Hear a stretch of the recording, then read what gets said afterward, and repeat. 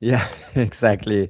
Everyone, good to see everyone today. I am Flav, your host from the Blockchain Game Alliance, and we're very happy to kickstart this live, which will be kind of the first 6 hours live we are doing right now because we wanted to celebrate the fifth State of the Industry report we've been releasing just last week with emphasis that we have here with Leah. So we're very excited about that. There are so much to unpack. We are gonna unpack a little bit more, but I'm gonna obviously share with you the link of our report because there are so much for you to learn from what happened in 2025 for our industry, what's ahead as well, according to the respondents we have. So yeah, we can go into it right now. Obviously, if you don't know the BGA, we are this organization existing from 2018, and we are very proud to have board members. You can see here, like Sebastian Borges from the Sandbox, who will be joining us in a few minutes. We have Yasmina. Hey, Yasmina, how are you doing? Good morning, everyone. Good evening or good afternoon, whatever you are, guys. And yeah, thank you for joining and tuning in. I hope that you're gonna enjoy the rest of the sessions and ask us many questions you want, or you can also kind of ping us anytime in any social media that we are on. Definitely, I'm gonna keep an eye on your comments in the section. We have Sam from Sequence, we have Anurada from 023, Federico from Fair, Christina from Play Network, Alex, and Mariano from Sura Gaming.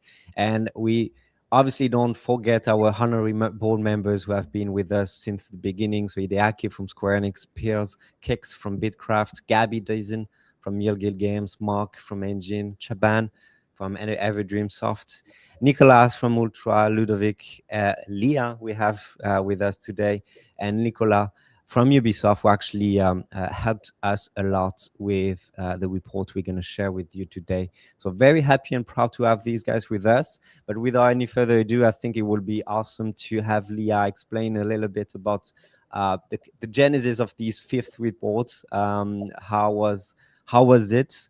Very happy to work with Emphasis again for these reports. We had a little bit of some changes, I would say. We discussed a lot with the team to know exactly what we're going to do when we're going to put for this new report. So very happy about that, but would love you, Leah, to go through, I would say, a little bit, give a little bit of background of what happened and what actually already happened after 1 week of the release of the report. So go to you, Leah. Yeah, sure. Thank you so much for having me. And firstly, oh, hey, Sebastian. Hello, everyone. I said, So I firstly just want to say, Flab, thank you so much for doing this. An 8-hour live stream is absolutely epic. It's so cool, the amount of exposure that you're providing to all the BGA members, getting them to come on today and chat about all the findings in the report. I love it. There is no one as dedicated as you. It's just fantastic. So thank you for putting this on. I'll just take a step back quickly and introduce myself. So anyone who hasn't met me before, I'm Leah. You can call me LCB as my nickname. I joined the board of the BGA in 2023 and moved to an honorary board member in 2025. I'm also a CoinDesk contributor. I've been writing for CoinDesk for the last 5 or so years, mainly about Web3 gaming adoption across Southeast Asia. And my company is called Emphasis, where I'm a director. So we are a strategic communications agency. We're very, very passionate about partnering with Web3 gaming organizations, not necessarily just games, but sometimes infrastructure, sometimes industry organizations, to really help them tell their story. We saw there was a real need for that because, we've been doing this since 2020, specifically on Web3 gaming. And back then, it was very, very difficult to be able to share to the world our vision, what we were trying to achieve with blockchain gaming, whether it was, you might be talking to investors, journalists, government, whoever it might be. It was just very difficult to get that across. So we come in and help tell those stories. We also invest in early stage projects. So we've invested in the likes of YGG, Eve Frontier, Mon Protocol, Super Gaming, Fableborn, Riftstorm, a bunch of others. Check out our website. Our whole portfolio is there. But we've been partnering with the BGA since 2021. to do this industry survey and report. The first thing I want to say about it is that it is not exclusive to BGA members. It's open to anyone who is working in the space of blockchain gaming. So that's obviously people who could be developers, founders. They might be working as an exec at a Web3 gaming company, but it's also open to, say, service providers. It could be lawyers or journalists. It could be guild leaders. It could be esports professionals. Anyone who's in a professional role in the blockchain gaming industry, we want to solicit their opinions and viewpoints in terms of where the industry is and where it's going. And the reason we think that this survey is so important is that there is a lot of reports out there already that focus on-chain analysis and hard data in terms of things like, the volume of investment coming into the industry. But we think that by surveying the sentiment of these industry professionals, we can actually get a really good pulse on the industry in terms of how people are feeling about what's going on and what needs to happen to drive the industry further. So we think that's a really good complement to a lot of those on-chain analyses. So to give you a little bit of insight into the changes that happened this year, because it was actually quite a bit of an overhaul.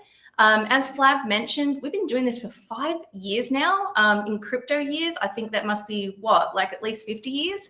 But so much has changed in blockchain gaming since 2021. If I go back to 2021, first survey ever, it was a lot easier to tell the story about the blockchain gaming space. It was very much focused on play to earn.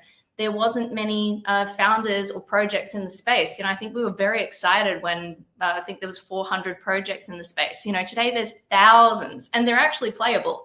So the landscape, if we look at it today, is just completely different to 2021. So it didn't make sense to keep pushing out the same survey that we'd done every single year. It really needed an update to reflect what the current landscape is telling us. Having said that, we didn't want to miss out on that amazing continuity that we get from being able to compare year on year on year and really track that journey. So it was a bit of a delicate balance in terms of identifying which questions in the survey are no longer relevant, which ones need to be updated, and this year, what needs to be added. So the big one that I would point out in terms of what we added this year was a section on AI. There was a lot of debate going on behind the scenes when we did this. And I really love that about this team, that we really think very, very carefully about the way that we go about these things.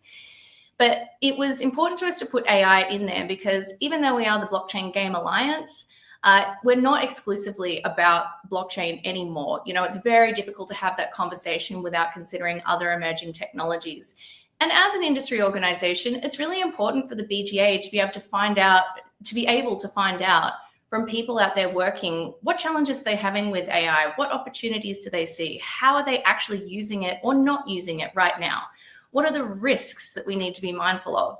And we can use that information to actually design initiatives and programs going forward into the next year to benefit BGA members. So that was it. We added an additional 4 questions about AI this year, and I'm sure we'll unpack those later. Some other things, I won't go through all the methodology. If you want to read it, it's detailed and a lot of information in the actual report, but I'll just highlight 2 more things. This year was the first year ever that we put the survey out in languages other than English. This is something that Yasmina had been pushing for years. And this year we had 5 other languages. So it was Spanish, Portuguese, Japanese, French, and Arabic. And I have to say the response to that was overwhelming.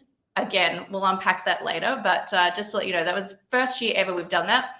And the third thing was we actually introduced a new hot topics section where we interviewed 12 industry thought leaders or experts on 4 different topics. There was 3 assigned to each topic. The reason we did this is because the survey itself is quantitative. Sometimes it's a little bit difficult to get past the top line data.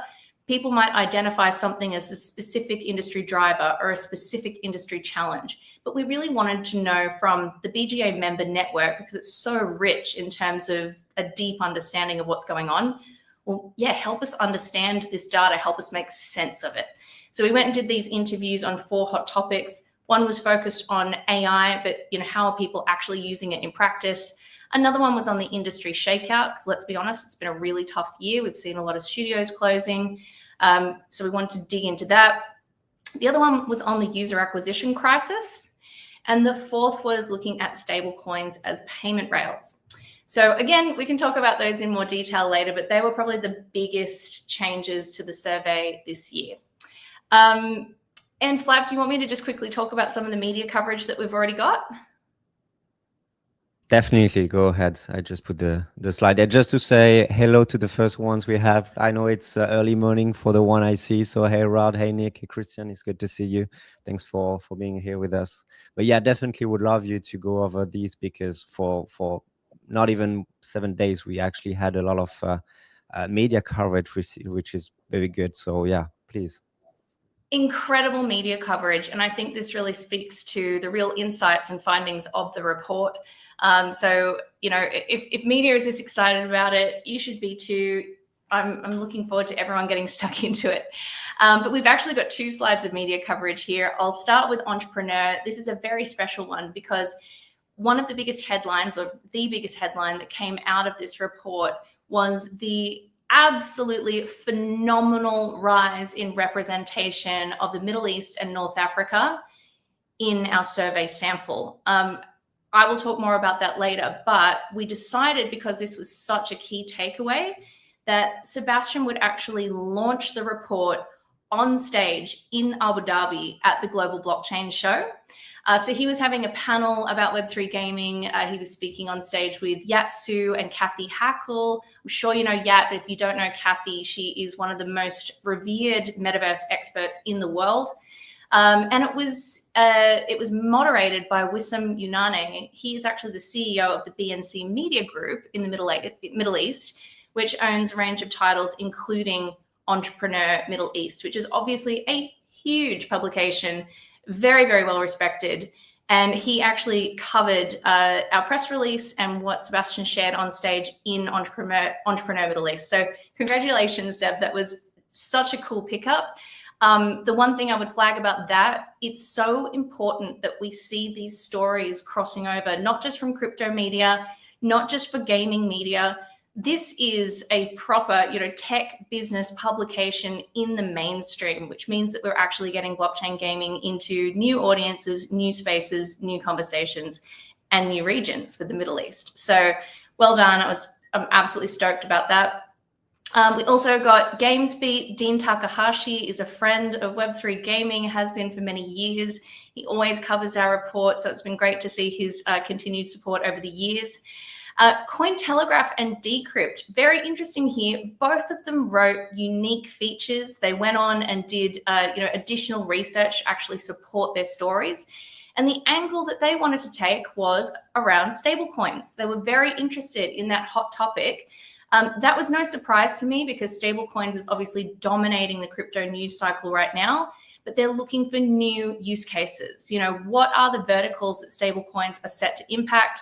And this story that was coming out of the BGA report was a great one, because it showed them how it could actually fix a lot of issues and open up a lot of opportunities for Web3 gaming developers. Being Crypto, so this was actually from a journalist called Oi Hun, who is based in Seoul, South Korea. And Being Crypto is a fabulous global crypto publication. He focused a lot on unpacking a lot of the nitty-gritty data in the report. So if you kind of want a TLDR without reading the 80 or so pages of the report, I would definitely recommend this Being Crypto article. Blockchain Gamer Biz, John Jordan was kind enough to say that he really isn't a fan of end-of-year reports, except ours. He likes this one. He really focused on the sentiment of the industry. He thought it was very interesting that optimism was rebounding after a few years of decline, and started to discuss a little bit about the reasons why that might be. So if you're interested, make sure that you are signed up to his newsletter, GamesTX, or you can check out the website as well, which is Blockchain Gamer Biz. And then we also had coverage from, I'll just skip over these ones, our great friends at GamesGG. They're an amazing supporter of BGA, always have been. So thanks, Eliza, for this coverage. eGamers.io was very interested in how the industry appeared to be maturing somewhat, getting past some of the early issues and moving into a more stable phase, focusing on product first strategies and also looking at revenue-based models rather than a lot of the speculative hype of yesteryear. Coin Central and Cryptopolitan have amazing reach. So again, being able to hit more of that crypto-specific crowd. Our friends in Crypto News Australia took it all the way down under, and Geek Metaverse as well. They're actually just the highlights. We have had, I think, well over 50 media stories written about the report so far, and more are coming in. We've also had incredible questions coming in from journalists, really deep questions, wanting to really dig into the data. So you will see more and more stories coming out over the next few weeks as we gather up that information and help them out with their stories. But overall, the PR launch has been absolutely amazing. Yeah, congratulations for that. And it's very impressive to see how many stories we've seen online. Also very happy to scroll all the LinkedIn chat I have on my side and see that everyone got excited, but also members got excited about the release of the report and what kind of takeaways they could rely on when they try to explain what they do, especially to families, because Christmas is coming, so you need to be prepared for that. But very happy to have these good results already. And for me, and I would love Seb and Yasmina to share your kind of takeaways, your kind of if you have specific comments about how do you feel about the report as a whole. There are a lot to unpack, obviously, but on my side, I was happy to see things that validate where we are going as an organization, like in terms of regulatory landscape, in terms of stablecoins, as you said, Leah, which is definitely one of the best narratives we've seen for the past month. And so we launched the stablecoins report on our side 2 months ago, and I'm going to share the link. But I was happy to see some of the takeaways from the report as it's really push forward the strategy we have for the BGA. But yeah, Seb, Yasmin, I would love you to feelings about these fifth states of the industry reports. Well, how do you feel about that? We'll start with Seb, as I see you on screen with the slide. Are you on mute? Hello, everyone. First of all, thank you, everyone, who contributed to making this fifth State of the Industry annual report this large success. I cannot highlight once again that essentially this is like the most covered publication that we have, and the main reason, as well, why people join the BGA and why our mission is so important is because we're able to give that voice to our member and to be this representative of the industry, bringing the eyes of traditional media from tech and other industries, not just like blockchain, into what's happening at the heart of our industry. And based on this success, we are not going to continue producing every year a report about the state of the industry, but we're introducing more and more reports. We published the one about the stable coins. I think we can announce with Yasmina that we are looking at also doing one about the state of crypto regulation around the world, and we've started to encourage participation as well. And we are taking any feedback, any submission as well on how the BGA can carry this mission of education through those reports for the benefit of its members and the ecosystem as a whole. Now, that being said, we enter the 5th year, 2025. For those of you who have been following the blockchain gaming industry since 2020, it's definitely a step up toward more maturity of the company in the space, both in terms of the quality of the games, the quality of the fund, the execution, the onboarding of users, the way that we introduce people to crypto, which is much more subtle now, how the technology is being implemented, and UI UX, which was for a long time one of the main sticky points that the industry thought was a barrier to entry, is no longer perceived as such. Regulation in general are no longer perceived as well as a barrier to entry, but more as something that's driving forward the trust and the confidence that is much needed following a series of black swan events in our industry.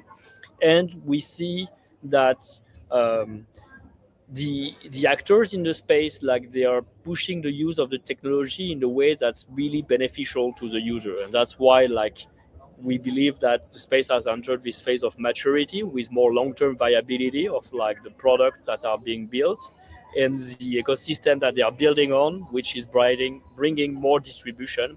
As also one of the takeaways this year is, like, how blockchain gaming as a whole has grown, but is also more fragmented than ever across like a larger spawn of ecosystem beyond Ethereum. So this is something we'll probably deep dive very soon. And very happy as well to see, like, the importance of, like, regional representation through both the localization of the report, participation, but also seeing that MENA took off as really, like, one of the leading region for growth of blockchain gaming. This is really transparent through this report. That's something that I've seen personally as I've been traveling the world representing Sandbox, the Blockchain Game Alliance, and other projects. And now the data is here to back this. So I'm quite happy about that as well. Yeah, local representation is something we're looking for. Like, we have this stream today with some members who are coming from all over the world, but we will also have local communities from Japan, from India, maybe from Portugal / Brazil and Argentina, because they're gonna cover the report as well on their side, and they're gonna talk about that in their own languages. So it's gonna be interesting for them to go into what they think is interesting for the report. You wanted to add something, Seb? No, for LATAM as well, since we were in Dev Connect Argentina recently, and we had the great support from Mariano from Sura Gaming, who's representing us. And so this is also an invitation. If you feel your region is not properly represented, step in. Like, the only way is for participation, for contribution. As a reminder, the Blockchain Game Alliance is a non-profit organization. So every membership and every contribution in kind, from your time, from your connection, your network, the translation, is contributing not just to yourself, but to the industry as a whole, and help us to grow stronger as well. Love it. Yes, Mina. So Mina, right? What's happening there? Well, how do you feel about what we have? Well, first of all, I would probably say thank you to everyone here, but also to all the contributors. The main reason I'm really happy this year is I've been stalking Leah, right, for the last 2 years on pushing the localization. And I think it shows that we are really like, an octopus with everywhere. We have some, clusters that are there. Talking to people in their own language makes the BGA closer, and that proves that we have gamers, game studios, contributors, ecosystem who seen themselves there, who can feel like, oh my God, this is important. Just an anecdote. I was sitting with the DMCC team on Thursday, so the Dubai, hub for games and blockchain and AI, and we were discussing the release of the report because they also kind of contributed to the rise of numbers.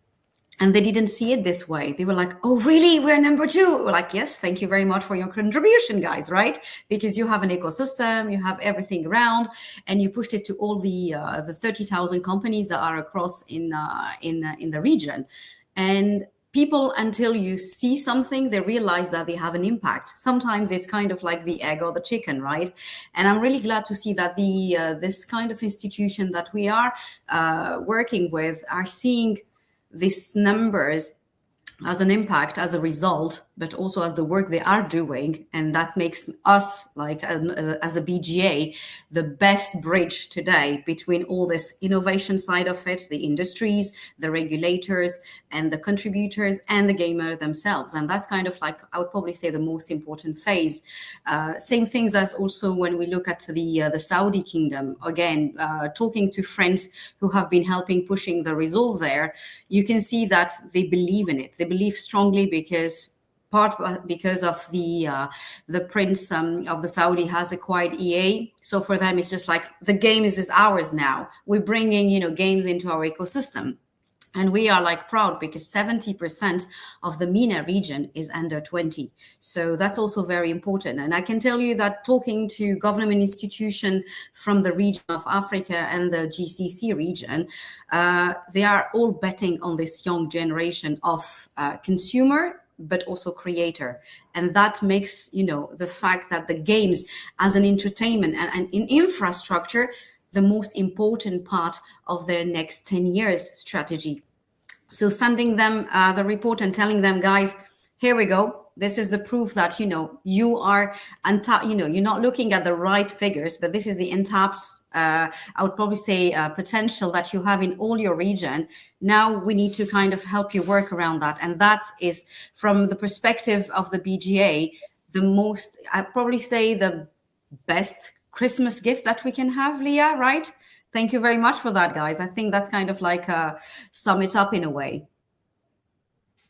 Love it. It's definitely interesting to see those numbers, and it was like as you said, La, the stars were aligned perfectly because you were, both of you, in Abu Dhabi last week with a very busy week on a lot of verticals, not just gaming. So it was perfect as per the one of the biggest takeaways we got from the report, and for you to announce that, and through your conversation with partners there, and it was perfect to see that. If we go a little bit deeper, we're going to go a little bit deeper. Let me just change. We're going to go. So we have these takeaways, and I'm just going to name it, but we're going to go deeper a little bit for some of them. Again, I just put the link in the chat if you want to have a look at it. Through these entire 6 hours live, we're going to go through these takeaways, and we're going to ask questions to the members. And some of them will, every one of them will be pleased to see those numbers as per what they are building right now. But you just understood that MENA and North Africa played a big part of our responses, because we got nearly 20% of respondents coming from the MENA region. It was 1% in 2021, so you see what's happening there. Under 1%. Under actually. 1%, yeah. Actually, in 2021 and 2022, it was under 1%. We actually didn't even report it on the map or in our geographic locations, because it was rolled into the other category. Yes, it's absolutely remarkable how it's risen. Yeah. So it's very interesting to see that. And another one which was interesting, and I'm sure Leah and Yasmina, you're going to comment on this, is the definitely not enough is the word, but we still see a 22.7% female participation, marking the highest level recorded in the survey's history. Leah, Yasmina, I know we have a lot to talk about related to this number. Do you want to comment a little bit about on that?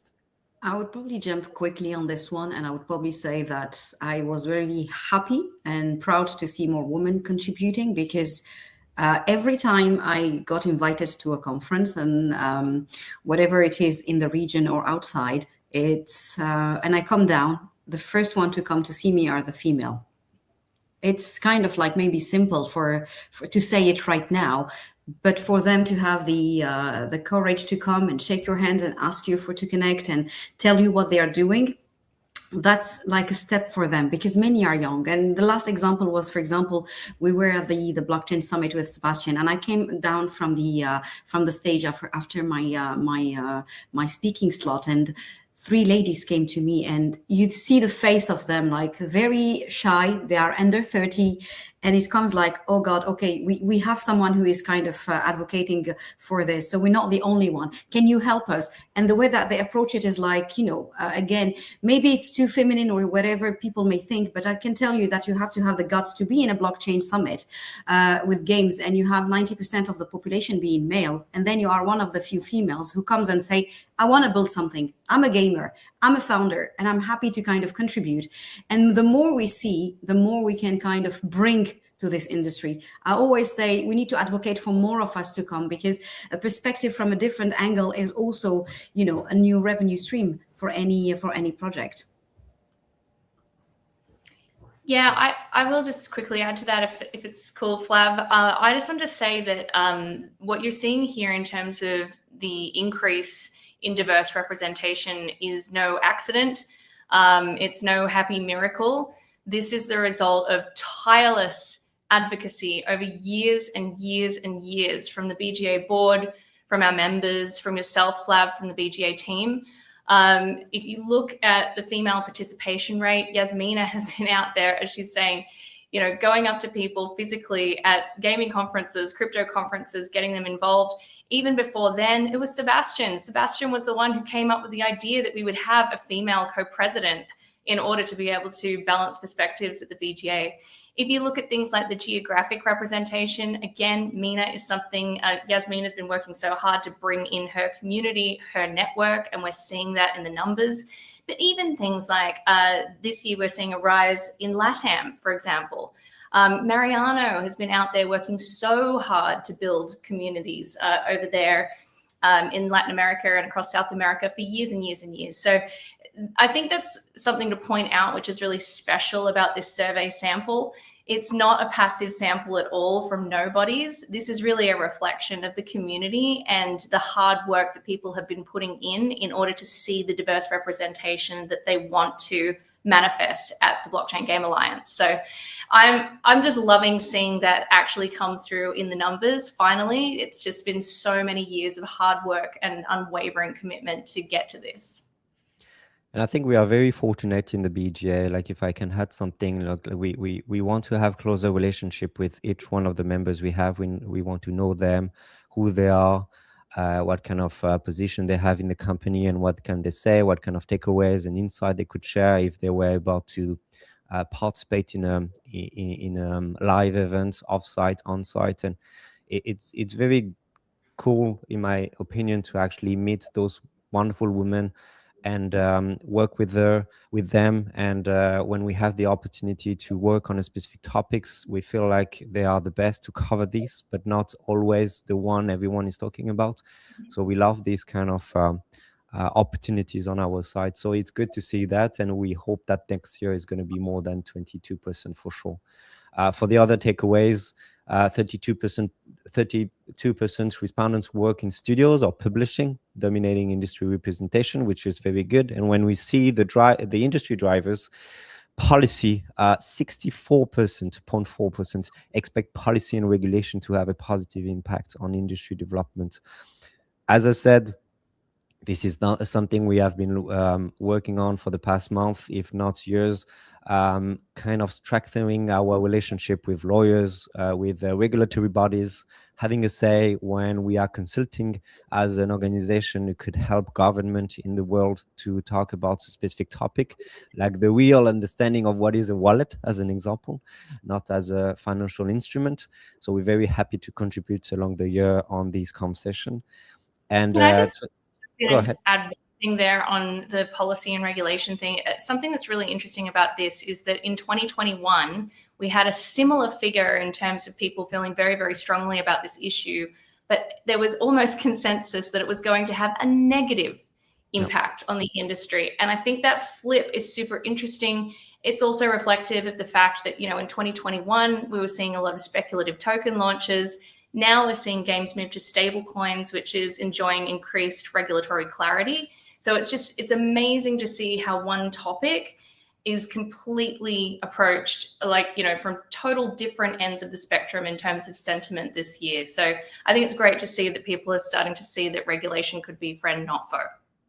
Yeah, agree. Entrepreneurs in our ecosystem, they are looking for visibility, bodies all across the globe, and that's our job in the BGA, to work alongside with lawyers. Definitely happy to see this shift for sure. The other drivers, high quality game launches is the primary driver of future industry success. That's something we're going to talk about for sure just after. 27.5 point to sustainable revenue driven business model as a key growth factor. That's it is relying on what Sebastian said at the very beginning, obviously. And the challenges, obviously, that's part of what we want to say every year, what challenges we are facing as an industry. Scams and fraud as the greatest threat to industry credibility. We're going to talk a little bit about what we do in the BGA to fight that. 32.6% report lack of funding or investment are their company biggest operational challenge. Not a surprise, but you saw something in the report. We talked about that together, Leah, about funding. I don't know if you can go through these because it was an interesting insight. Fascinating insight. So I just want to clarify something about this industry challenges key takeaway. So where it says 32.6% report lack of funding or investment as their company's biggest operational challenge, this is interesting because we also asked a question which was about external challenges for the industry. So external pressures that were actually holding it back. And in that question, the lack of funding or investment was one of the lowest ranked concerns. Now, I want to combine that with one thing. If you look at industry drivers, 27.5% point to sustainable revenue-driven business models as a key growth factor. What I take away from that is that people are recognizing that there is less funding coming into the industry. And that is obviously a challenge for any company that was relying on that investment to be able to survive, to be able to keep going. But that's actually had a good impact at the industry level. So while companies are struggling at the industry level, we're seeing studios pivot to these revenue-driven, more sustainable business models that are focused on real growth metrics, not vanity metrics. And I think what we're seeing there is this realization from industry participants that even though the funding has dried up, this has actually forced people to be a lot more focused on getting to product market fit faster and making sure that they've actually got sustainable cash flow coming in the door. So very interesting dynamics going on there, and probably one of the biggest shifts that we've seen over the years. Seb, maybe you can add something as an investor for sure, but also as someone who's been in that situation. How do you see the market going in terms of funding? Obviously, we know the struggles, not just the blockchain gaming industry, but the gaming industry is having in terms of funding. But how do you see that? Do you rely on what we have here, which is a better focus on revenue-driven business models? And the lack of funding is definitely one of the biggest challenges. But as Leah said, it's not the biggest threats outside. I think it's something I've said quite a few times on stage. Actually, like when there is a lack of funding, entrepreneurs actually have to be more thoughtful, more creative, and prioritize more toward like generating revenue, cutting on like what's non-essential. So in a way, like they are forced into like just shipping the best version of they can as fast as possible and leveraging new technologies like AI, etc., to, for example, like come out with like more content or faster go-to-market with less resources. So in general, lack of funding is not necessarily a bad thing. It's actually, it could be an accelerator, because then you are forced to generate your own revenue streams and to demonstrate that your product can have traction to appeal to the investors, who become as well more regarding towards like the KPIs, and because themselves are less funds to deploy, will only pick the best project to invest into. So I think it will create a positive flywheel, even though as the most immediate effect, some of the projects who were not dimensioned or fitted to be resilient when market comes down will actually go through the hard time here, and their runway will not be extended if they didn't have sufficient number of users or sufficient like product market fit originally. So that's essentially like every challenge is an opportunity. The best games usually, and the best entrepreneurs are the ones who are able to be resilient or to build during the hard time, and then to thrive when the users come back and they have already implemented the user acquisition flywheel and have a product ready for them.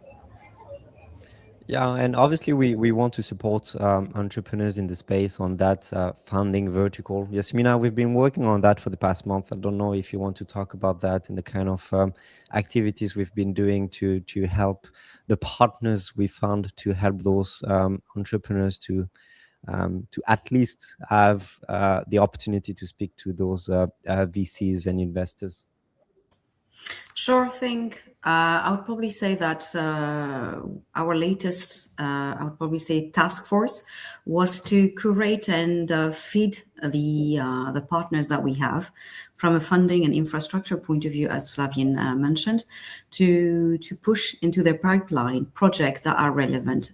Why we have done that is because we took a 30,000 feet view, and we figured out that, again, based on what the industry is going through and also the whole economy in general for the last 10 years, is great. We have all this investment, we have everything scattered around, but what mostly infrastructures but also fund are lacking is a curated third part that is doing their job in terms of due diligence to pick up the right project, because we know that VCs and other infrastructure, they have this spontaneous people coming to them and looking for them, but they do not have the people on the ground to curate it, to make sure that they are doing the right due diligence, to understand what the project is at in terms of stage and so on. And I think that what we figured out through the process is that our role is kind of like a key one in the process, because again, I put it into terms of medical things, right? You may go and see the nurse, she may be very good, but the point is you need to see the right doctors to understand what you have, right? So if you're going just to a generalist, that's fantastic.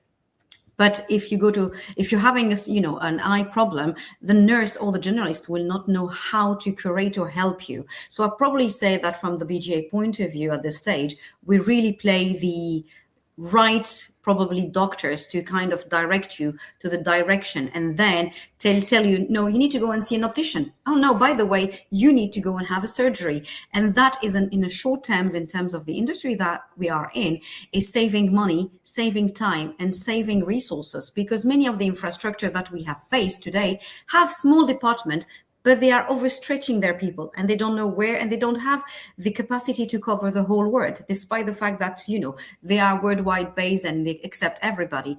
But at the BGA, we do. And that's, I probably say, the strength of the team, the knowledge and the expertise that we have around. Wonderful, thanks. So yes, we're gonna have the time to unpack those takeaways. As I said, it's always better to unpack that with the ones who are building, just to kind of have their feelings about what we have here, and if they agree, if they disagree, and why. So that's going to be interesting conversation for sure. I'm going to go very quick to those next slides, so we have time to cover at least the stablecoins one, because I saw that was a question from the chat. But we got 506 responses for these years. We had the survey going on for a few weeks, a few month even, and obviously contributors, some of the contributors of this report that you have here, and we are very proud of. As we said, we had different languages for the survey, and the gender participation, as you could see, in terms of representation, female got 22.7% representation, definitely the highest score as we had for the past years. And you can see a little bit more through the report I will share, and I already share in the chat, but the kind of region who could contributed on these reports, and the respondent age as well is interesting. One of the takeaways I said was in terms of the organization. So 32.6% gaming studios and publishers actually responded to the report, which is a very strong, I would say, representation. Very happy about that, because don't forget that as we are the Blockchain Game Alliance, our goal is to represent the gaming studios out there. We're going to talk about our initiative we had for 2025 and what we're going to do for 2026 on that specific vertical, which is to talk about the gaming industry. But very proud to see those numbers for sure. Before we go into that, and I want Leah to go with me on that, because it was a new thing the Emphasis team introduced. You have to talk about this chair, Leah. Like, it seems like you are the only one to have a Pudgy Penguins chair just behind you. It's actually it's a YGG Play, Lowland, and Pudgy Penguins scarf. Thank you for noticing. Isn't it cute? Yeah, it's been a while. It's from the YGG event, right? Yes, I got it at CoinFest Bali. They did a big takeover of a house. It was like a Pengu Asia house, and we had a ball. There was games and like hundreds of content creators doing crazy things. It was so much fun. Okay, I'm jealous now. But anyway, let's go into this section because it was a new one. Can you explain a little bit why it was interesting to have this format and what kind of takeaways we could see? Yeah, so we came up with this key so that we could actually contrast various different sentiment-based questions that we ask. So as I explained at the start, the real value of this report is that we want to know how people are feeling. It's not based on hard data like on-chain analyses. It's really how people are feeling in their gut and their hearts and their mind. So two questions that we ask people each year is how they're feeling about the industry outlook, but also their own company outlook. We think this is important because even if, say, your company is struggling, or maybe even if it's doing really well, but no one else's is, that's your own kind of individual lived experience in your own organization. But at an industry level, something completely different could be going on. What we saw in these numbers is that they actually tracked pretty closely together. If people thought, so down the bottom, you're seeing the numbers in terms of how people thought their company would survive over the next 12 months. Were they confident that their company would actually survive over the next 12 months? And as you can see, the vast majority of people were optimistic on that side of the scale, and actually a pretty low number were pessimistic. I'll just explain the top bit first, and then I'll give you the scrutiny that we usually get from media on this question. So at the industry outlook level, we saw pretty much the same thing. People were quite confident about the future of blockchain gaming. Now, when we send this report out to journalists, often what we hear back is, well, it's a survey of blockchain gaming industry professionals who are very committed to their own industry. Perhaps it's not so surprising that they think that their industry and their company is going to do well. So this year, we decided to actually contrast it. If you flip to the back of the report, we have a big section in there which actually allows people to provide an open answer. The question that we asked this year was, what do you think is the most surprising or unexpected development in blockchain gaming since 2021? And I'm not going to sugarcoat it for you. There was a lot of very harsh, almost negative and angry answers in terms of people really breaking down what they thought was going wrong with blockchain gaming, what needed to happen to drive it further, what were some of the problems and issues that had been caused. But if you have a look at that, what we did was actually use these emojis to contrast that open answer question with the industry outlook. And what I saw is that almost the more negative the person, the more positive their outlook on the industry. And what that tells me is that we have a cohort that has been in this industry for a long time. They're committed. They're not going anywhere. They really, really believe in the future of this industry. But like us, they're not going to sugarcoat it. They want to dig into the problems. They realize that we have to face the challenges up front. Otherwise, we're never going to fix anything. And I actually found that so inspiring to see. But that's not something that we've done before. So I was really grateful that we kind of dug into the data in that way to say, all right, this person seems like they're actually being negative about the state of the industry. But when you contrast it with their industry outlook, they're actually extremely optimistic. And I really love that about the cohort this year. Yeah, we got one specific rough comment, like very pessimistic, but actually saying that he's very optimistic personally for the sake of the industry in the long run. So it was interesting to see these kind of differences on these sides. So something you added in the report as per the different comments. So you have the comments section in the report, and you can see the kind of sentiment, personal sentiment everyone was having as well. I think. Go ahead. I really love that people were so honest to share exactly how they're feeling. A lot of times with things like this, people sort of think, oh, maybe I should say what I think they want me to say, or maybe I should say something that will look good in a report. But no, people really let loose. So I think you'll really enjoy reading that section. There's a lot of varying perspectives in terms of what people think needs to happen to make 2026 the year for blockchain gaming. So check it out. It's a really neat section. Love it. Thanks. I want to apologize for the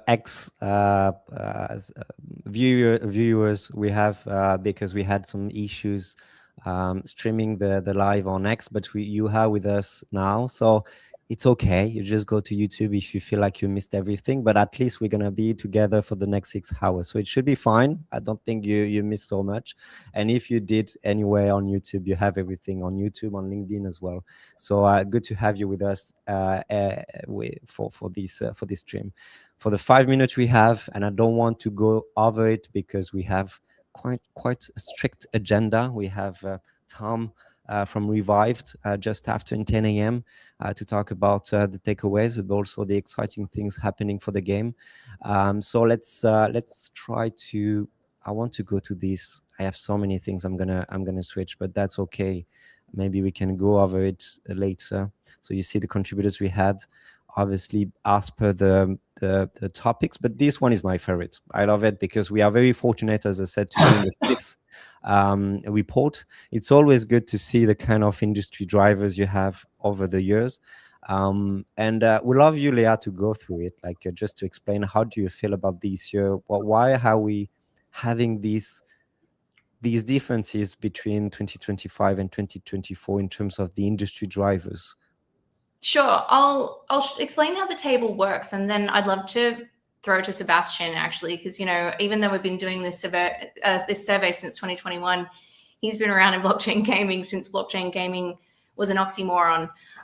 So I'd love to hear his thoughts on this. But we wanted to be able to show like a really simple visual representation of the journey that this industry has gone on. And I think you can start to see very clear patterns emerging when it's laid out like this. So down the bottom, we've got the trajectory from 21 to 2025. And then up here, you've got the top 3 factors that survey participants had said were going to drive the industry forward in the coming year. Now, I just want to underscore that this was not them sort of looking back on the year that was and saying, oh, this was the thing that was. I mean, this year, it's pretty easy for us to say stable coins. This question is more about where do you think the industry is going? What's next? Which is much harder to say, and it's obviously predictions. So no surprise here, but back in 2021, the number one thing that everyone thought was going to make blockchain gaming the biggest new category in the world was play to earn. That changed pretty quickly. As you can see, you actually never see that one pop up again. But franchise adoption, that's been something really, really consistent that people thought was going to drive it forward. This year, it's completely turfed out. We're not even talking about it anymore. The other one that I would just point out up the top, I think, that top number one factor to drive the industry forward, we've gone from play to earn, UX improvement. That's a question that's sort of around like whether it's UX, is it onboarding friction, things like that. That one sort of is always kind of there, top of mind. We were also interested in studio adoption. Those ones are always kind of fighting against each other. But this year, you see everyone is just 100% focused on high quality game launches. And I think that really does reflect where the industry is going, how people are focusing their time and allocating their resources now. But next to it is what we talked about before, those sustainable business models. And again, that's something that hasn't come up before. So if you look at what we're seeing there in 2025, I think it's a clean slate. This is a completely new year. The last 4 years, there's been the same kind of trends going on and on and on. And we've just been sort of fighting, which is the main one that's going to hit top. This year, all of that is swept out. We've got 3 new top factors: high quality game launches, sustainable business models, and stable coins, which really had not entered our lexicon until 2025. So I think that's super interesting and really does tell me that 2025 is, well, I should say 2026 is really going to be the pivotal year as we go forward. So Seb, what's your take on this?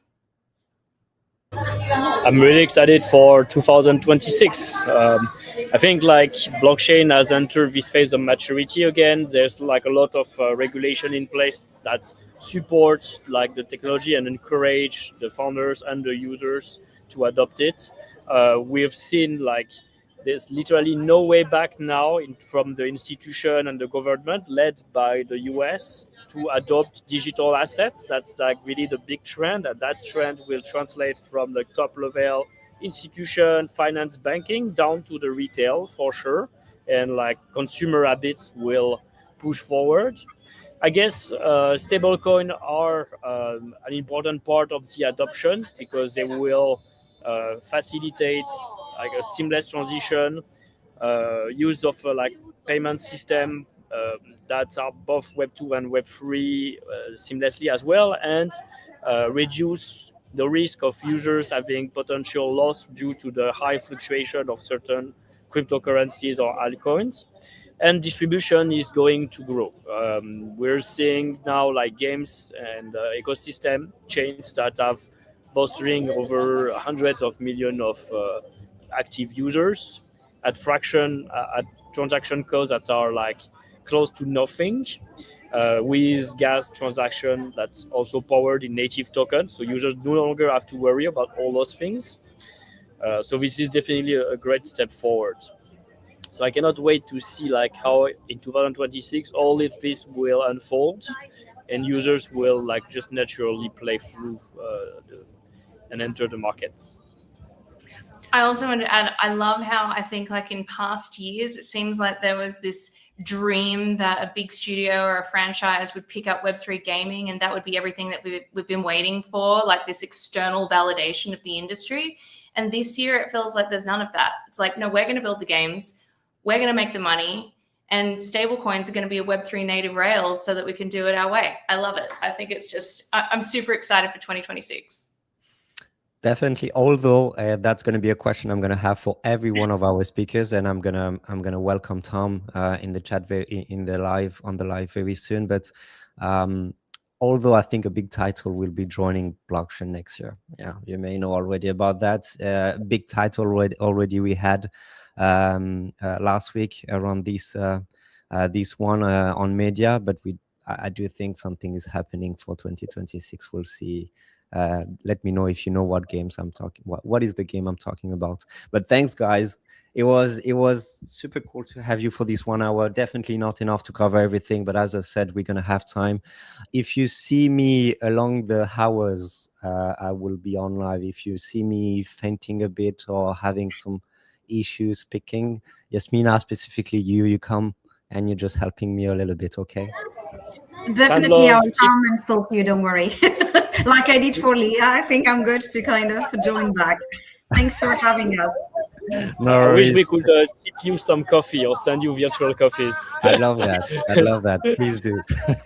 Thank you, guys. Thank you very much. Take Thank care, you, Leah. everyone. Thank you, Spina. Thanks Thank so you, much, Sebastian. Flab. No Bye. worries. Bye. Cheers. Hey, Tom. Good to see you. Yeah, hello. Good to see you too. Yeah, thanks. Thanks for being with us. You are the first one to start these kind of marathons. So it's good to see you. It's good to have you. You've been traveling for the past month. I don't know if you actually traveling again right now, or you settled down a little bit. Yeah, I'm settled down a little bit after Gamescom in Bangkok. I'm currently in Bali.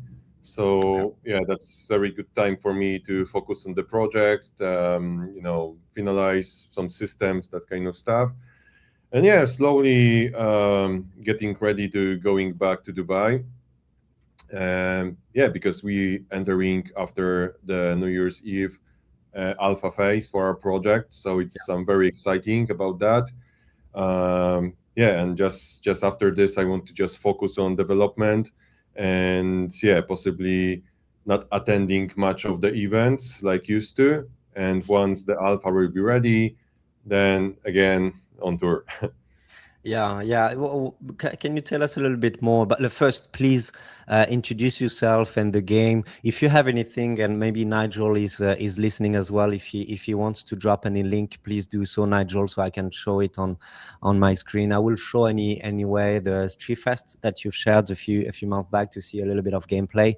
But would love you to introduce yourself. What is Revived?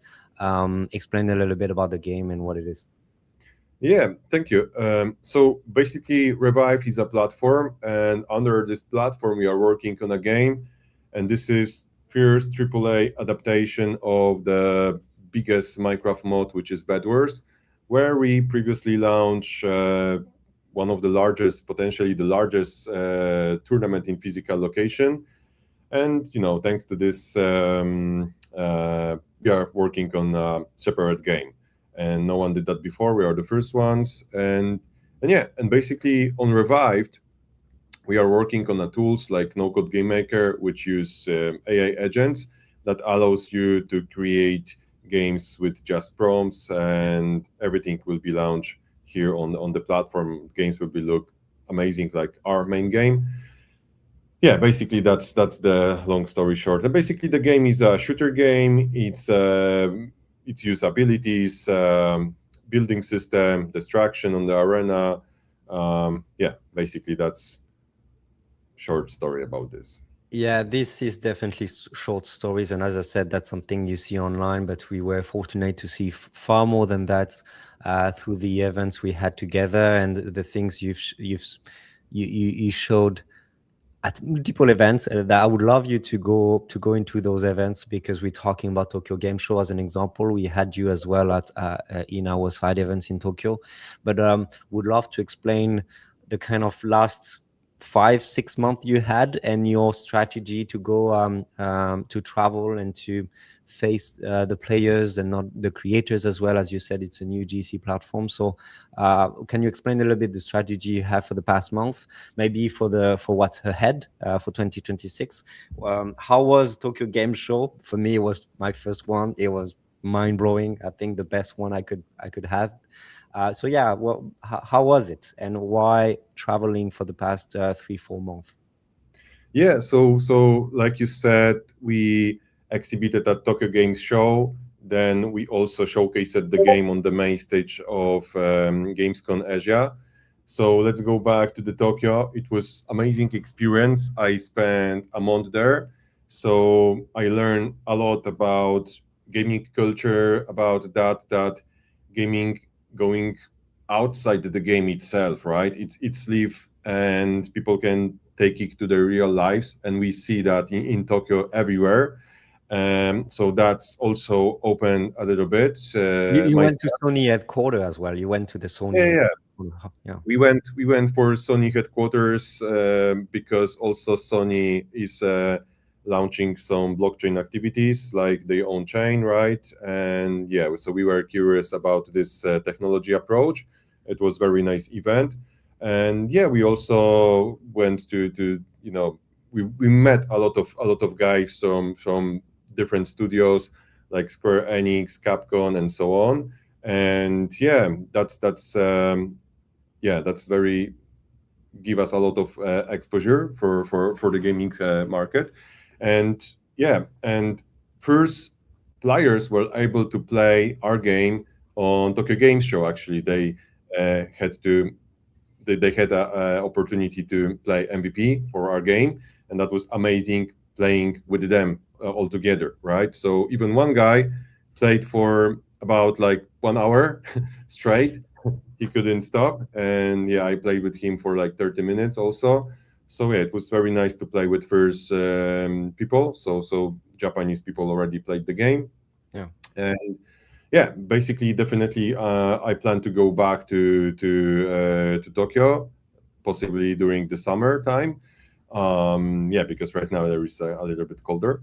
Yeah, so that was amazing to experience, to see first feedbacks from actually the gaming audience, right? The gaming community, how they react, if they recognize this game, and so on and so on. So basically, that was our goal, and we achieved it. So the first players played, we received amazingly good feedback, and yeah, then we went for Gamescom in Asia, where we had the opportunity to showcase the game and tell a little bit more about our project on the main stage.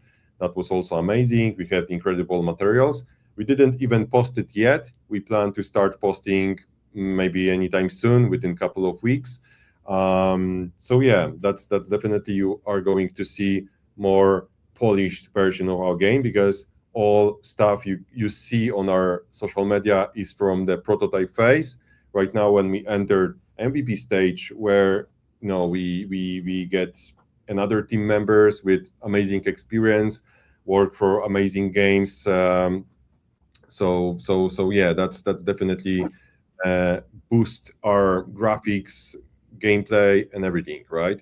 So and we are almost ready to show it to the community. And yeah, that's our approach for the last conferences. And for 2026, we right now want to focus on the development side, less on the marketing side, because we right now finish the MVP. We want to enter alpha phase, which will take, I would say, approximately half of a year. So during that period, we want to announce the game officially and start wishlist on Steam, and yeah, give access for the first play testers. That's the main goal for the next year. Actually announcing the game and launch open alpha for the community. Awesome, love it. I've always been amazed by the quality of the graphics you have on the game. I remember, I know it wasn't the first time we've met together, but I do remember meeting, I think two years ago in Lisbon, where you were actually exhibiting the game in how was it, Web Summit, and it was already amazing to see. So you've been in the space. Obviously, you are a gaming studio, but you've been in the blockchain space with the vision you have around the UGC platform. But not only, you have a vision around blockchain and how to use it. So you've been in this space. We are blockchain gaming for the past years. How do you see these evolving over the year? And when you see these key takeaways we have here with us, how do you feel about what's happening right now? Our approach for using blockchain is taking advantage on the technology, because it answers our needs, and I believe the players' needs, because I came from, let's say, modding a Minecraft to game developer. Yeah. And what I saw in Web2 games, that there is lack of transparency, let's say, of, even if we see last events about Counter-Strike, right? When we see that no one can be sure how many items are released or how many items are on certain collection, it's very hard to invest in those assets even, right? Because many players of Counter-Strike also like to invest in the assets. Yeah. And that's one thing that could be done better on the blockchain, I would say, because during on the smart contract, actually you have this transparency, how much items are there. So at the same time, we were, like, a couple of years ago, I was looking for the technology behind the marketplace I want to develop for our platform and for the game, where I always wanted to give people access to resell the items. I always wanted to have limited assets, better collections, and so on and so on. So then someone introduced me to the blockchain technology, right? To the Bitcoin and that kind of stuff. And then I discovered what are the NFTs, and that was the perfect answer to the needs surrounding the marketplace, right? And yeah, this is why we enter this space, and this is how we want to use it, right? And what I saw in the past is that many projects use this as let's say they launch tokens as a meme tokens, right? Basically, because they were for nothing. They launched it too early. They launched the tokens before the platform and the game was even launched. And in the previous cycle, it went pretty well for projects like Sandbox, Decentraland, and so on and so on. But then on the last cycle, on maybe the current one, it wasn't play nice, right? Because we saw that many projects launched too early, and even before the game is launched. And if we just look even on the charts, it doesn't play pretty well, right? So that's shift from launching for the sake of the launch, the token. And I believe the upcoming years will be better for the project who launching something, even if this is an NFT or this is a token, whatever, but they launching those kind of assets where there is a need on the platform actually, where there is actually usage, where there are users that want to use it, not just to buy for the sake of speculation and that kind of things. Because right now there is too much liquidity in the market, too many projects, so it's pretty hard to focus on just one of them or a couple of them, where you have tens of thousands of projects launching every let's say week, right? So it's pretty hard to pick the best ones. So basically, I believe the quality projects who will have users will survive and will be able to deliver something, right? And yeah, that's what I think about this upcoming year.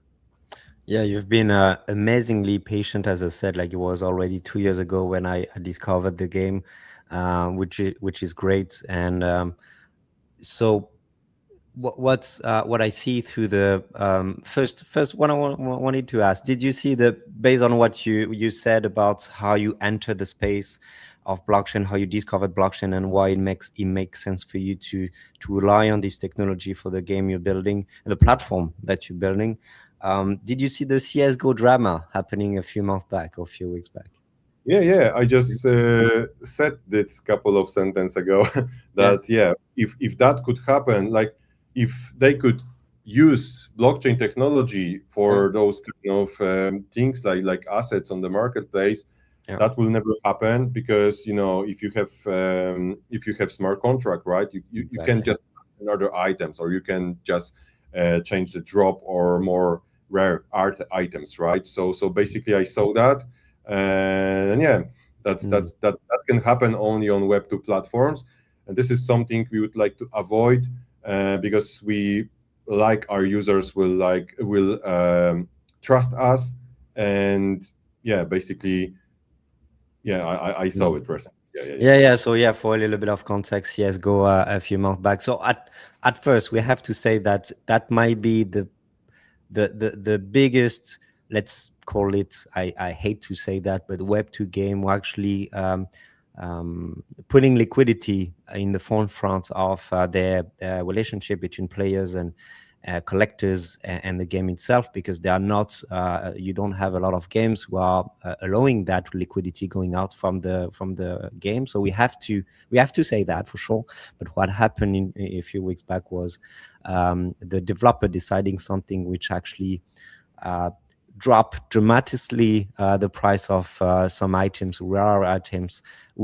They were rare before, but you had a lot of scarcity from those items. But one change in the development actually changed this kind of scarcity you had before. So collectors were not happy for sure, and that's the transparency you were mentioning for sure. So when you see these kind of KPI, the key takeaways we have from the report. The one I have for you is the one you have for industry drivers. 29.5% of the respondents of the report cite high quality game launches as the primary driver of future industry success.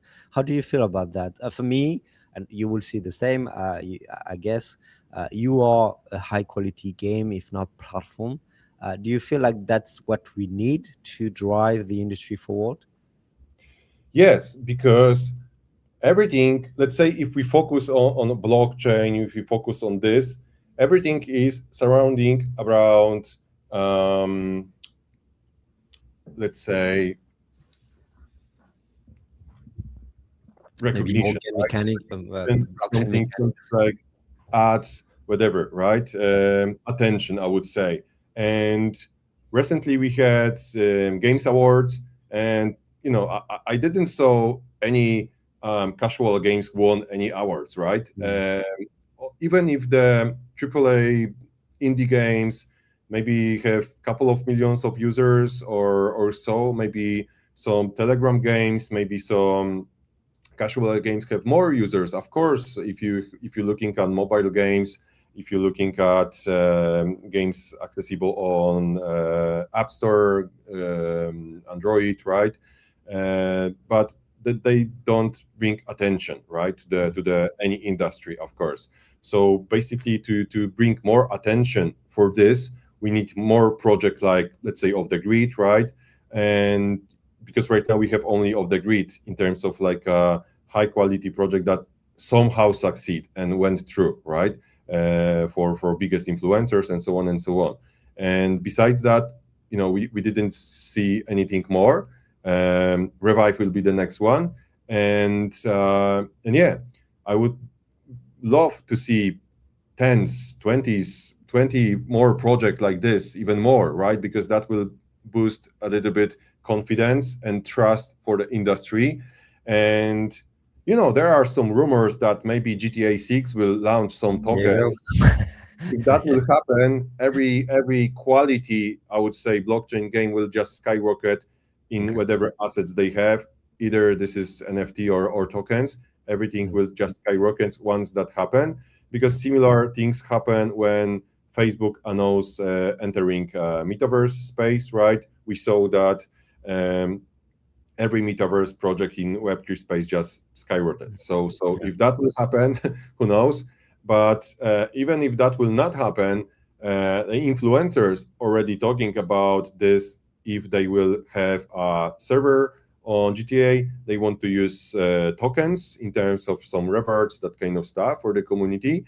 So definitely another wave of players, and there will be millions of players, will discover this technology, right? Will discover that, oh, actually this is fun, right? This is cool.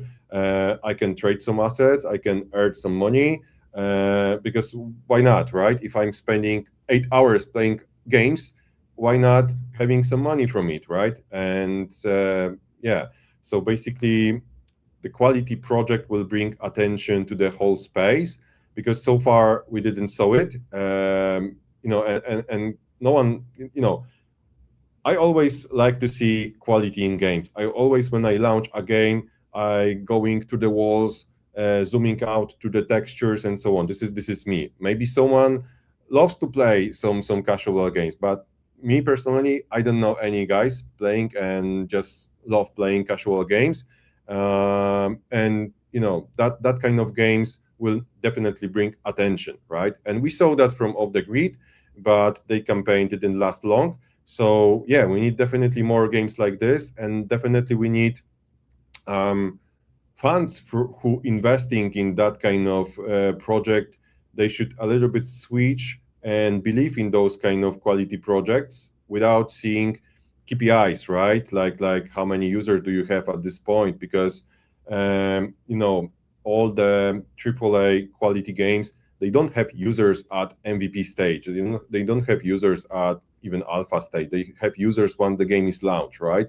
And you can see that from the quality of the gameplay, from market they want to cover, and so on and so on. So if that will switch a little bit, and for the more quality games instead casual games, definitely we can see more potential in whole space, I would say. Yeah, you, as I said, just in the conversation with Yasmina, Sebastian, and Leah just before, I'm gonna ask to every one of the speakers we have, and also in the audience, what will be your prediction for next year? The one I had in mind was GTA actually launching. Yeah. Stablecoin wise, will be mine. Will it be yours? Yeah, my prediction is it's hard to tell, because we didn't saw any official details about that. Potentially, until we don't see much of regulations around that, it's maybe a little bit risky for them. And so, because if you have this big company, right, potentially everything working there, they don't need to risk with launching any tokens, right? That's a little bit risky for them. So in business side of the project, I would say for them maybe it's risky, right? But for the community, definitely it will be beneficial. So, but GTA is always two-sided project, right? One side is the paid version of the game, where you just going through single player campaign, and then another side is online version, right? So potentially they could run some stablecoin or any other cryptocurrency that will allow users to trade the assets inside the platform, and take this potential tokens and sell them on some, exchanges.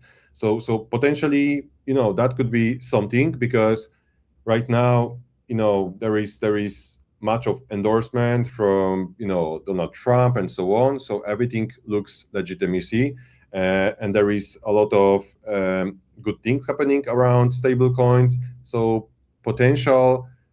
I see more that they could launch some stablecoin instead just meme token, right?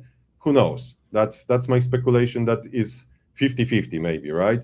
And yeah, besides that, I don't see any currently Web2 platform or project will launch something like that. So potentially maybe some new platforms, new project will come, like Revived and maybe some others I know. And if the quality will be there, then people will see, oh, it's another project with NFTs looking good, playing good, gameplay is nice, and another one, and another one, and another one. So actually, the Web3 games are not so bad, right? So that should shift definitely in this side. And I know a couple of projects are going to launch in 2026 alongside Revived. So yeah, let's hope all of them will be good and they keep quality. And yeah, that's my prediction. Yeah, love it. I just put in the chat on YouTube. I just put the poll. If do you think in the chat that GTA 6 will enable cryptocurrency payments? Let us know. Let us know your thoughts. I'm intrigued by your opinion on that point, but definitely should be a massive conversation we're going to have next year in 2026. That's great. So what could we? So you're gonna go a little bit into your cave to develop the game a little bit more and the platform for next year. But still, if you want to involve anyone who would like to learn more about Revived, what do you suggest them to do?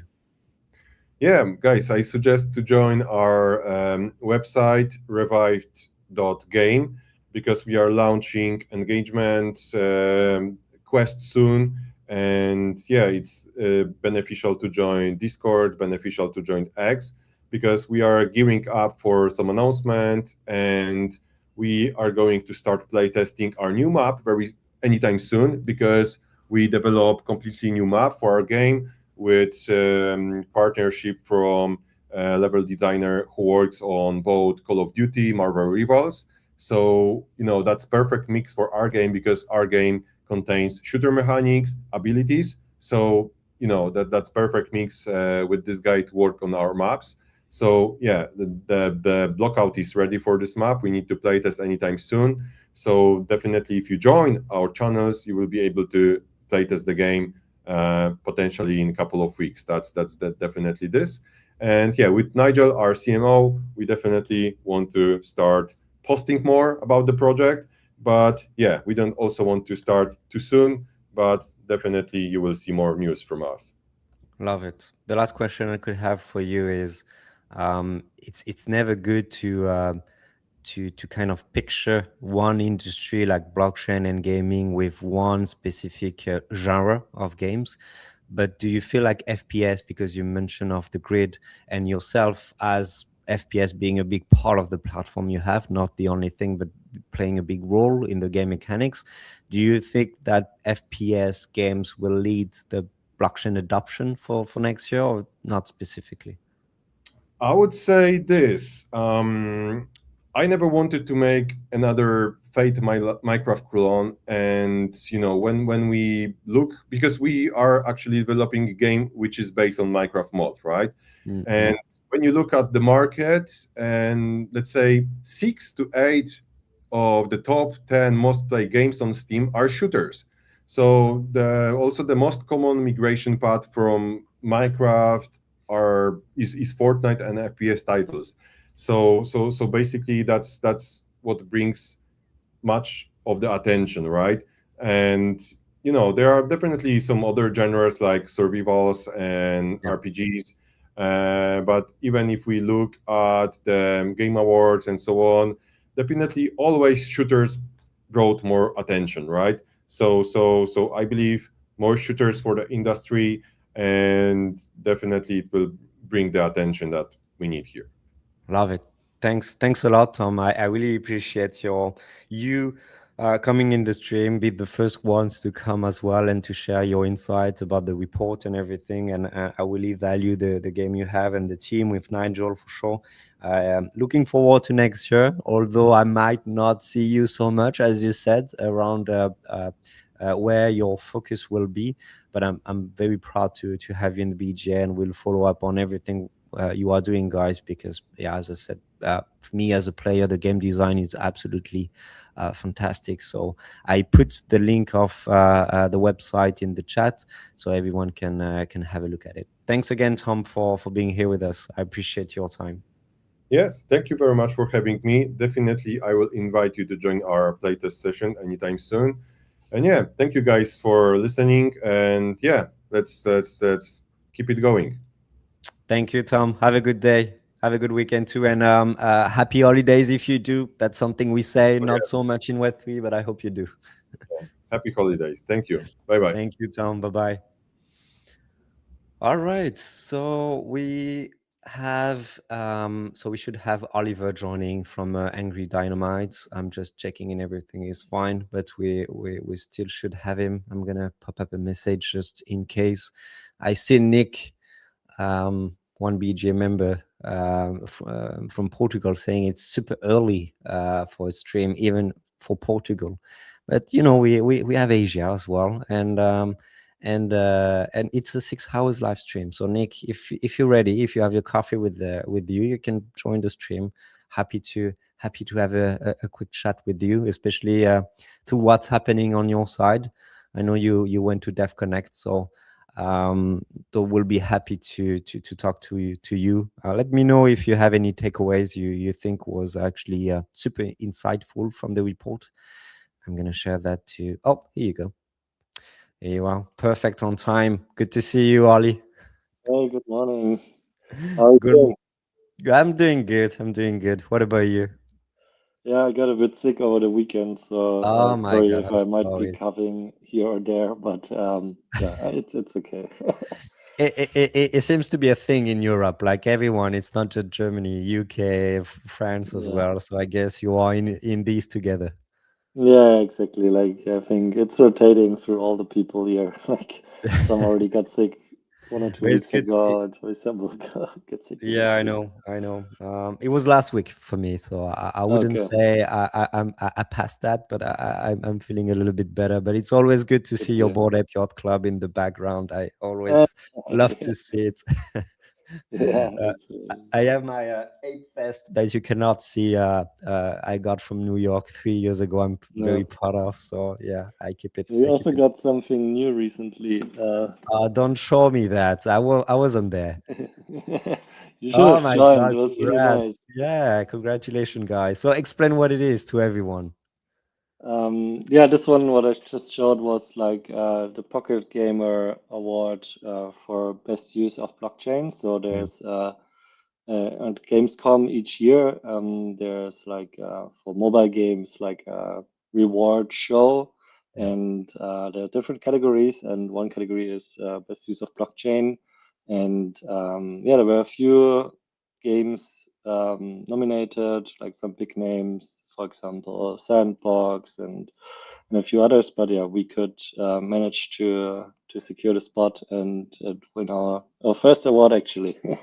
Yeah, no, congrats, guys. It's well deserved, and that's why I'm happy to have you today because there are so many things to unpack from what happened 2 weeks ago, last week, what's happening right now for your guys, but also from what the news you had for 2025 was actually crazy. So I'm super happy to have you.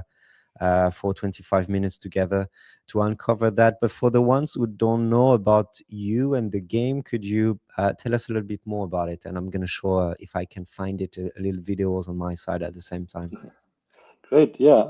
Can give a brief intro about myself. So, yeah, I'm a lifelong gamer, always very passionate about playing, especially strategy games from when I was young. Switched from PC to more mobile games and created a passion for it. Played a lot of Clash of Clans quite competitively, and yeah, was studying computer science when some of my friends approached me to say, "Hey, why not making games?" And yeah, first I thought like, okay, I never thought of making games. It was more like about playing games, and yeah, so we started in a student's apartment, coming together, working on one way better Clash of Clans. There was three students never worked on anything, any game before, and of course this totally failed. So we got a lot of learnings and decided to make a way simpler game, and that was called Idle Miner Tycoon, which is was one of the first, I would say, commercially successful idle games out there. And yeah, we managed basically from our student apartment to release it, ship updates, and grow organically. So we bootstrapped the whole company out of the success of Idle Mana Tycoon. We're quickly moving to 30 people, then to 90 in a year. And in the end, we're more than 100 people working on Idle Miner and a few other idle titles with a company called Colibri Games. And then Ubisoft knocked on the door, and we were into discussions around like an exit and acquisition, and yeah, Ubisoft then bought Colibri Games in 2020, right before COVID started. And yeah, we as the founders stayed for another year, made sure that everything is handed off, and then yeah, I was sitting at home, no more 60-hour weeks anymore, and yeah, it was COVID, so nothing else you could really do. And I looked around what was happening, and yeah, it was a lot around NFT hype in summer 21, and of course Axie Infinity. So started to look deeper into this, went then really down the rabbit hole, and was really excited about getting really excited about the blockchain space. And yeah, then a bit later, I discussed it with two friends, and we started then to do two NFT drops. It's our still available NFTs, the Fire Collection and the Water Collection dinos that are available, and you can use them in the game. And it worked out so well that we decided, okay, hey, let's start a new company called Voya Games and focus on the Angry Dynamites lab. So released the game in the end of 23, which was the very first iteration of what Craftworld is. That's our main game. And it's a resource management game available on Android, iOS, and web. And we were on a testnet for quite some time. But yeah, earlier this year in summer, I think it was 31st of July, we released it on the Ronin mainnet and had very good success so far. And yeah, that's about it in a nutshell.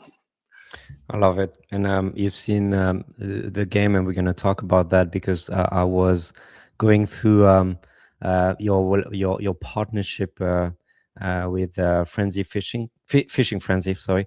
Yeah. And I think it's a masterpiece of why and how you could understand the value of blockchain when you have two different gaming studio working together. So we're going to go through that for sure. And we would love you to talk about the kind of key takeaways we got from the report. I mean, there are so many things I could talk about based on who you are and what you do. But we were just talking about. I love when people disagree because that's where we have a concrete conversation. We had Tom, very polished game just before with us with Revived. We had this discussion about the industry drivers. And one of the key takeaways we got was the one you see on screen. So the 29.5% of the respondent claimed that cites that high quality game launches as the primary driver of future industry success, without minimizing everything you're doing on your side, but still defining you as a casual game. And please let me know if I'm wrong. I would love to be. How do you see these stats? Is it correct? How do you feel about these?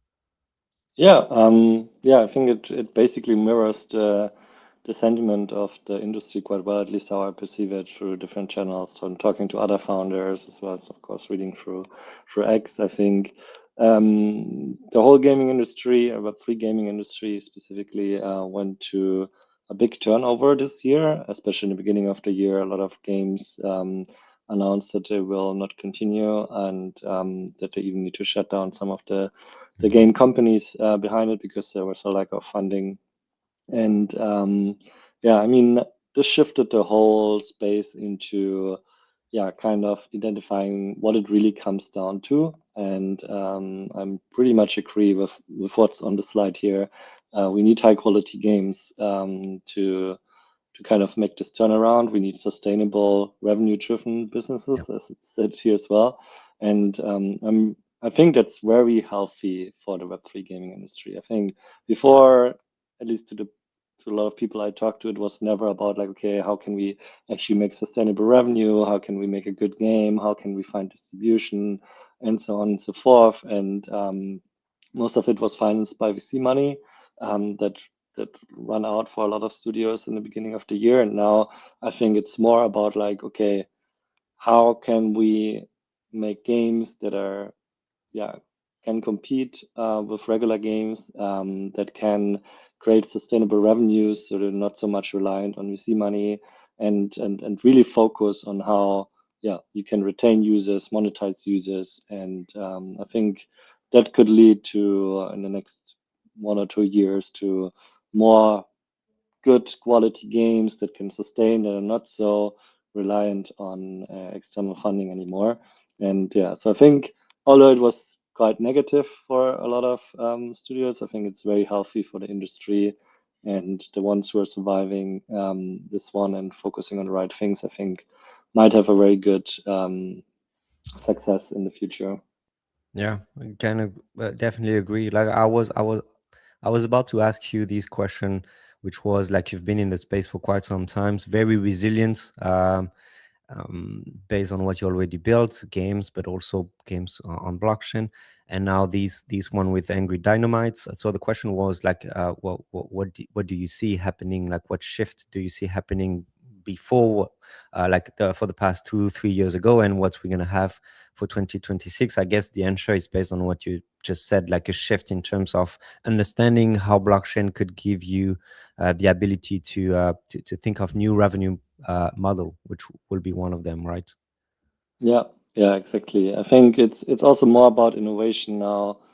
People really experimenting a lot, doing fast iteration cycles, not just working on a game for 2 years, then releasing it, identifying that it doesn't work out, and then run out of money. It's more like, okay, see a bit more also like more casual games, more mobile focused games coming out, and these are usually tend to be cheaper to develop and then faster to iterate on, which I think will lead to more experimentation, which will lead to more innovation.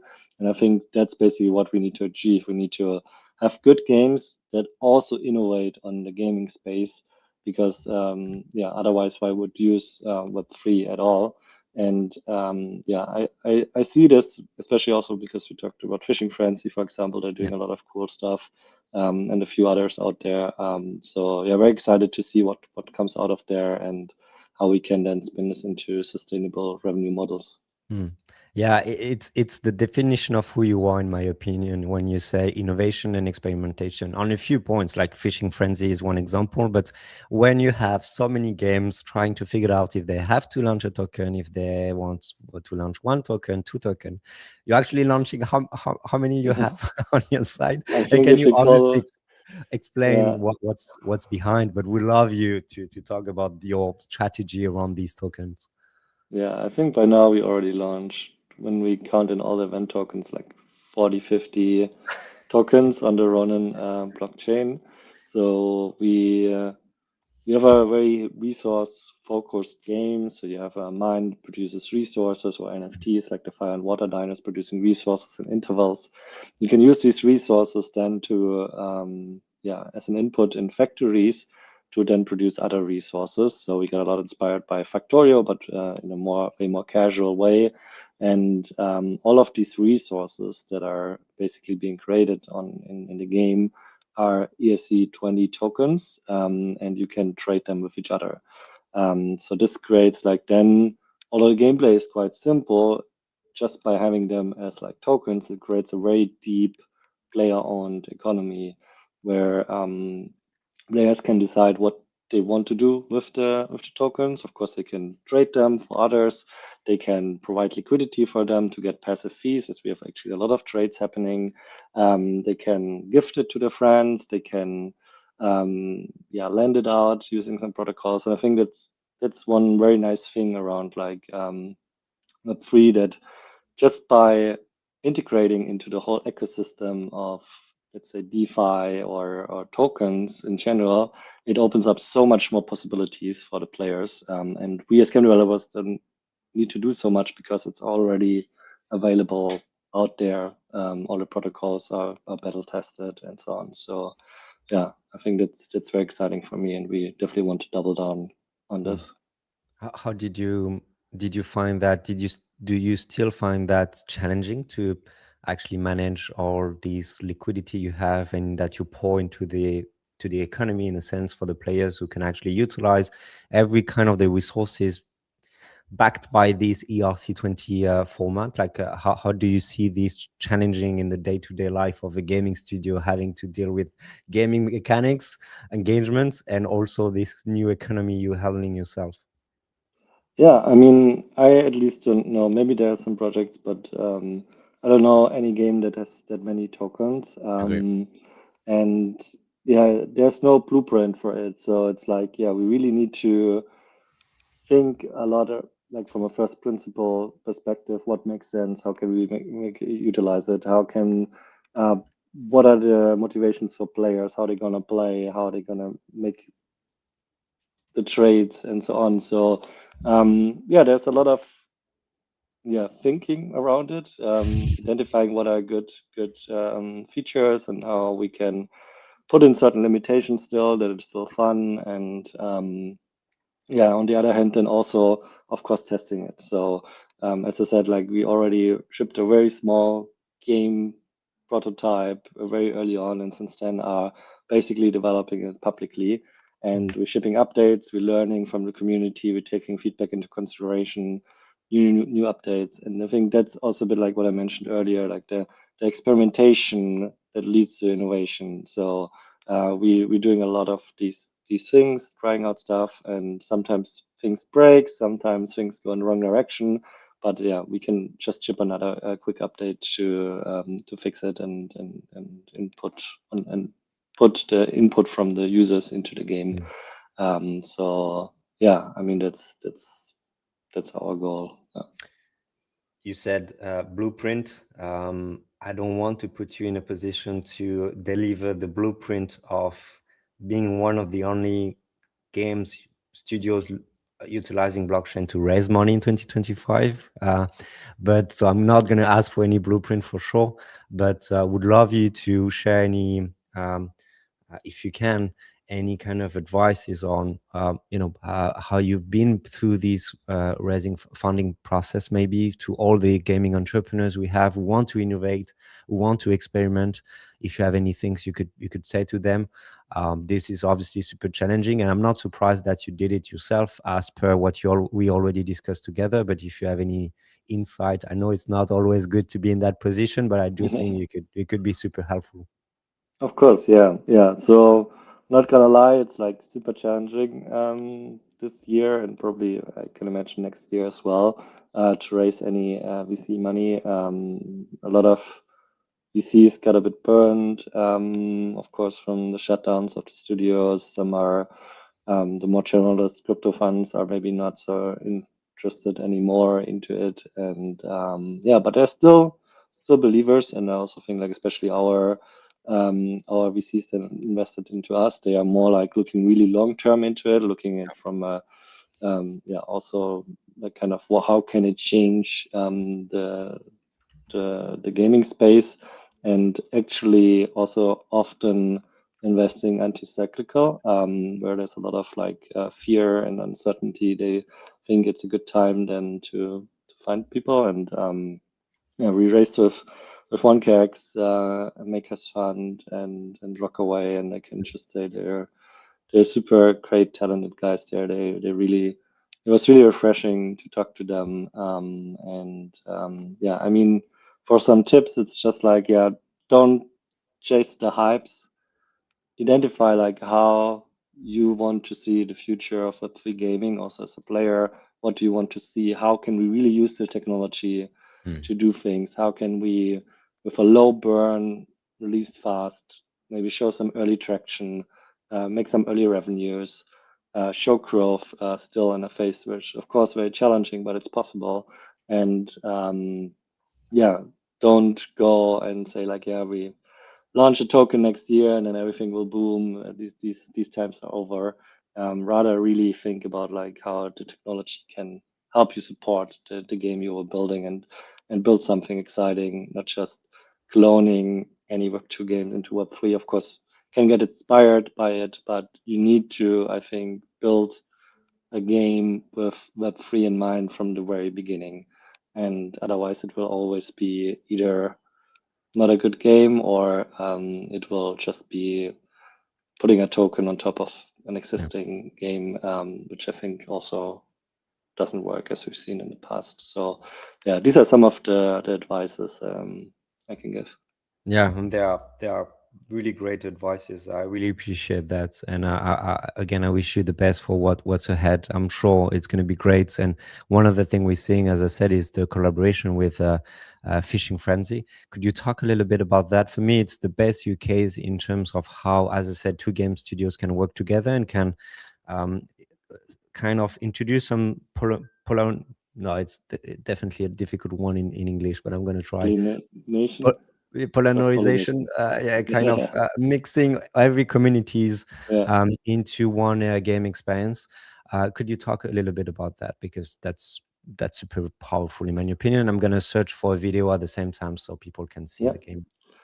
Of course. Yeah, so when I started with Voya, I was already part of a bunch of communities, gaming NFT communities, and for me it was always very intriguing, like how invested the communities are into these games and projects, and how passionate, and so on and so forth. And I always thought like community needs to be a cornerstone of Web3 games. And I always thought like, okay, why not mix communities together, have fun together, and maybe also a competition between each other. And yeah, that's why I always wanted to find ways and how can we really like kind of deeply do partnerships across collaborations and so that everyone benefits from these things. And I talked a bit about the player-owned economy and how we have so many tokens live. And for me, it was always like, okay, why should we launch just another token when we can already make use of some tokens that are existing, and therefore really breaking the boundaries between like just our game and the whole Web3 space. And that's why we decided to experiment with certain communities to launch time-limited events where we integrate their main token into the game, so that you can basically create other resources out of these tokens. And yeah, we recently launched with Fishing Frenzy. I think they're super talented, great guys. I think checking a lot of the boxes I just talked earlier. Small team, looking for fast revenue, innovating, and we basically used the fish tokens from their that they recently launched also, and then you can create like here the dino fish, and later you can create sashimi and lobster and a lot of other resources, and can spend them on a masterpiece where there's a huge prize pool than always. So out of the all the imported fish tokens that players use and burn in the game, we actually recycle them into a prize pool. So 80% of all the imports go into the prize pool, and these are then basically player funded prize pools, but they can grow quite a bit. I think right now we are at like six. I think it's an older video, but yeah, we already had like think around 6 million, maybe 5 to 6 million fish tokens in the prize pool, which is around $15,000 to $20,000 that you can win there. And we always think it's it's a great way to have fun together, where we can provide utility for a token. So it's a win for the partner project, but we get also more visibility from the partner project as they are also supporting us with announcements and so on. So we get a bit more users, and even our users are more looking into the other projects, buying the fish tokens. And in this case, we are using their karma system as well, where you can get karma points by doing certain actions that are beneficial for the ecosystem of the Fishing Frenzy game. So if you hold or stake fish tokens, if you buy certain NFTs, you get more karma points. And we are integrating the karma points also in the game, where you can then basically get special boosters depending on how many karma points you have. And yeah, so we think that's always just like super cool collaborations. Usually the players are super invested into that. They're having a lot of fun. Yeah, it's always exciting to see how it plays out and who will be on the top leaderboards. Yeah, I was pretty much invested as well on that. I spent some hours on these two myself, and yeah, it's wonderful. Like as you said, like it's crazy to see how you could utilize a game token for one game to actually the gameplay for another game, and giving utility for both games in terms of getting the two communities play together. Obviously, for the prize pool you have above, it's super cool example. So congratulations for that, guy. So what I know it's not finished. You have a few weeks maybe when it's done. Can you explain what's going to happen?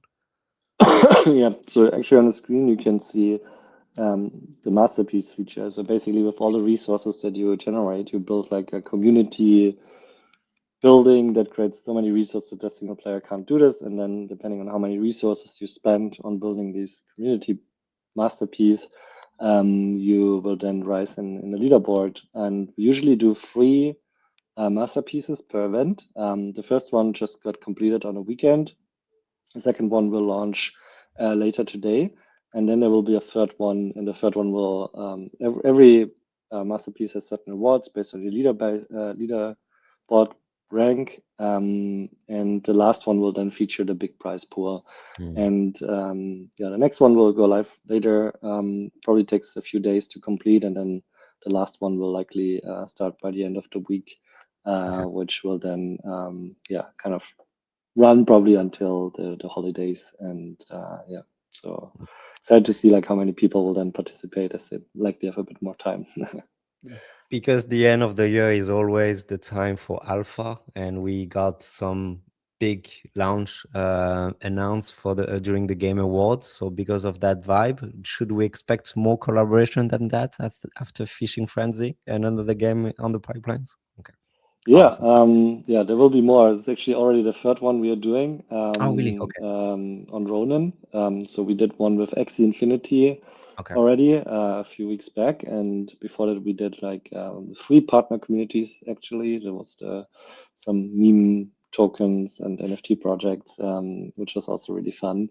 And yeah, of course, you can expect way more to come. Working on a bigger feature release that we'll also put live early next week, which will yeah, basically be the power feature, where you can build power plants and batteries to store power that you use for running the factories, and it will change a bit the whole play style of the game, as well as the events. And I think that's something that if you also played the game for some time ago, it will change up quite a bit of strategy. So we're excited to also maybe see some older players who got a bit bored and maybe want to retry it again. Love it. Innovation, as you said, experimentation. So I love that. The question I had for everyone before, and I will have with every speakers after you, what will be your prediction for 2026, if you have any? Yeah, I think there will be a lot of smaller, yeah, so much innovation, but yeah, smaller innovations happening in Web3 space. There will be not many, but yeah, a few of the dedicated Web3 gaming builders continue to build, experimenting, and yeah, basically yeah, find ways on how to make sustainable revenue and get people engaged. I think I don't expect a huge breakout or hype happening in 26, to be honest. But I think the game developers still building, they will lay the foundation to then have like a bigger explosion, maybe 27 or end of 26. And I think it also needs to be something where all the builders who are still building like kind of collaborate together. I think it's not something where one single game will make the hit. I think it needs to be like effort with a lot of different participants, of course, the builders, but also the ecosystems, like for example, Ronin, even maybe some of the exchanging, listing some of the tokens and so on. And yeah, I think this could then bring a new fuel for a bigger explosion of Web3 gaming, maybe to the end of 26 or 27. That's at least my thoughts. Yeah, no, love it. Love it. I wish you good recovery. Hopefully it's gonna be Thank before you. Christmas for you. It should. Yeah, I send you I hope so. all the best. But yeah, thank you for coming for Yeah. the 30-minute conversation, and I'm so happy to have you within the BGA because we learn so much from the experimentation innovation you're doing on your side. So congratulations for the prize you got and the other prizes you will get. And I wish you a very good end of the year. Thanks again, Oli. Thank you very much. Thanks for hosting. And yeah, I think there will be a lot of other great builders coming. So we're excited to listen in a bit here as well. Agree. Thanks, Oli. Have a Yeah. good Thanks, Lev. day. Have a good Bye-bye. weekend. Bye. All right. Good. Love it. Definitely one of the entrepreneurs I love the most in the space. I'm gonna take Jay. I think Jay, I see you in the back in the backstage. I'm gonna invite you. Hopefully you're gonna show your face. I hope so. You let me know if you can. Yeah, here you go. Hey Jay, good to see you. Hi, Flynn. How are you? I'm good. I'm good. Did you watch a little bit of what happened before? Yeah, I've been watching since the Yeah. last 1.5 hours, so it's a bit like quite insightful even. Cool. I also watched Sebastian and Yasmina's intake on the next year, the report. Yeah. Good. Okay. It's great to have you with us. It's time for me to rest a little bit because you're gonna lead the calm session you're gonna have for the next 45 minutes. A lot of interesting people. I'm gonna get in. I saw Pukibara waiting in the backstage. So I will let her or him enter the chat. But thanks a lot for the KGN community and you, Jay, to suggesting these chats. You've been very supportive for the past even 3 months. I'm not even sure it's been 3 months, but we already did a lot of things together. And I really appreciate your help on that. And again, as you have a very qualitative network of entrepreneurs and game studio you're looking with, I think it was a good idea to invite you and to lead a conversation on the takeaways of the report. So I'm going to be in the backstage. You're not going to see me, but shout out and ask me anything. If you want me to go into a specific slide, if you want that to be a conversation, I will stay here, but you won't see me. That's all. Got it, got it. No, it's happy to take the conversation. Yeah. Okay. Let me bring Pukibara. And yeah, you command. You are the commander. So I'm going to hide myself, but you let me know if you need any help. Got it.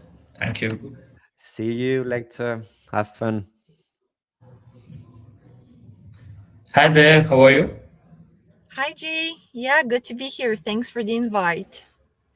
Yeah, no worries. I've been like excited to have this conversation. I've seen you a social voice, and also I really value your intake on multiple aspects of the industry. So I thought like Oh, you would be the perfect person to bring in and have the conversation about how's 2025's Web3 market and the whole scenario, and what we can expect in the next upcoming months. awesome. Yeah, thanks so much. Again, thanks for inviting me. I have been keeping a close eye on the Web3 and Web2, actually, gaming spaces.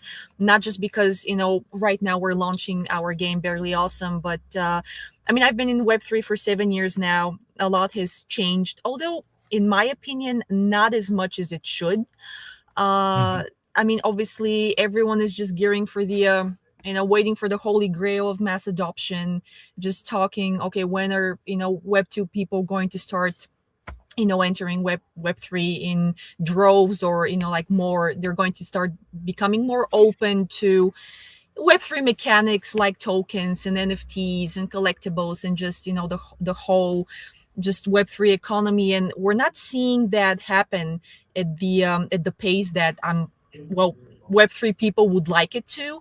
And obviously, there are some reasons for that. It doesn't help that there were a lot of scams, and I'm not just talking, like game specific, but crypto wide. It didn't help that there were a lot of scams and people were just like, weary of, what's been going on. And, like obviously there's a lot of volatility, but if we just focus on gaming for now, because obviously this is a Exactly. gaming, specific, AMA and just, like a space, I think that, again, there were so many Web3 games with a lot of potential. And then we just started seeing them fail one after the other. And I mean, personally, from what I've seen, I just feel like way too many Web3 titles feel like financial products pretending to be games. So like, they start, players join to earn or farm or flip, but not to actually have fun. And, if we take a step back, games are supposed to be fun. They're supposed to be fun to play, like whatever the game, like it can be survival horror, it can be, RPG, it can be a platformer, it can be the multiplayer, single player, it doesn't matter. Just why do you play games? You play games to, kill some time, have some fun with friends or alone, or just, enjoy yourself. So the problem is really simple, basically. Gamers want great gameplay. They don't want token charts. Investors, like they're the ones, VCs are the ones who immediately start asking you, what's your token, what are your tokenomics? But gamers want gamers want immersion. They don't want constant anxiety about floor prices, or like if someone is going to OTC something, and completely, wreck the project or crash the token price.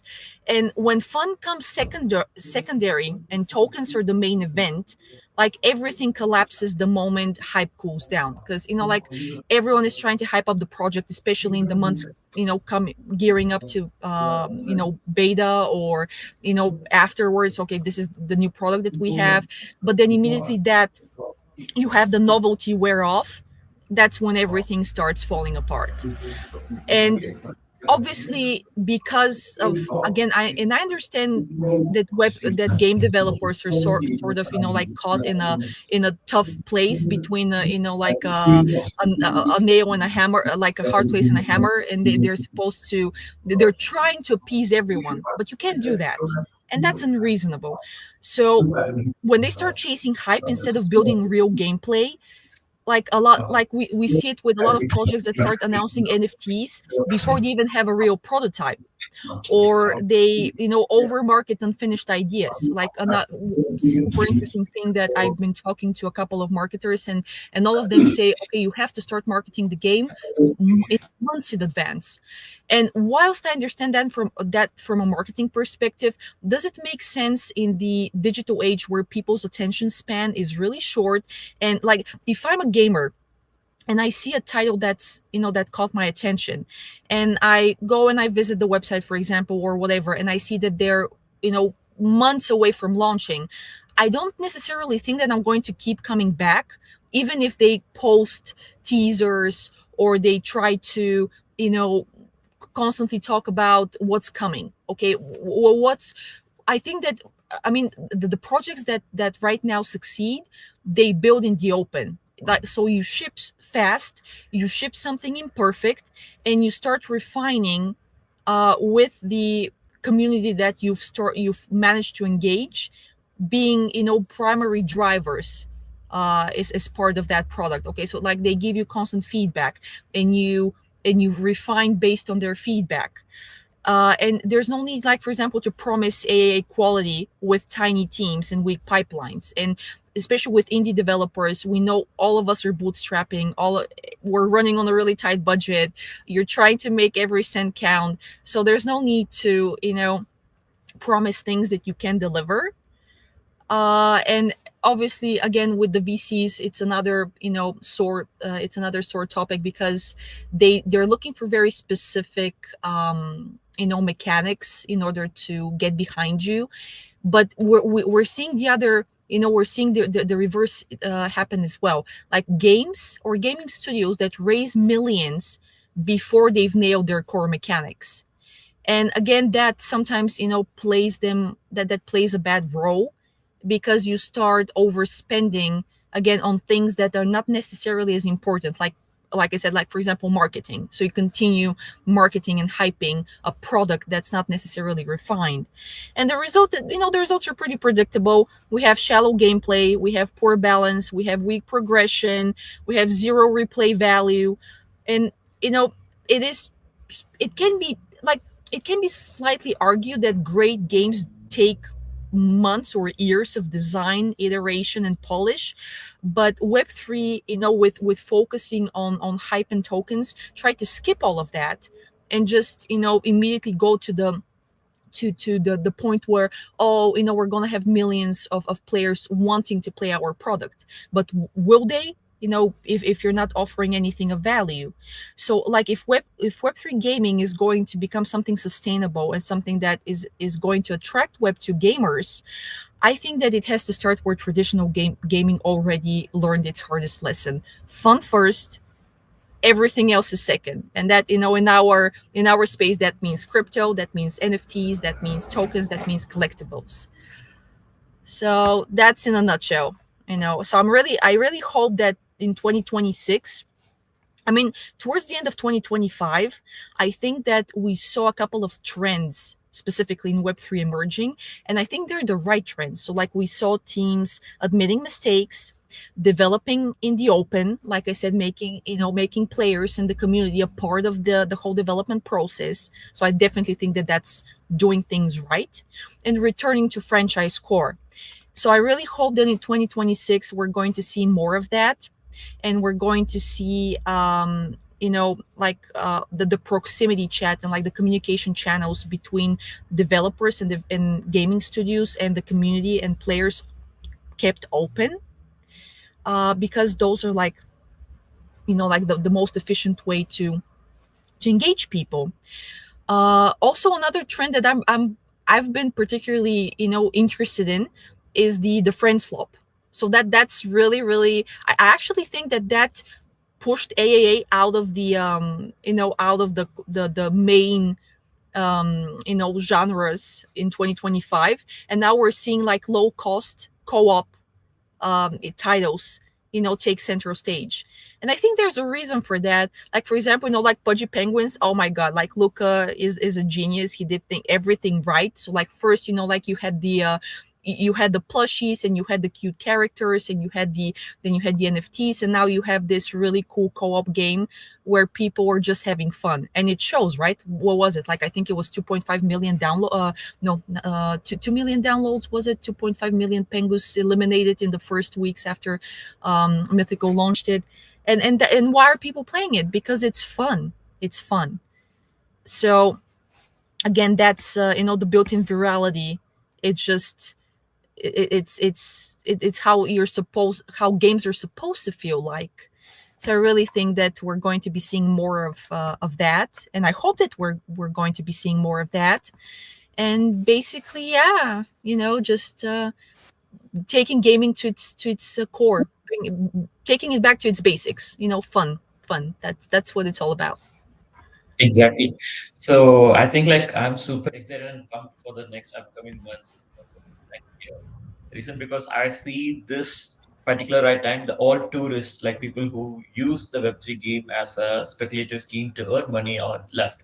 And right now, there is only like quality builders and people who wants to improve Web3 gaming and build a game that can improve Web3. That's the one of the core concepts that I'm looking for when I'm looking in a game.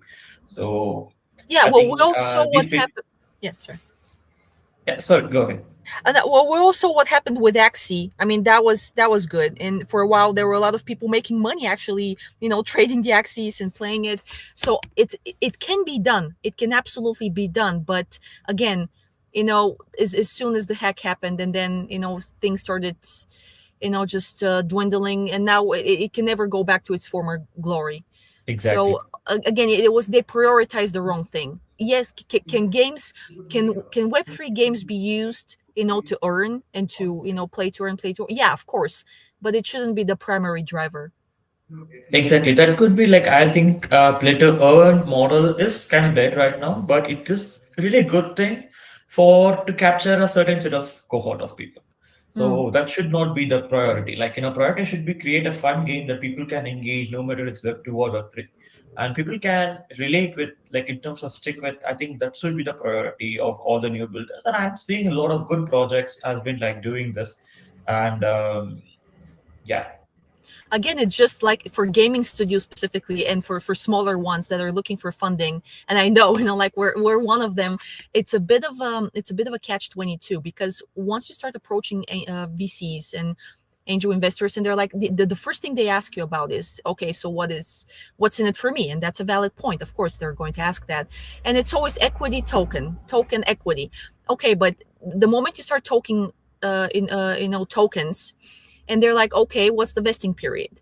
And as soon as they hear something that's over 2 years, they lose interest. Yeah, but then again, do you wanna have like a token model where you release the tokens too early, and they're able to start dumping, like like Smokey did with Berachain, like promising project, huge potential. He OTC'd, like what was the the amount, and then now it's joining the graveyard of blockchains of that that's already big enough, too big as it is. Yeah. So yeah, I think like people are start realizing it, and they are building a sustainable tokenomics like that can focus a lot on rewarding community in terms of upliftment of the ecosystem, and very less in terms of the investors and the team. Like I've been noticing like a lot of people are like reworking their tokenomics, at least changing the soft tokenomics rather than a hard like distribution of rewards and etc.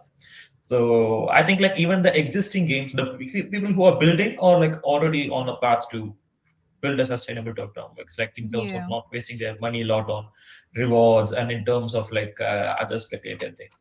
But older games, like I'm noticing it, like people are like willing to change. So I think that's a great step and a great realization.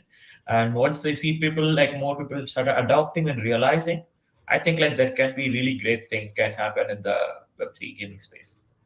Yeah, and it's really fun because I wasn't actually interested in any of this before I started working on my game. It was like first I got the idea, then I started developing it. It just making into something worthwhile and hopefully something that other people are going to enjoy. And then I had to start learning all of this stuff, surrounding it. Like, okay, where are we at in terms of Web3 gaming? Where are we at in terms of Web2 gaming? What are investors looking for? What are players looking for? So that's been challenging, but fun in a challenging sort of way. Yep. So I say I've been noticing like a lot of independent studios are like really like making some high quality games, and like it has like really good storylines. But in terms of like I highly encourage these people to come and build on Web3. So I think like Web3 gods has pros and cons, but one of the most important thing is like using a token. People who hold your token becomes your on-ground marketing people, and the community you're building is going to the priority is to have like a quality game, and the secondary is to do these kind of like integrating the Web3 part, so they become your like token holders, have some value of the token, also support the community, and they do the marketing themselves. So what do you think You know, about this, like Yeah, I completely agree. And also, speaking of that, I think that one layer that has to be looked at, and explored in more depth is adding more connections, or like between the different Web3 mechanics. And what I mean by that is, for example, NFTs. Okay, so you want people to care about collectibles in your game. So you can make the cute NFTs. You can, you can make them into something that's really visually appealing. But what is the value? Like there has to be intrinsic value. So why not tie the NFTs to the token? For example, early adopters, or people who purchase an NFT can maybe earn a small trickle of the token that you're going to release. So again, sort of like a passive income. Yep, yes, I think like in terms of same as like you said, everybody wants to know what's in it for them. So Exactly. like apart from the fun, there has to be some other things as well. So which, for Exactly. example, spending the time on it. So what I'm Because gonna the get out of it.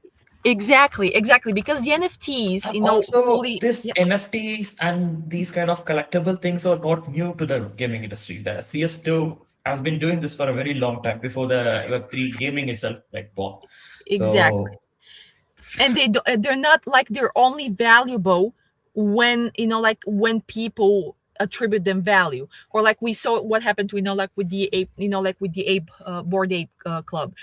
So like, a couple of NFTs sold in the hundreds of thousands, and now they're worth what, like, between 17 and 20,000. So the NFT itself is not valuable. It's only, it's perceived value is what matters. It's like if people, like thought, okay, this is a promising project and it's going to explode, I'm going to invest in it, and this NFT is going to hopefully appreciate in value. Okay, that's a good, that's great. It's very optimistic, but what if it doesn't happen?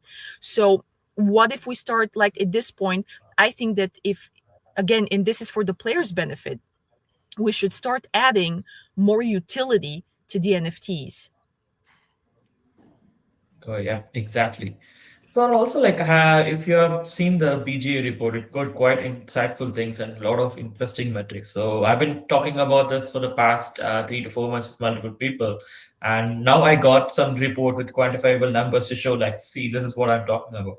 So what do you think about the stablecoin adoption? Like in terms of people are like stop using the speculative tokens because for example, like a couple of months ago, I was looking at an NFT in a game to buy.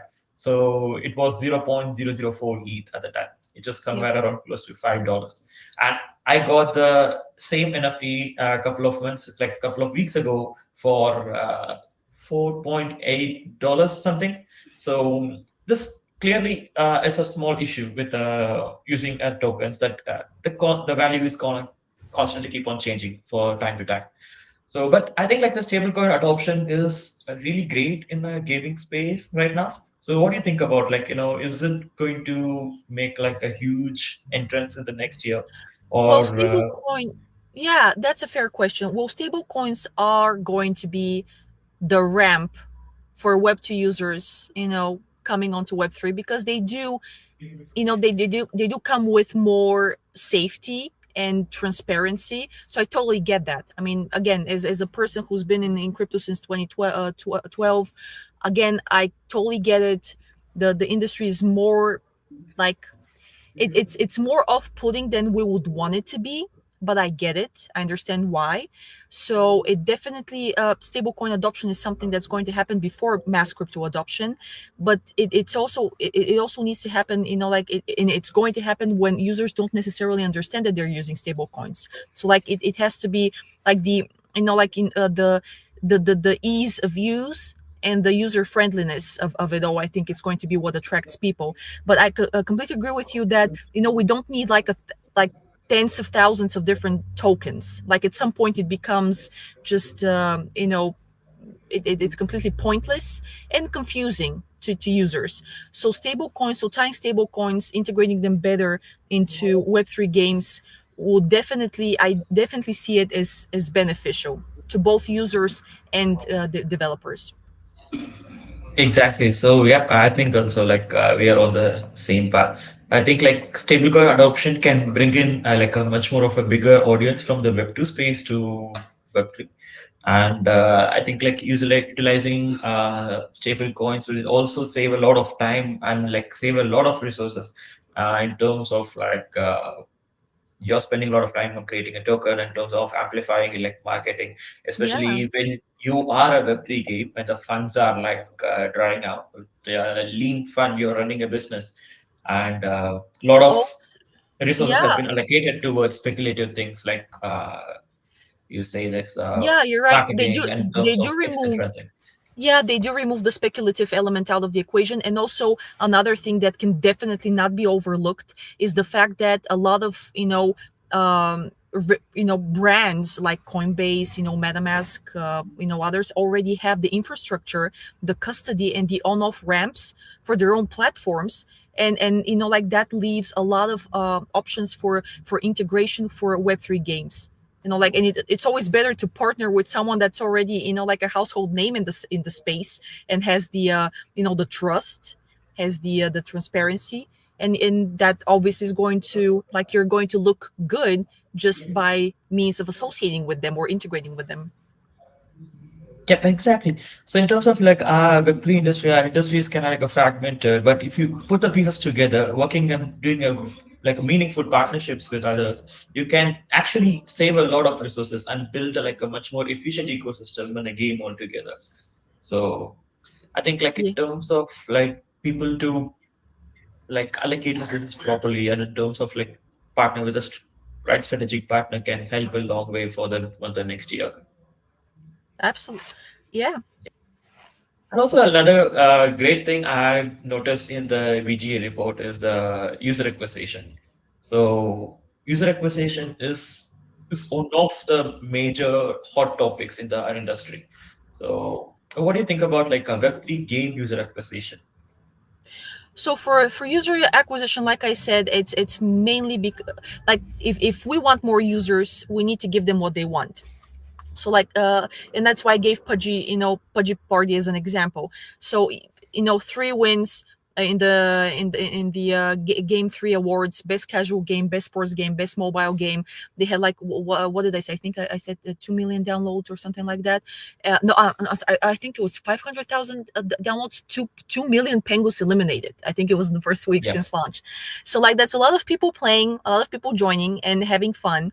But when we say user acquisition, I know in Web3, we're always referring to daily active wallets. So that's what we care about. We don't care about anything else. It's the wallet metrics. Exactly. But again, it's about ease of use. Like if I, as a person who's been in Web3 for such a long time, avoid bridging or just like using DeFi services as much as possible, like there's no tomorrow. Why would Web2 users do it? Like, how would you get them? How would you convince them to do it? So again, it's just about making it to the point, as easy to the point where they don't even realize they're using anything crypto or Web3 related, not blockchain. So like the blockchain layer has to be invisible, has to be completely invisible. In terms of, I've heard, I think it's a really great thing to, especially you're onboarding a mass audience into Web3. You should hide the complex Yeah. Web3 stuffs deep inside the tech.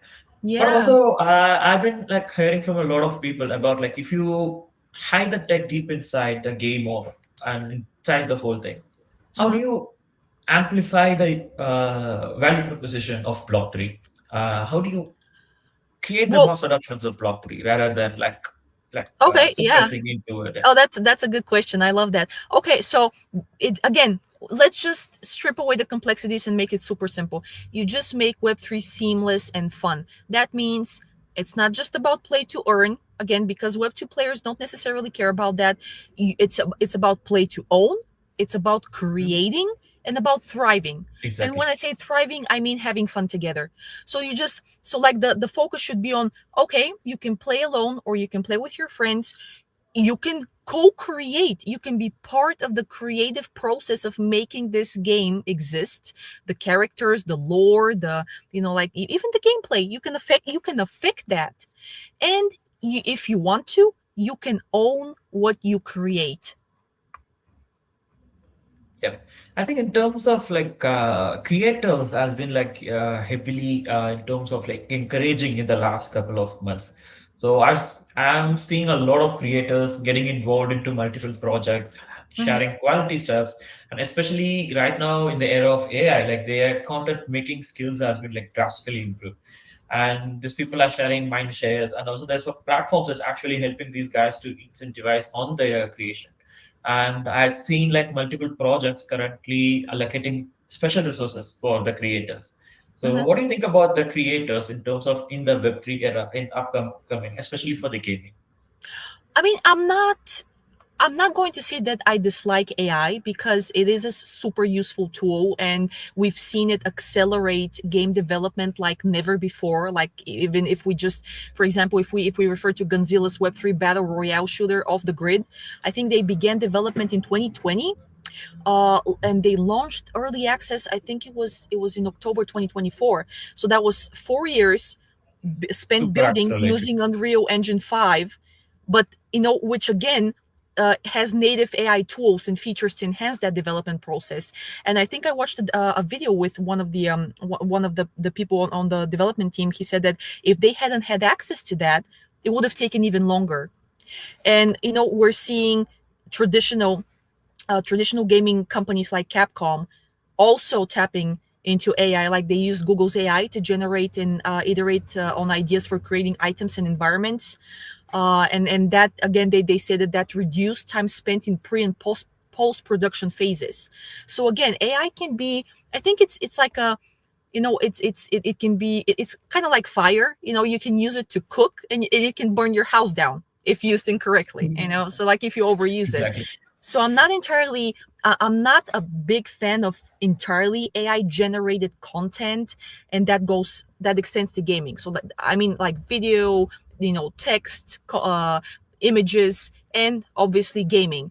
I think it should be used with caution, because one thing that AI lacks that humans have is creativity. So again, you should be Yeah. the driving creative force behind the project. But if you can use AI tools to refine it, to fine tune it, to make it to ship it faster, by all means, do it. Yeah, I don't see anything wrong with that. Yeah, but I think like this reminds me out of a recent discussion I had with a partner. So AI is like a ship and you are the captain. And the compass is the guidance that we need to educate to the people so that they can drive the ship safely and like have a happy journey. So in terms of like AI is creating like randomly accelerating the creation process. But in terms of most important thing worried about is the IP and the copyright issues that's gonna come along with it. So in terms That's a of good question. yeah, That's a good we point. did a we did a lot of hackathons in the past quarter. So what I've seen is like people are taking the random IPs and copyrighted things, even like the popularly known Web3 IPs. But without the permission, they are making content and they just monetizing like it. But in terms of people are not thinking about to ask the permission, or in terms of like apply for like a request or something like that to even begin the process. So I think like that needs to be fixed in the upcoming months, especially. Probably you're 100% right. I mean, again, I'm not that familiar with AI use in games, because when I started working on Barely Awesome, I knew that I didn't want any AI, and it was just like a personal, it was a personal decision. Again, I'm not against it, so I wouldn't be the best person to know how the copyright issues, where they stand with AI use in your game. Like, who owns it? But that's an excellent question. See, now you got me thinking, who owns it? So I go to Midjourney or whatever, like, type in my prompt, and generates a couple of cute characters that then I use in my game. But who's going to own those? Excellent. Huh. Exactly. Yeah. Yeah. And also like in terms of AI in gaming, I can think it goes a long way the next upcoming months because I'm noticing a lot of casual game creators. Like people can create casual games in fraction of a prompt, and then they can launch the game. I recently used the Remix platform. So within like less than 15 minutes, I created a game, a fun game, and I customized the whole thing, and then I published it. And I think like right now 10 to 12 people are playing the game. So these kind of things can be really great. And this actually brings out the creative juice in the people. And who knows, like a small prototype that you created with the AI can be the next AAA that can come out I of the just next. I just really hope that AI doesn't turn into the next .com bubble, because right now it's funny because again, especially when I started trying to pitch to VCs, to look for pre-seed funding for further game development, and interestingly, the number one reason I was turned down the most was that right now we're focusing on AI verticals. AI. They have AI. I'm like, no, we don't have AI. Okay, so like, but if everything is right now it's AI, isn't it getting saturated to the point where, I mean, just because it's AI doesn't mean that it's a viable business idea or model, or that it has value, and we're overlooking a lot of other things that might have potential just because right now everyone is focusing on AI.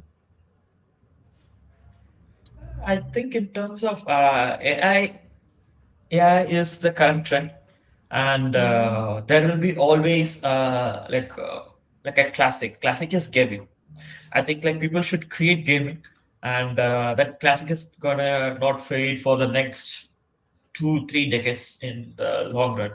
So I think like we initially discussed, building a quality product will be the should be the priority rather than like using what you're like, whether you're using Unreal 5 or like whether you're using like AI to create it, like in terms of like no matter what, if you create a fun experience with a pixelated version of like a small game or like just a tapper, it's like who cares? Like if it's fun, people might play. That's it. I think that's how I see it.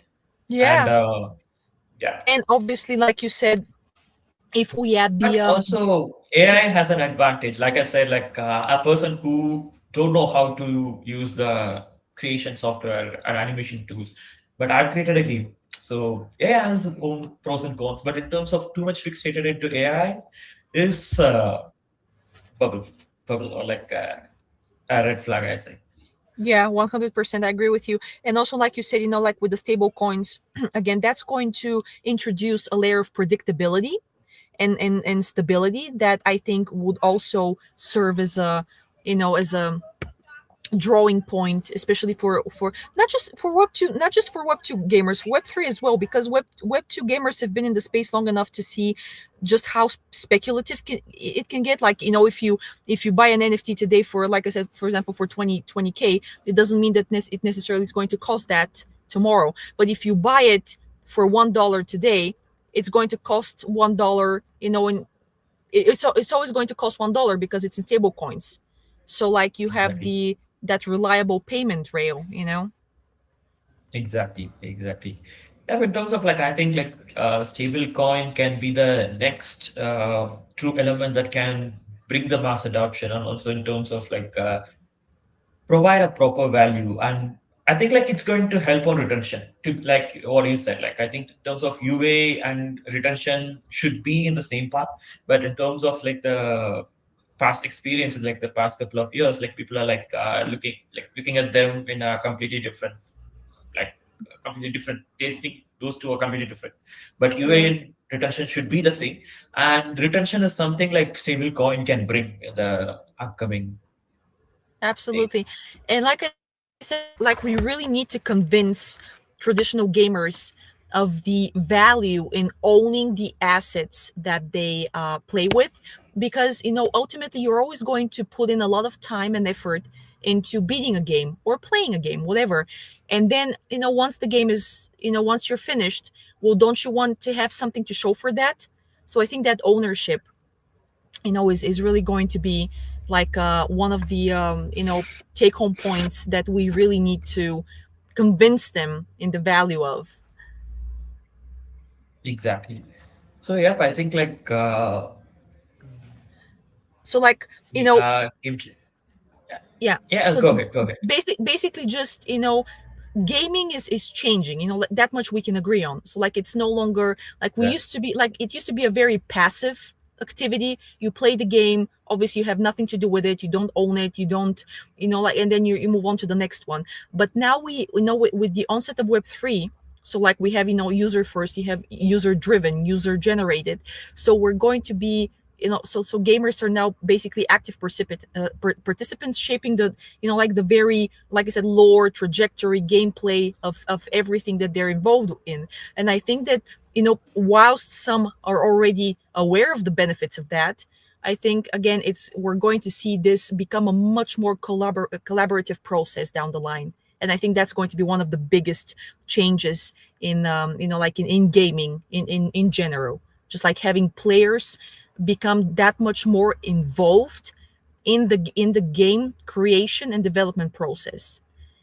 And again, again, to draw, like, to give a real world example without pointing fingers or like blaming anyone, but for example, we like you have a giant like Ubisoft, and then you had the whole debacle with the last installment in the Assassin's Creed saga.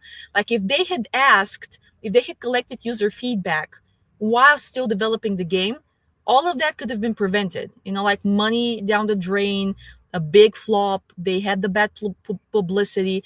And again, this is not to shame them or point fingers, but ultimately these things especially in this day and age, can be predicted, because people don't want uh, games with agendas. Like, so we have plenty of agendas in our society. We're constantly bombarded with PC, whatever political content.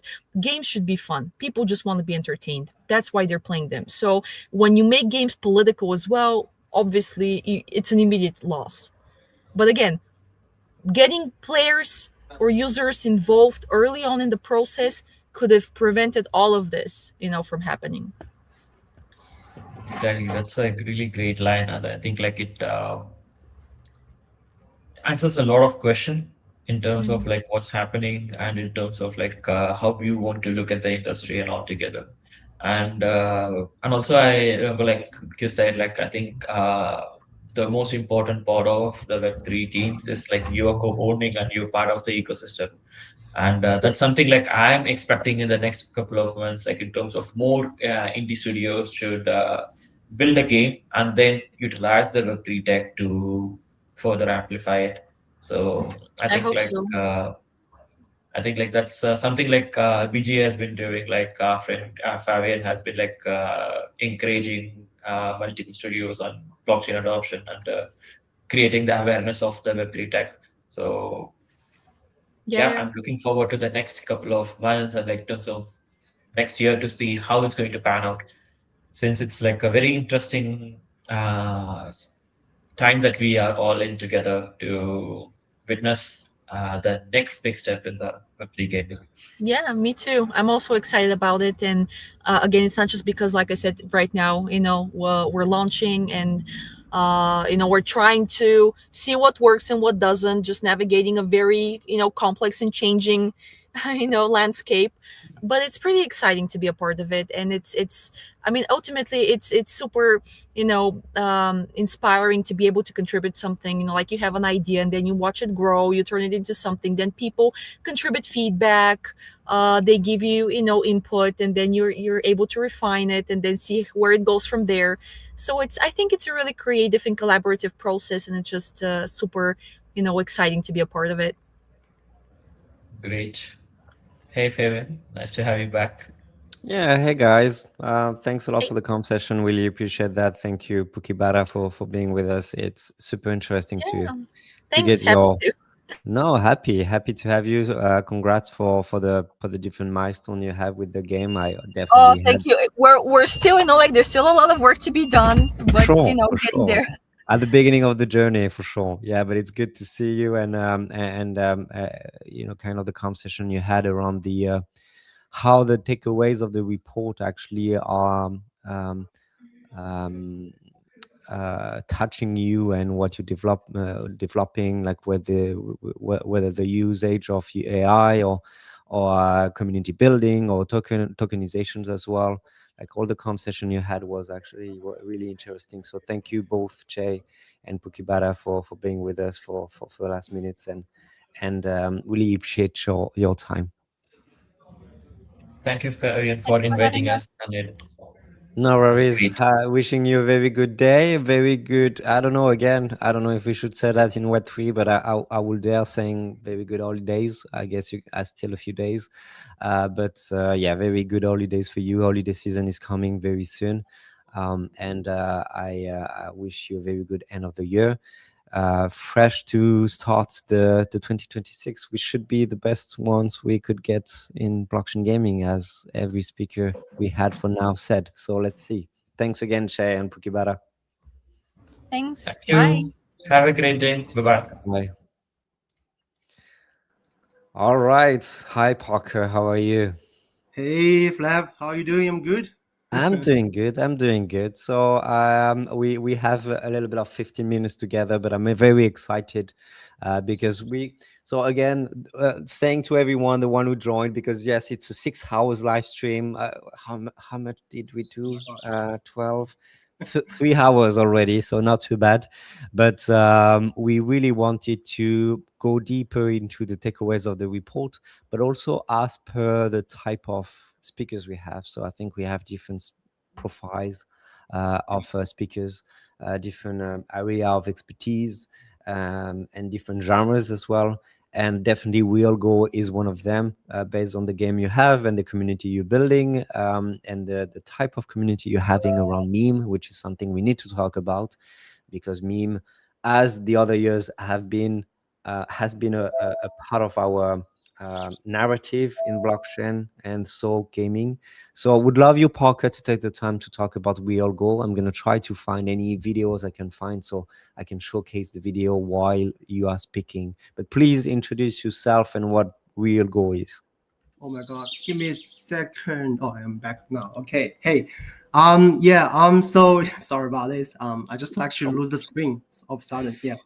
Yeah. So yeah, Real is a immersive Web3 game merged with the meme cultures. So basically, we're gonna have a tokenomics, and the game is actually live on Apple Store and Google Play, and we have more than 60,000 players right now already playing the games. And yes, the video there. Actually, this is not a great one. Actually, we have another one actually you can show, which please, there's another actually trailer is much better than this. I'm gonna find the trailer. Yeah, find the other one. It's actually self-explained already about the game. So basically, you can capture all the memes, different memes like Pudgy Penguins, Toshi, Pepe, Doge, and you can make them as your pet companions. And you can make your pet companions to battle.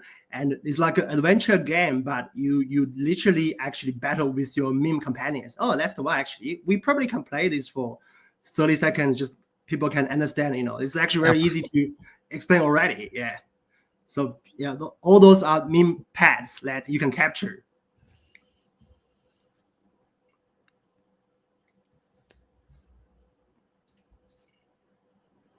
And why did you want to capitalize on meme specifically, around that culture that we have and we get from the blockchain space? I mean, we are in the industry for more than 6 years, so we have seen up and down, right? So the idea was like, when Dogecoin become viral, many people actually got on blockchain Web3 because of Dogecoin, right? Having said that, Dogecoin is really, really great. I'm actually long holder of Dogecoin.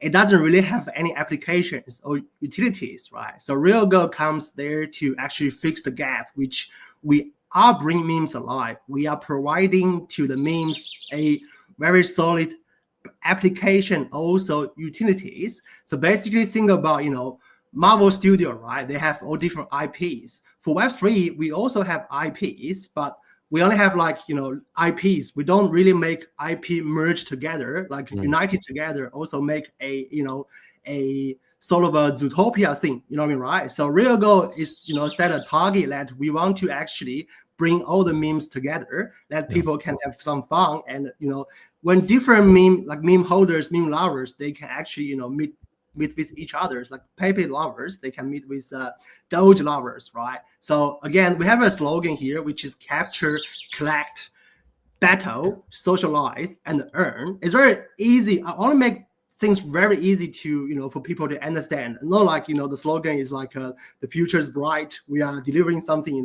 just 5 different verbs to self-explain already that people can easily get on. So think about, you just go in, capture PayPay, you can get PayPay coins, right? So that way, you feel something there, right? So you can dive in deeper. When you actually play, you feel, oh, this is actually really a fun game, No, I agree. So Gabby, CEO, co-founder of YGG, introduced something a few months back where he said he kind of gave a new genre in the gaming space, calling that the DGen casual game. Feels like obviously targeting a crypto audience. They understand liquidity. They have liquidity. They are really well invested into communities in blockchain and in crypto, but they really want to leverage the gamify experiences all across the internet and game distribution channels. Do you feel like Real Go is a DGen casual game? I would say this adventure game still, right? But I mean, depending on how you define this, right? So I take this that we are indeed, right? Because our first target users are meme lovers, to be honest, as well as some of the Web3 gamers. Having said that, Real Go is said to be a long-term game because we have seen quite a few GameFi projects. They don't really sustain. So we are the one who actually want to accomplish the mission that we set as a long-term game. That means actually lots of things we have to do. You know what I mean, right? So TGE is we are going to do, but it's only a start. It's not an end. Yeah. So, but for good thing for Web3 is there are so many collaborations in between. So like we are working with memes. We are partner with so many top memes already that they actually like our project, right? When we actually talk to them, they straight away, they say, Ben, you are the one we are actually looking for, That makes us, like everything is worth it already. When we talk to them, and many of the KOLs, when we talk to them, they were saying, wow, this game is amazing. It's actually something they will want to do before, but they just don't know how to actually start. And we are the one not only actually have these narratives, but also deliver this product is live out there. People can try and play, not like a pitch deck or a video. So yeah, to answer your question, we are, I reckon. Yeah. Yeah, I agree. No, it's fantastic to see how you leveraging crypto communities to your own game. It's a game which demand and require, I would say, offline activities because it's geo-localized and obviously you go through the different battles and everything. So it's kind of a Pokemon Go of crypto, I would say. Let me share with you. So we launched our state of the industry report. So we have a lot of different metrics, and I wanted you to talk about these metrics we had in terms of challenges. What are the challenges facing our industry right now? And you have most of them saying 32.6% on lack of funding, but you also have user acquisition as one of the biggest challenges of the industry, so blockchain gaming. And the third one, 24.9%, user retention. Being involved in the space for some time, how do you see those numbers? Do you kind of agree, or you have some other opinion? I kind of agree with that. So basically, lack of fundings, of course, because VCs don't really actually invest in GameFi anymore. I'm saying GameFi, not Web3 games, because it's probably been proven that it doesn't really go that well. I mean, it doesn't really sustain, right? So that also actually explains the user retentions. People only here to hunt your tokens. Once you TGE, probably many of the projects, they want to actually sustain it, but the users just dump it, right? The reason they dump it because they can actually looking for other projects, right? They can probably hunt for more money and you don't have too much values left, right? So that's probably last cycle, especially last cycle, because there are just so many out there. One copy the other ones, right? One become really good. The other one just try to copy. There's third one, fourth one, fifth one, right? They just go on the fourth. So I kind of agree with that. I mean, also user acquisitions. I actually feel, I take it back that I feel that user acquisition is not that hard for Web3 games because this is very community driven. If you really provide a good product, right, and also you can show that you have good potentials, the users will actually come by the word of mouth, to be honest. So I would say user acquisition, you can lower this a little bit, but lack of funding is probably the most severe part now. And because many projects are just burning monies, right? So you have to really work on a sustainable way to models, like, because you not only you have to really use the money a smart way on marketings, right? But also your dev teams, right? They have to be really efficient, like utilize the AIs also, because many blockchain Web3 project, they are decentralized, right? You probably need internally, you need a very solid CIM system, right? To manage things. So those will actually lower the cost. So if you cannot really lower your cost, that's actually the burdens, to be honest, right? So you basically, you want to lower your cost, you want to use the money in a smarter way on the marketings, right? And so if you don't get the money from VCs, you probably have to work on this. You can still survive and sustain and make a very good solid product, to be honest, right? So, and also user retentions, again, I reckon the game should be fun. Again, game is entertainment. It's not a DeFi wrapped with a game skin, right? Many GameFi projects, they're just a DeFi protocols, right? You stake some tokens, you actually buy NFTs, you get returns. Let's probably do not really have too much user retentions. So you have to really work on another ways, right? The game should be a fun first. People enjoy it, right? Then because of fun first, and they can make some money, maybe a lot of money, right? So this actually other way around, not because come here to I actually met someone who actually told me that you should make a game. Sorry, you should make work like a game, not a game like a work. You know what I mean, right? You're not here just to work in the game to make some money. You should be really enjoyed, have some fun first. Then money is a byproduct, and that actually makes you surprised, because when I play the game, I can still make some money, right? So if I see this chart, I would actually increase the lack of fundings probably for 40%. User acquisitions, I would say just 10%. The rest goes to the user retentions. I love it. I love your takeaway, because that's exactly defining the kind of feedback we got from the speakers from now, but which is, we see the space maturing. Like it wasn't there. It was not very mature 3 years ago, 2 years ago, in terms of how to raise fund in the blockchain gaming space, and how you see that based on what we discussed with the other funders before, the conversation between each other is more like how around sustainability first, and how you use the money wisely, and after that, how you kind of try to attract the VC. So I love exactly your take, which is your focus on revenue model, and obviously funding is very important for games, for blockchain, for games using blockchain. But we see a shift in the behavior of funders as yourself, and that's very good. So thanks a lot for that. I had a last question for you. Actually, two, if we have a moment, but at least you've been traveling a lot in Asia specifically.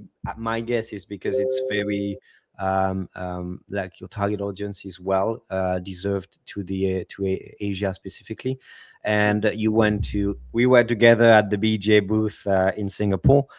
You were at YGG Play at the end of the year in the Philippines. So you were talking about user acquisition. How did you feel facing the crowd of players when you were at the biggest country of Web3 games players?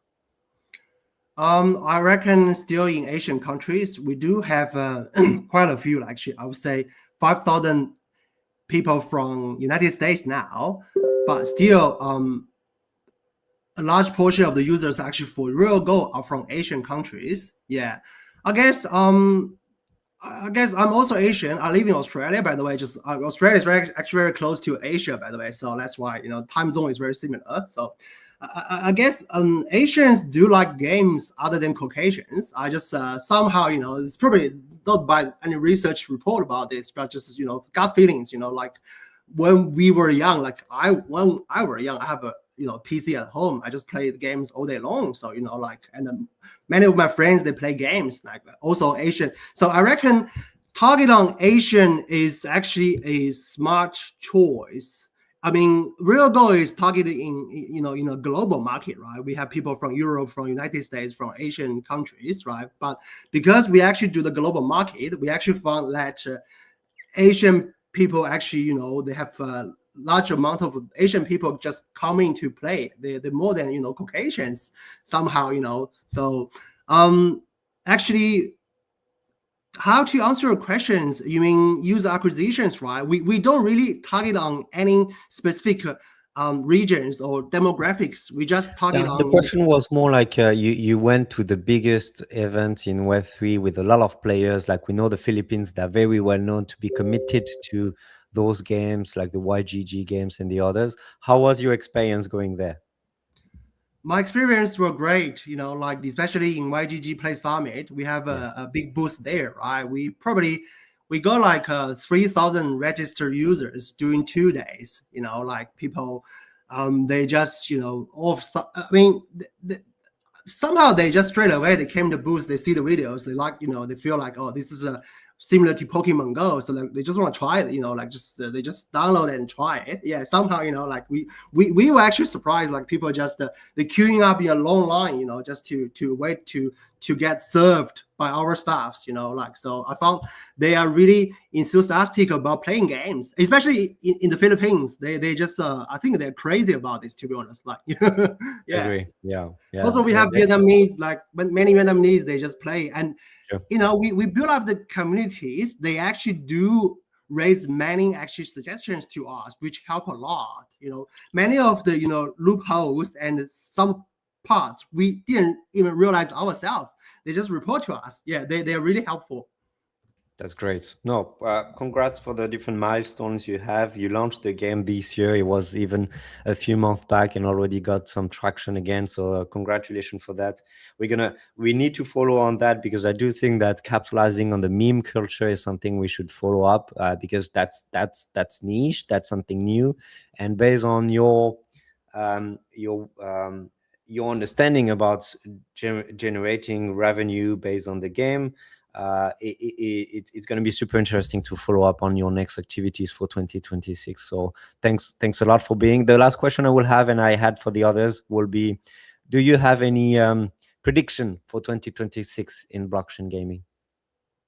I would say they're gonna be at least one trend similar to last time, because what I think is, the gamers are still out there, especially Web3 gamers, right? They don't really have right now, we don't have a really good story, like narratives, or like, we don't really have a one solid product that stand out, just like Axie Infinity before, right? Yeah. So, but the users are still there, right? So, in Web3 blockchain, things shift, right? DeFi shift to something, right now it's probably prediction market, right? So sure. When it shifts back to Web3 game, okay, that's the time, probably it's going to be a few months. We never know, but hopefully it's coming in a few months. Maybe it take 1 year, so you never know, but it will be there. I'm very certain about this. Yeah. Awesome. I take your word. That's not the only reason I'm actually keep building this. We are building this a real good game because we just love it. We have the faith, we really want to deliver some,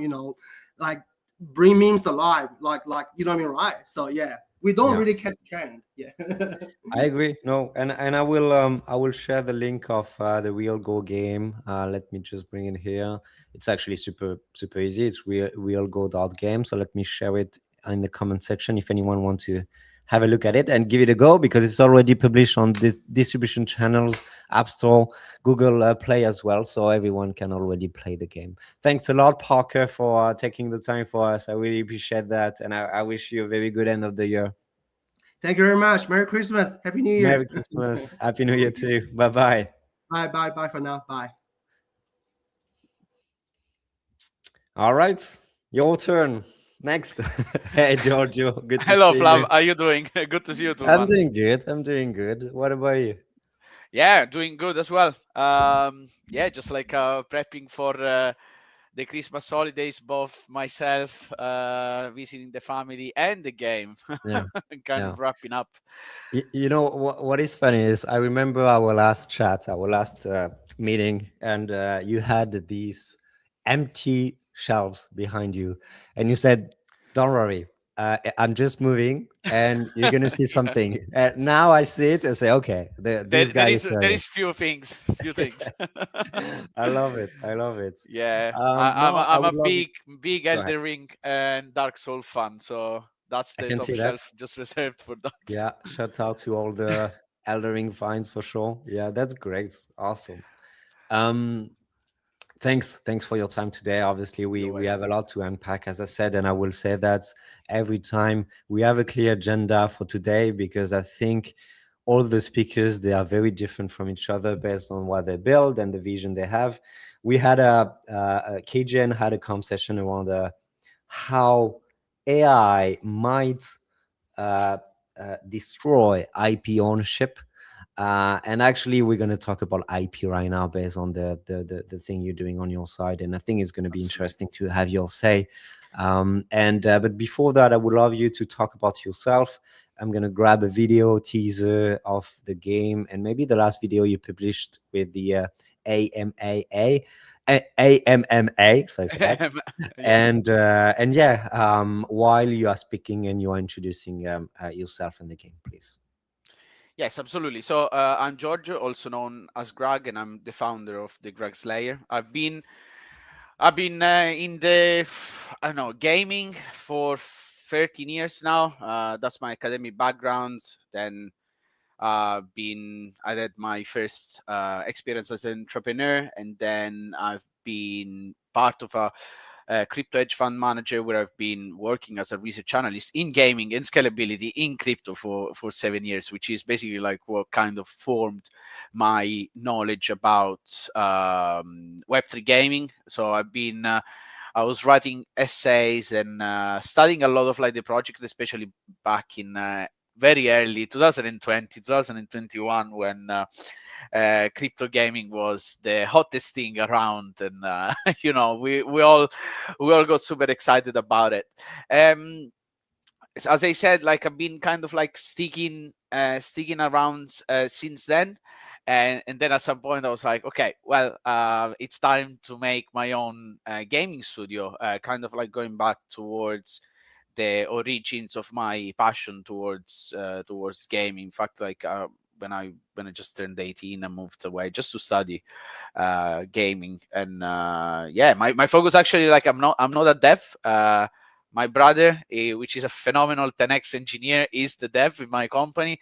I'm basically like I take care of everything that is not dev related, so game design, business dev, marketing, operations, and so on.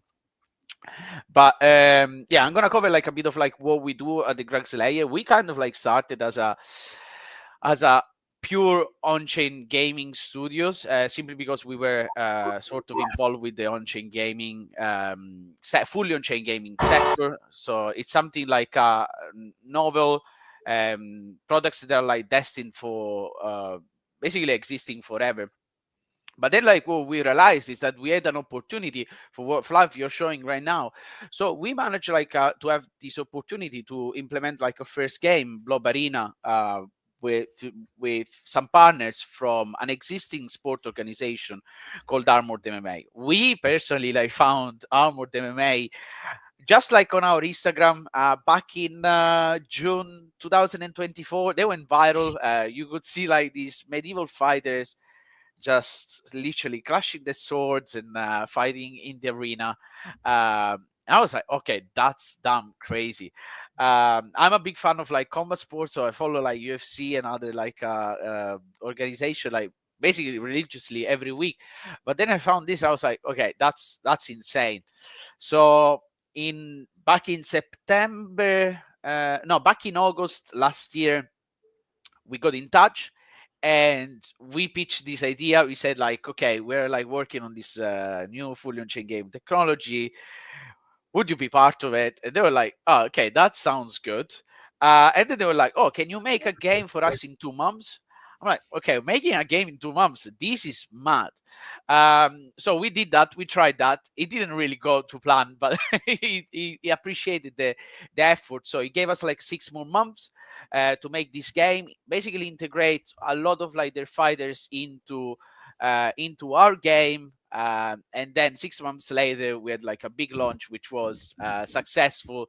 And then the numbers that you see on the screen, yeah, we implemented like 20 of the fighters. We now onboarded over 10,000 players since our launch in June the 7th. We recently launched on Google Play and Apple Store in mid-October.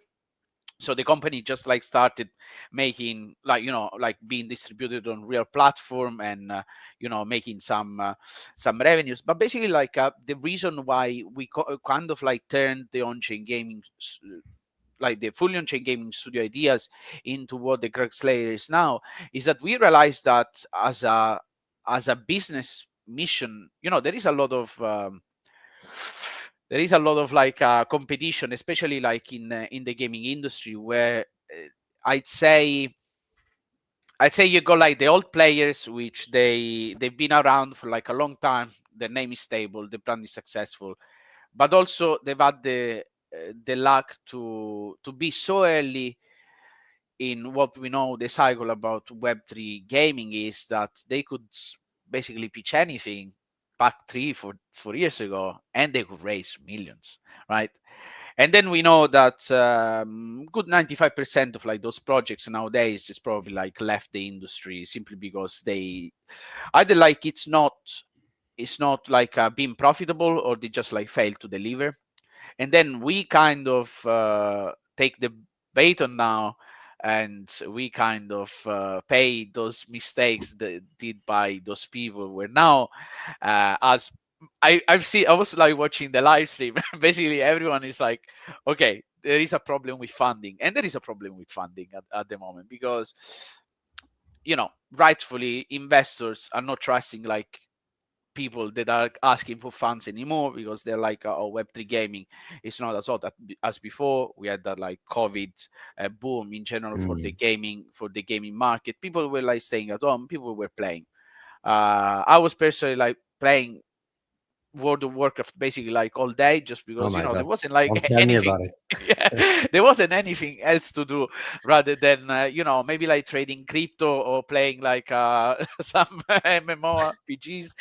But then nowadays we, as I said, like we kind of like pay the price for what I think like Flav, like we spoke about it, like is this bit of like toxic blueprint which has been kind of okay for too long, and companies that are now trying to build, they're kind of like raising like they paying the price for those mistakes. Anyway, like we believe that as I said with the Grug's layer, we kind of like pivoted from being just a fully on-chain gaming studio to gamify the future of sport engagement. And simply because like in our company, what we do, we don't just play games or make games. We basically create next gen permanent digital playgrounds, providing sport organization and athletes new and measurable ways to turn engagement into value. So imagine how I see companies like the creators of Candy Crush. They basically like monetized the economy, the attention economy, by making like a very classic and just like simple game like Candy Crush. They simply gamified attention and time. This is how I see it. So what we're trying to do as well in our company is to gamify the fandom of sports, which as we know, it's an industry that will never die. And like if I've been like I spend a lot of time thinking about this problem. And if you think, for example, like with combat sport especially, there is not much has changed since gladiators were fighting in the Colosseum, and apart from us having the phone and eating hot dogs and drinking beers around the arena, not really much has changed. So I think like also new generation will kind of like start demanding more agency and entertainment, and also I think why not turn that engagement into actual money, money value for both the users, the end users, our company, the sport organization that wants us to integrate the licensing, and also the athletes. And this is, I think, like this is only possible with fully on-chain technology, or even like blockchain technology in general. This is like a kind of like novel model that with traditional gaming system it wouldn't work. And I believe that for companies like new companies like us, as I said, in Web3 gaming didn't really have like a um, good brand awareness like around the globe. So I think if a company, basically like a startup like mine, could adopt existing IPs and brands and acquire their users, then establishment of the brands then basically goes up regardless of what, like if we're Web3 or not. And why? So you helping IPs and specifically sport IPs like the AMMA. Why do you think that on-chain activities, relying on on-chain activities, gamified activities, obviously because we're talking about the game, will help such a sport franchise to learn more about their own audience? Like, how do you, because you were there, we saw the video, you were actually on the field, Yeah. and you were well represented. How do you feel like you actually managed to strengthen the relationship between the fan, the audience, and the IP itself, on the ground, on the field, but also digitally and after, in terms of retention, I would say? Absolutely. Yeah, because first of all, because of like we use fully on-chain data, there is a lot of data that is being created when people play the game.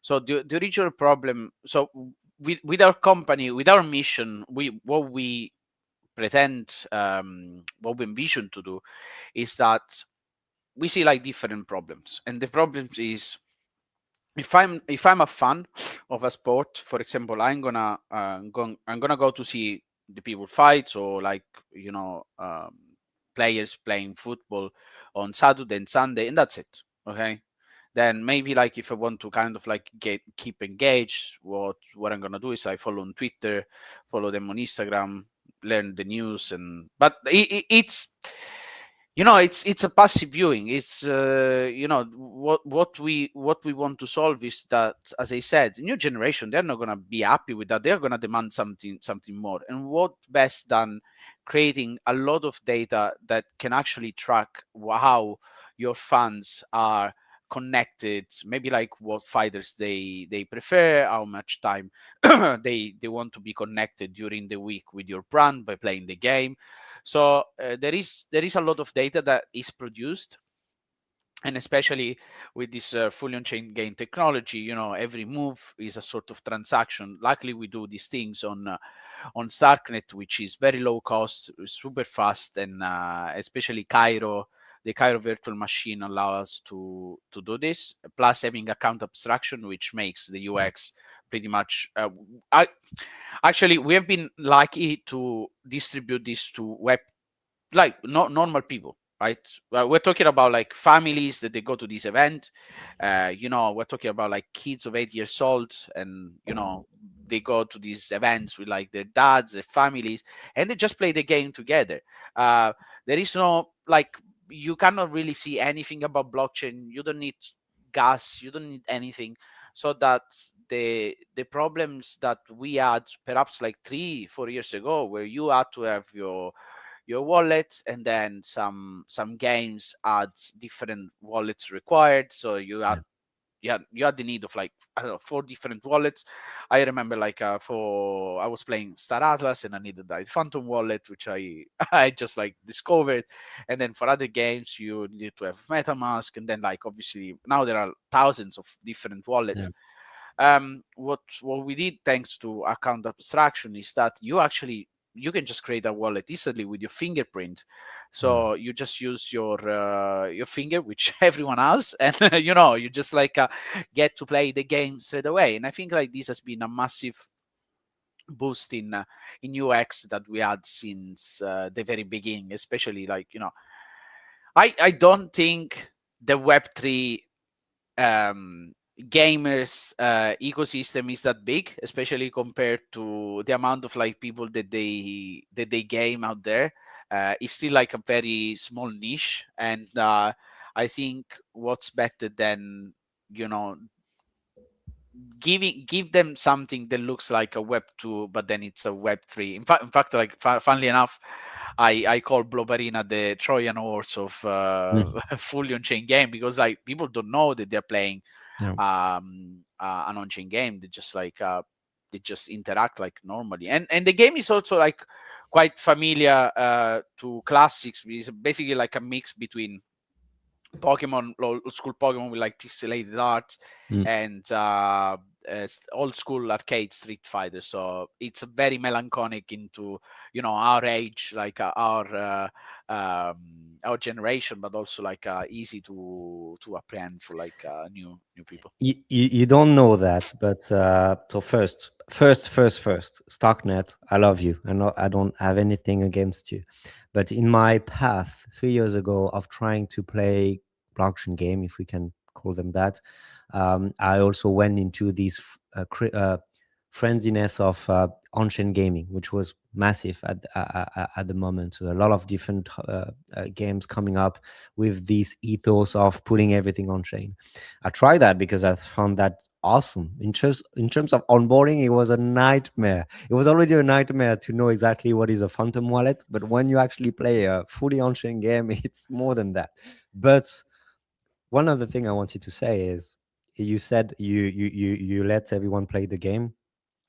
I did the same, and you know that because I told you about the accelerator I was a part of as someone to teach tokenization of digital assets, gaming assets in Napoli, so Italy, where you are, where you come from, and one session was, so they are all gaming funders, and they exactly the appeal you could expect, the how much how they like when you say blockchain or these kind of words. So I let them play games, including yours, and they, before that, they were all saying, no, I'm not going to do that, I don't want to create a wallet, I don't want to put money on it and everything. So, okay, try and let me know if you block. And after that, I wanted them to specifically give me the steps of playing the game, and they were very pleased to see that's actually super easy. So Starknet, again, you did amazing works, because actually now it's super easy for anyone to play the game with the same mechanic you have before. So it was funny to see that. Yeah, shout out to the folks at Cartridge, because we are using the technology, which is basically like what we call the cartridge controller, which makes our life super easy. I don't know, maybe like people that are gonna listen this, they don't know, but I don't know if you know that meme that came out, sometimes like pops out on my timeline, of like the beauty of on-chain gaming, that every time you shoot, you need to sign a transaction. So that's how I'm like, okay, how can we stay away from this and keep evolving? And I think nowadays, we are getting there. Things are like not not fully there, especially I think if there are companies that they spend their time and hopefully get funded by some people who care about the future of gaming, then we are close to make like some breakthrough. And I think with novel approach of especially go-to-market strategies and user acquisition, I think this could definitely be possible. Something that I and which is something that I really care about, especially basically distributing our tech and our game to everyone, really. Yeah. Can you tell us a little bit more about it? Like, it's the thing you announced very recently. Like, it's more like going into one gaming experience. Is how you, the same way I loved, and we talked about that 2 hours ago. So, guys, if you just joined, go back to the little interview I did with Oliver from Angry Dynamite, but the amazing collaboration they did with another game, Fishing Frenzy. So how you gather both communities to make something valuable for both of the games, relying on a blockchain infrastructure, which was the ERC20 they use with Fish token. You'd want to do the same. You're gearing up to do the same with other games. So could you tell us a little bit more? Yeah, absolutely. Like I think one of the best thing about blockchain gaming is the fact that they are composable and interoperable, especially when you do fully on-chain tech, because you can you can go to an extra level of composability and interoperability that goes down deeper to the actual contract and logic of the game, because at that point everything is public. You can just access like data through APIs, which I think originally that's also one of the main reason why the OG, the creator of Dark Forest, they really thought about inventing this new way of gaming, right? They wanted to go deeper, like the deepest level ever that you can get to, where you can just possibly, there is another game in your ecosystem, just like implement their logic, implement their items, and you can use them. And this, in some ways, I think promotes a really healthy it's healthy but difficult to manage economy amongst like different games, because also it's very hard, and this is another like point that you guys covered, and it's also like covered extensively in the State of Industry report, is the fact that like in the past 5 years we've not seen a single gaming token constantly do well for like a long term. And this is simple, this is like a simple sign that there are some economies that are meant, like, okay, they might seem to work for like a short time, but then it seems like that they are not supposed to be made to last long. And this is like a huge issue, especially when players in the Web3 industry, most of them, they are quite extractive. So they come in, they farm their token, and they basically leave the game. They go to the like next shiniest thing. And that's why I think founders like me, they're like more and more considering the fact that implementing stable coins and having like a game economic where it's based like stable coin, like it is surely, you can still give out rewards, but it will surely be less daunting both from the player side than the team side, because then I think like on my end, I mean, like, we're a very small team. We're like basically 5 people working on this, so we're like a very small team. But I mean, it keeps us like focused to actually make the game loop fun and retain the player, and also like capture small revenues from the transactions that we made. Whereas then if you issue token, then you might have like an initial boom of users, but then it's like very difficult to predict what comes next, because then you get like all these people that they farm your token, then maybe like your treasury rely on how well the token goes, and then all of a sudden it's over.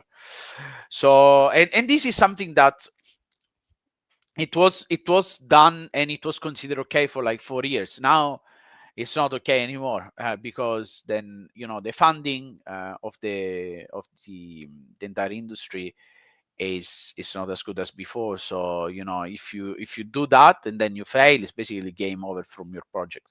And I do honestly like I prefer like the USDC USDT adoption, because it's like, it's from a compliance and legal point of view also, like, it's much better. You don't have to, there are lots of like headaches around adopting like your own token. So I think, like, for the sake of stability, especially like, say, it's such a fragile time, it is better also for consumer confidence to have like a stable coin implemented in your game. And we see products, like, doesn't matter whether it's gaming or other like other industry, but Polymarket, which is like the most recent basically like flag product of crypto, adopts like USDC straight away. Everyone can convert it, everyone can deposit, and there are like bridges that they convert fiat into USDC. So it's pretty easy from everyone's side to implement such a, to establish their economy based on stablecoins. I wonder if, so you see there are different takeaways from the report, and one takeaway is in terms of what will be our challenges in terms of the industry. So you already talk about funding, and I'm not going to come back to that, because we both know it is a very strong challenge, but not just for blockchain for gaming as a whole, as you said. But it's also very often we talk about on-chain gaming to be very beneficial, especially when you try to prevent from scams and fraud. Yeah. And you see, we saw in the report, 36% view scams and fraud as the greatest threat to industry credibility. Do you have any take working on fully on-chain on that point? Yeah, and that's a great question, because actually one of the reasons why we're building Blob Arena as it is, potentially, like, in our dreams, ideas, we want to take like Blob Arena to an esports level, and the reason is, as you said, obviously, like, it's still really early, but luckily one of our advisor in our company has been working with the UFC for over 10 years, but also is part of Play Pokemon, which is the company of Pokemon that organizes like tournaments and events like all around the world. And he's a Pokemon professor, which means an established Pokemon professor, which means that he knows all the rules of the game literally by heart. He has been building like competitive events in gaming and esports for like a long time, and he's helping us to build this system. And he was actually fascinated by this, because when you build something like a full on-chain game, then everyone has to stick to the same rules that are like established in the contract, which is immutable and it's equal to everyone. So there is not someone that comes in and can cheat on the game, because there is basically like something that we built into the game, that if you cheat, then you lose straight away. So, and this is something which is quite important. You see, even like a normal esports, like there is CS:GO players, even Twitch streamers, that they have got like a wall axe and auto aim and all this stuff. You cannot really control these things like 100%. Whilst I think one of the unspoken USPs about our product and fully on-chain game is actually this. Like, as the industry report says, 36% of like reporters, they're like worried about scams and fraud, which is crazy. It's almost like as high, like it's one of the highest like challenges. Yeah. So and having like this technology that completely like resolves this, people do not understand like how huge this is, because this is usually like a problem that it's kind of like begins to become relevant when your product gets to a certain state, and there is obviously like some prizes and at stake. I had like people in the Discord saying, "Oh, how does this person can be better than us like constantly?" I said, like, well, because this guy has been playing like 3 hours a day, and he just like knows better, like the rules better than others, and like and everything, it's clear. Like you can see the history of every step that every player made. So a lot of like these things like promote transparencies, and they completely like annihilate the problem of scams and fraud in the industry. What will be your prediction for 2026 if you have to guess one? Well, I believe we kind of hit the rock bottom of. I I love hope the way so. you say it. I hope so. I think there will be. So it's fascinating because when you kind of like hit rock bottom, like I think we did, there are some companies that they need to adapt. There are like some companies and founders that they are kind of, they got this grit and to change things and to show to other people that things can change. So I believe some of these people, I'd say probably including myself, they will turn this reputation around and show that new things can be made and these new things can change things drastically, both for the rest of the industry, for the players and for the world out there, because as you say, well, as it's known for us, web3 gaming doesn't have like the good reputation amongst like traditional players, and I think there has been that kind of like gap, which, I don't know, 2-3 years, that in inside, like the technology and the infrastructure have improved a lot, right? But then the web2 people have not given like a chance um to give a try to this new tech. So I think eventually things will shift around, and hopefully we'll see a bit more positivity in the sector overall. Yeah, I agree. I agree with you. Definitely see so much improvement for the past 2-3 years. We talk about those improvements around the mindset from entrepreneurs who are not chasing the fund to launch something crypto related, but they are more relying on sustainability models they can prove using blockchain. This is one. But you have others as well coming in the space, like the onboarding process we just talked about together. So I kind of agree with you. And as you said, we are at the bottom, so we can always go up. Oh, Fingers crossed. love the optimism. Thanks a lot, Giorgio, for your time. I appreciate that. Thank you it was for good to inviting talk me. to you. Have a No good day. worries. Have a good day. Bye-bye. Bye. Bye. All right, so we are in the middle of our stream. I'm gonna take a 30-minute break, and after that, we're gonna go into another row of interviews. I can give you a proper idea of what we're gonna have. We're gonna have comp session, I think, around stable coins again. We're gonna have Cross the Edges with Sammy, the CEO, coming. They did so many things for the past month. But we're going to go into the gaming platform WAM as well, and the Portuguese/Brazil communities of game developers, game founders will come over the stream and will take over the stream in Portuguese as well. So be ready for that. And I will finish with other interviews planned for the rest of the day. So bear with me. I will be back in 25-ish minute. And I see you next time.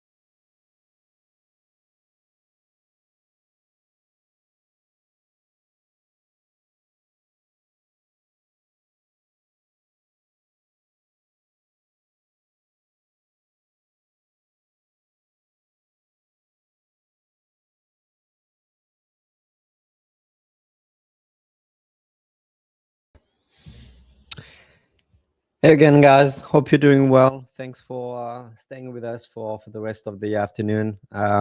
Again, Flav, your host, and today is a great day for us to announce the release of our State of the Industry report. So we've been through a lot of interviews, showing also the report for the first time, the takeaways. We had a lot of discussions with some members about how they feel about the takeaways we had, and we're going to continue for the rest of the afternoon, my afternoon at least. And yeah, I know that you may have seen, for those who joined, we have. I love to ask the question to every one of the speakers we're going to have, and we had what will be their prediction for 2026, and we already discussed about GTA 6. So if you're on YouTube, you see a poll, and would love to get your feedback on that. And I will share that at the end of the stream. But right now, I'm super happy to have Ben join. Hope you're doing good, Ben. Are you on mute? Oh, let me just. Sorry for that. Okay. No worries. How are you? Good, and you? I'm good. Good to see you. Great to see you too. Yeah, no, it's good to have you guys. Happy to kickstart this afternoon with you, alongside with what happened in 2025 for the studio. Like, quite a lot of things happened, and I'm super excited to discuss that with you. But first, please introduce yourself. I will try to find if you have any video you feel like I should show at the same time, please let me know. But I was thinking of showing Town Battleground while you are Sure. introducing yourself, and let a little bit talk about the game as well. Yeah, of course. So I'm Ben. I'm the CTO of Town Battleground. Essentially, we are like we started as a gaming studio. Really, we did virtual reality. We did different types of games. We've been in the Web3 space for maybe 4 years now. So it's been a while, and we've seen a lot of evolution in the market. So that's been really, really interesting to see it kind of from not necessarily the very beginning, but at least at an early stage, and really see how it evolves and how it is now. Feels like it was 20 years, right? Yes. Honestly, it feels like a really, really long time, and it changed so much from the times where initially it was kind of you had like the very, very early stage where it was kind of sort of more like collectibles that were on weird blockchains. It was really kind of something that people didn't really know about. There was like a huge pump with Axie Infinity and a lot. Then it crashed a bit, then it restarted, etc. I mean, there were lots of ups and downs, but I think that now we're in a kind of a good place for the Web3 gaming industry. I think there's a lot of the kind of real utility of it that is kind of appearing again. So I think it's pretty positive. But to go back to what we do for Town Battleground, essentially, it's a full game. Like, it's a battle royale. You have customization. It's multiplayer. You have like kind of in-app transaction, and all of it is running on Telegram.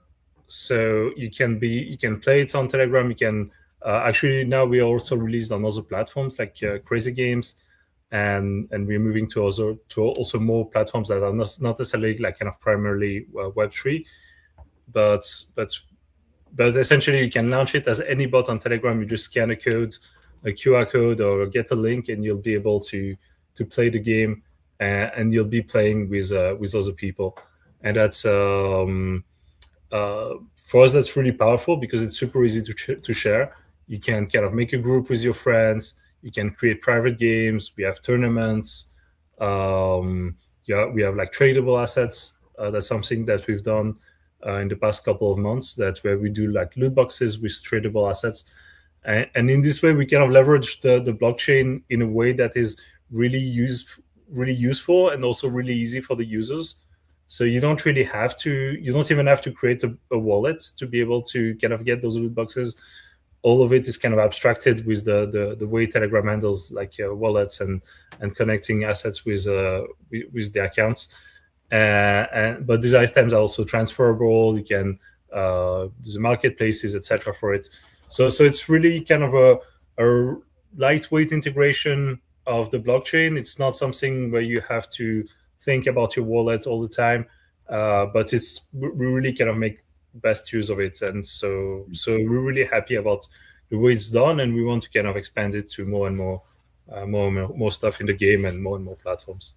Yeah, and you've been quite active in the space, as you said, for past years, and also with a specific game. You're already, if I'm not mistaken, still alive for now, but which is Shockwaves, where you actually were quite already good at playing with the liquidity coming from different communities, so they can fight with each other together. So that's the kind of rewarding experiences you wanted to deliver as well on Town Battleground, capitalizing on the Telegram distribution channel, which was new at the point. Yes. Really, it's I mean, for us, kind of one of the main advantages of the Web3 technology and kind of communities is you can really bring people together from different places. You can kind of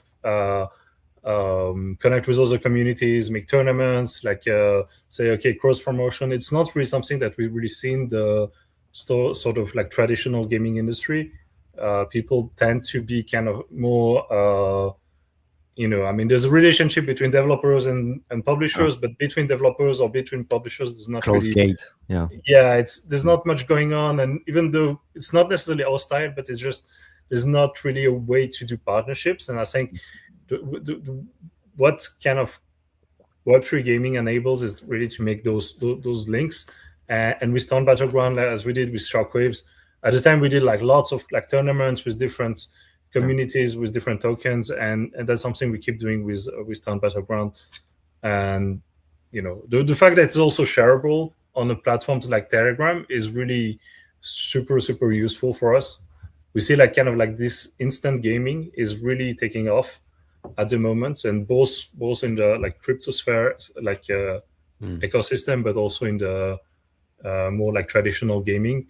We see platforms like Crazy Games, Pokey, etc., that are really booming, and I feel like it makes a lot of sense because it's super easy to share, and it's kind of like a TikTok experience where you can browse games very quickly, and I think it makes sense in the current kind of way people have to interact with media. So yeah, I'm going to show you something because we had a conversation this morning around one of the takeaways of the report I'm showing here, and one of the industry drivers is the one you see in the middle, which is a 29.5% site high quality game launches as the primary driver of future industry success.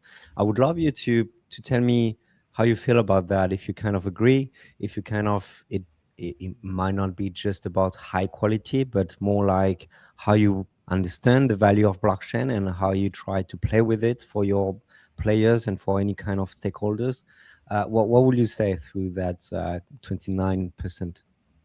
Yeah, I think, I mean, I feel like it makes sense. I feel like, to have a successful ecosystem, you need really a lot of, this basically need a lot of steps. I mean, the gaming, traditional gaming ecosystem is relatively complex. There's like, platforms, publishers, developers, and a lot of different steps, like marketing channels. And I feel like for mass adoption in the blockchain gaming kind of industry, I feel like there is, I think, high quality games is really important. But it's also to have high quality games, you also need to have like the right infrastructure around it. You need to have the right communication channels, and you need to have like the right platforms. And that's kind of, I think that's one of the things that is a bit lacking, and that's it's probably the fragmentation of it that's probably the most problematic I'd say at the moment, where there are many chains, many platforms. All of them are like you're kind of on a specific chain, on a specific platform, in a specific game type, and in the end you don't get many people that are kind of concerned by this. So that's kind of, I think that's for me, that's one of the main issues at the moment. But also I think high quality games that can really drive traffic towards the blockchain, and I think that's also really important. That can be a really important driver. It might be the $1 million question, but how do you think we're going to solve this fragmentation issue? in your opinion? I mean, it's difficult. I think that's. I mean, in some ways, I mean, there are like many kind of ways to tackle that. I feel for us, we're in a relatively good place because we're on Telegram, where there is like kind of a bit of a monopoly of time on that platform. So for us, at least we have like something that's relatively consistent. So it's on that specific market. There is that specific chain that everybody's using. There is good integration, so it makes sense. But I think for all other platforms, it's a bit difficult. I don't really see that any chain will emerge as the only chain that will be used.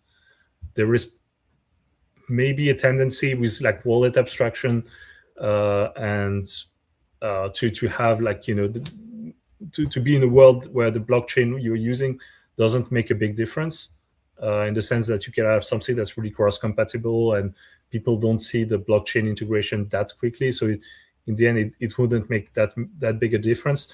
But I think that with a lot of the blockchain gaming at the moment, it's still, you're still playing on Base, on Solana, on BNB or something like that. I mean, your assets are still living on that chain.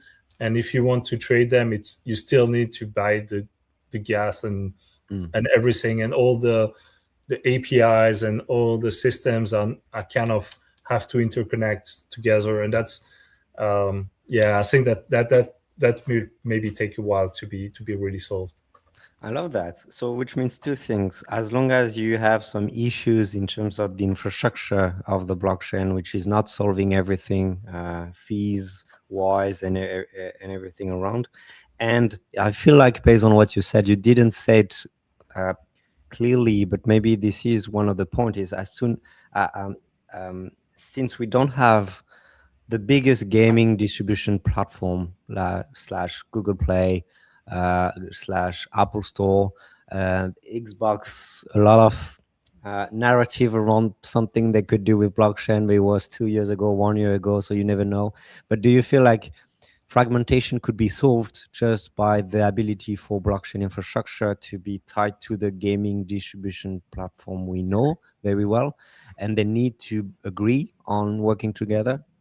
I think that would be a really great solution. Yeah, I think that would be possible. Let's say if Google Play, I mean, it's not most likely not going to happen, but just let's say that Google Play decides to say, okay, like now we integrate Base. There is a very quick, simple way to integrate it into your game, and it's linked with the current like SDKs, and everybody starts to integrate that, and there is a good ecosystem for it, and it will also make the game experience really easy for any kind of Android user to integrate that with that specific blockchain, with all these tools. I mean, in that way, I think it will go very, very fast. It should. I think it would solve most of the issues. I think that there are some problematics for those platforms to, of course, not do that. I think Google is probably not really ready to do these kind of things, but maybe other platforms will be going that direction. That maybe Epic Games, or I don't know. Yeah. But in that sense, I think it could be very impactful. But yeah, I think that would be one of the solutions. We've seen with Telegram and so on. There is also Kaya online. I think that are kind of doing these things. So I think like in those ecosystems that are relatively specific, it's kind of a niche, but it's really powerful. We see that it works really well. So you're very well much involved in the Telegram ecosystem, building on with Ton. You're one of the best games on Telegram, especially around the battleground FPS genre. What could you say about the not the community, but the audience that you have as players, specifically within Telegram? As I said before, it was a web browser for Shockwaves, or what was it? Something else? With Shockwaves, we were on PC, so we were in Elixir. So it was that was also one of the main difficulties we had. It was to basically convert players to the game. So bringing people, getting people interested in the game was relatively easy because the game was really nice to see, and like people enjoyed playing it, and there was some nice videos and people liked the universe. But really bringing people to the game from that stage was extremely hard because a lot of people didn't really have a good PC, and also the platforms where we were on was not super. I mean, didn't have a lot of reach, and there was always technical issues and stuff like that. So it was a bit complicated to really bring users to the game. And I think what we see now with Telegram, we have a lot more people that can come to the game. Of course, a lot of the people will bounce because you don't need to install anything. You just click on the link. But we've seen that we've been able to retain, like on the really long term, some people's too, because we can also kind of retarget them. We can send them messages. We can say, okay, you want a loot box, there is an update, there is anything like that, and we can actually send directly a message to the users.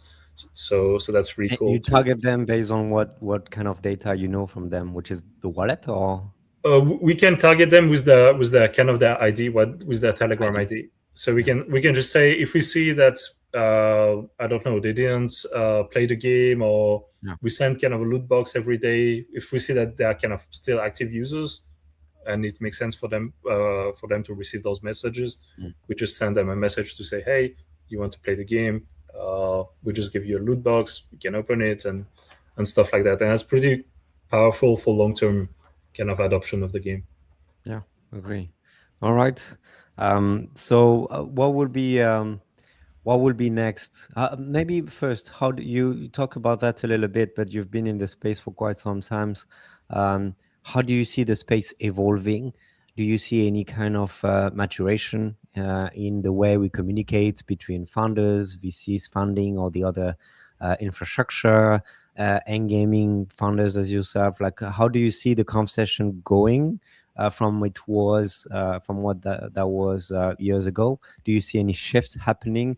And the second question will be, how do you see 2026 in your opinion? Yeah, I mean, I see a little bit. It's more, I feel like at this stage, there is less,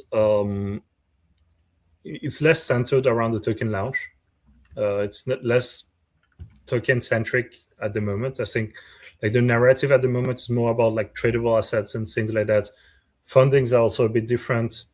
I mean, there is still a lot of this going on. I mean, there are like gaming tokens that are launched probably every day, but it's not. Sorry, it's not as central, I think, at the moment, and probably it makes the link between people. I mean, you see, it's less centered on. I mean, it's more centered on the product, I think, at the moment, and I feel like chains also are more interested in having games that can succeed in the long term, and a bit less on doing hyping a token for a month and then stopping it. So that's kind of I think it's positive in the long run, and I feel like probably next year it will be we'll see a lot more kind of good stuff on the market. I feel like also about what I said before, like for the fragmentation, I feel like one of the issues we had in the market was basically when you had a project, when you had a successful token, kind of the thing you wanted to say is that you will launch your own blockchain. And I feel like at the moment it's not what people are doing. People are more trying to kind of use existing infrastructure. Everything is better connected. I think things feel much more mature. When you see on the tech side, I remember like a few years ago, just for Shockwaves, we were kind of trying to figure out how to integrate a wallet in a good way, and pretty much all the solutions were really bad. I mean, you had to kind of send back to a browser to connect your wallet, and it was always a bit awkward. But I feel like at the moment we have much better infrastructure, and it's, even though there is less hype around the industry, I feel like it's the tech is getting much better. I agree with that, and thanks for this. One of the key parts of the report we have is this one. Let me show you. Sorry for that. Is stablecoins. Tar Battleground is it's a game on it's a mobile game. It's on Telegram. It's not just a mobile game, but it's on Telegram, which target a large audience of casual gamers. It's very important to capitalize on microtransaction as well as you progress into the game. How do you feel about stablecoins? Do you feel like it could be an ally? That's already something you're looking for, or it's not so much around the kind of reward mechanism or payment solution you want to have on your side? So yeah, in the way currently we already use payments in stablecoins for like USDC, rewards, yeah, okay, USDC and stuff like that. I feel like probably it can help for payment systems. On Telegram, it's a little bit awkward, but I feel like it's working relatively well. There are kind of two ways to do payments. There is either you use Stone or you use the stars, and the stars are pretty easy to use. There is a relatively high tax on it, like it's basically from Google and Apple. But so there is some money that's kind of lost in the process, but the UX is good. I feel like there is also the possibility to pay with crypto, but I feel like most people are not really ready to do like for microtransaction to do it that much. But I feel like it's certainly going to improve over time, and I feel like all these systems are getting better and better. It's getting more easy to use, and I feel like some of it is probably also going to work with other platforms. I mean, we've seen even Xsola, who have like their payment systems, they accept some cryptocurrency payments with stable coins at the moment. So that's really good to see that it's not like maybe crypto gaming and normal gaming is not going to be separate for that long. Yeah, I agree with you. Yeah. And some of the key insight to share with everyone we had through these stablecoins part. We launched a stablecoin report 2 months ago, so I will send you the link in the comment section. But if I can name the key insight we got, the number one was stablecoins improve global player payment and UX, as we just said. The regulatory clarity, more confidence into these assets as well, based on what happened with the Genius Act in the US, a little bit with MiCA as well, and in Asia, specifically Singapore. So we're seeing this mass adoption coming, this confidence and this trust coming to stablecoins, which should help gaming. Stablecoins reshape developer monetization economics.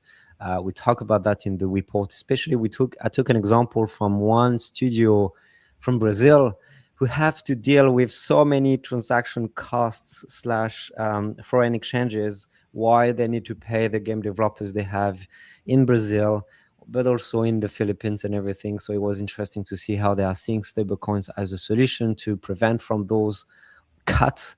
But yeah, definitely a lot of different takeaways we got. But Ben, what will be the next? What will be 2026 for Town Battleground? So for us, really, our goal is to kind of expand, like kind of in a little bit in all direction. Like we want to expand, like kind of horizontally in terms of like different platforms, different places where we want to deploy. We see that Telegram is doing really, like what we're doing on Telegram is doing really well. We see that there is a market for it, so that's really nice.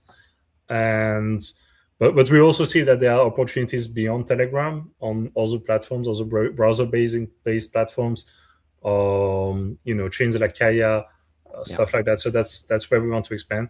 And also we feel like we've developed so many tools that we can create more games based on what we've done. Also, the fact that we didn't launch a token yet makes us more flexible, because it's not just about tokenomics and everything like that. We are quite flexible in terms of what we can do and what we can integrate and not integrate. So that's kind of where we're kind of going at the moment. We also have a much better understanding of the instant gaming markets now than that we had like even just a year ago, because we've seen kind of how our users are playing, what's working, what's not really working, what some mechanics are not super adapted to that world where people just launch a game in a few seconds. You kind of have to hook them into the game very, very quickly, and that will help us a lot for next year to kind of develop better games for that platform and improve on Battleground. And in addition, with this ability to access the game directly and very easily and quickly, what kind of changes you see for the player experience between last year and this year for instant gaming? What did you learn exactly?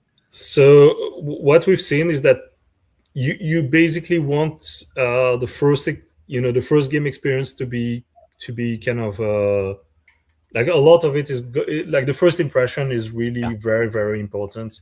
If you install a game, if you spend 30 minutes installing a game, or if you bought it, you will play it for sure. You will spend at least 10 minutes into the game, and so the first impression is not that important. But on the instant gaming or like on Telegram, basically, it's super important. Like having a good sort of even a loading screen that is kind of satisfying is important. Getting people directly into a game where they are onboarded a little bit, where there is some elements that are like, it's as in most shooters, or actually at the moment, basically when you start the first game, you're against bots. And the reason for that is you don't want the players to be frustrated the first time they launch the game. And a few things like that, we didn't really start doing it at the beginning because, we didn't really think it would be that much of an issue. But we had people starting the game and they were just getting killed by, older players. And it was really frustrating for them. And since they didn't even install the game or anything, they just stopped playing after 2 minutes. So that's kind of what we improved. Also, like also other retention mechanics, like giving loot boxes every day to people, or doing this kind of events in the kind of right way with the right communication channel.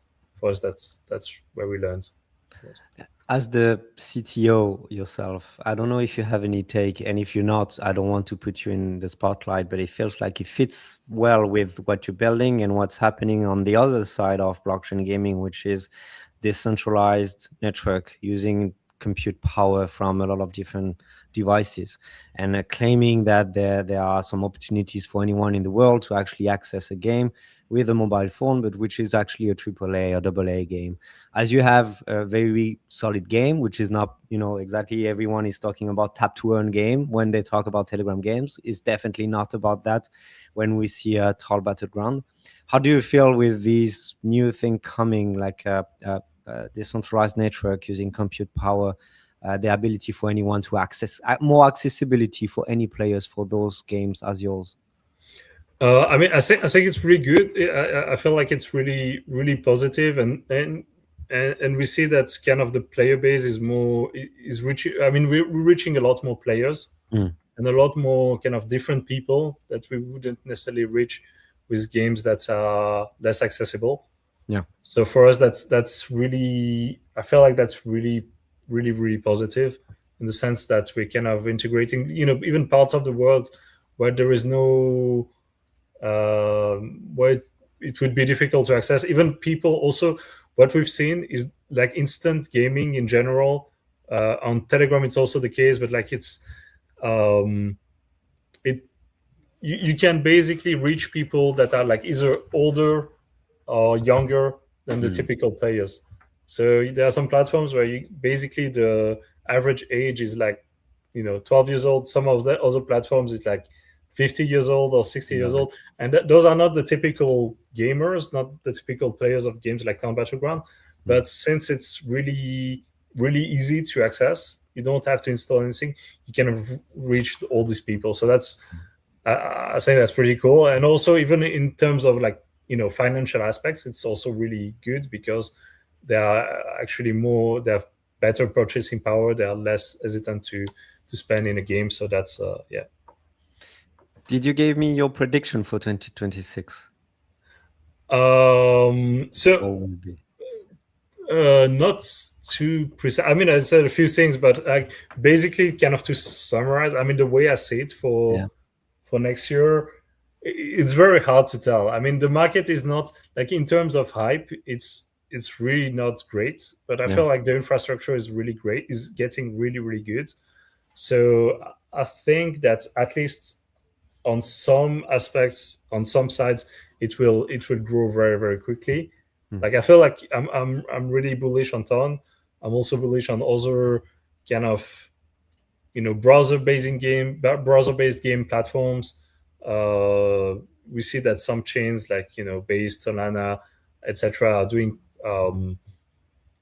there starts to be like a better and better ecosystem around them, and the tech is really ready. So yeah, I feel like probably there will be some nice action next year.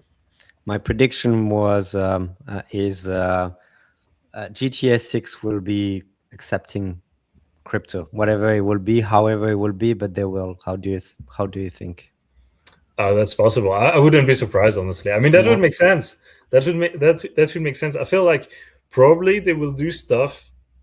I mean, they already kind of did with GTA 5, like to have like kind of with the houses you can buy and all the currency in game. They basically had like a full economy in the game, and I feel like they're probably going to go even further than that. And that would definitely make sense to use the blockchain to kind of do this. Probably, I mean, we've seen actually some of those mechanics have been used in Steam for a long time, and I feel like it's so complex to integrate it in a good way without the blockchain that maybe GTA will do that. Bringing the topic to Sammy. Hey, good to see you, Sammy. You know everyone in the room, so I just let you in. How are you? I'm happy to be with you today. Yeah, Wow, good. 4 hour 27 second. Seriously? You made Yeah. It's not not the end. It's definitely not the end. great. Hi Ben, nice to see you. Hey Sammy, good to see you. Good. We were discussing with Ben. Do you feel like GTA 6 will be accepting whatever form of crypto? I think so. Like they will accept Ethereum, like some crypto coin, inside the game. Like I believe that I don't know if you know about that, but like GTA 6 is the last game from Rockstar, so they're not gonna have like any GTA 7, any GTA 8, 9.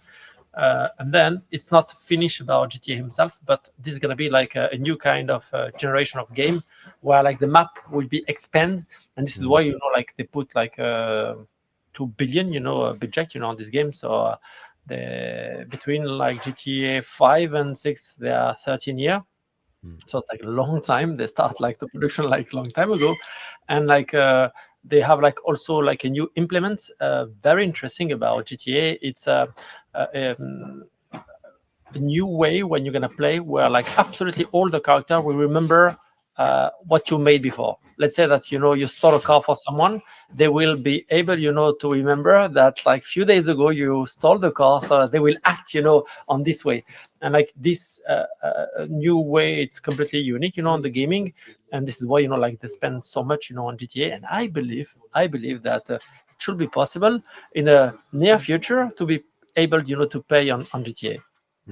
Yeah, that's exciting stuff. I think we are not ready for what's coming, but that will help us for sure.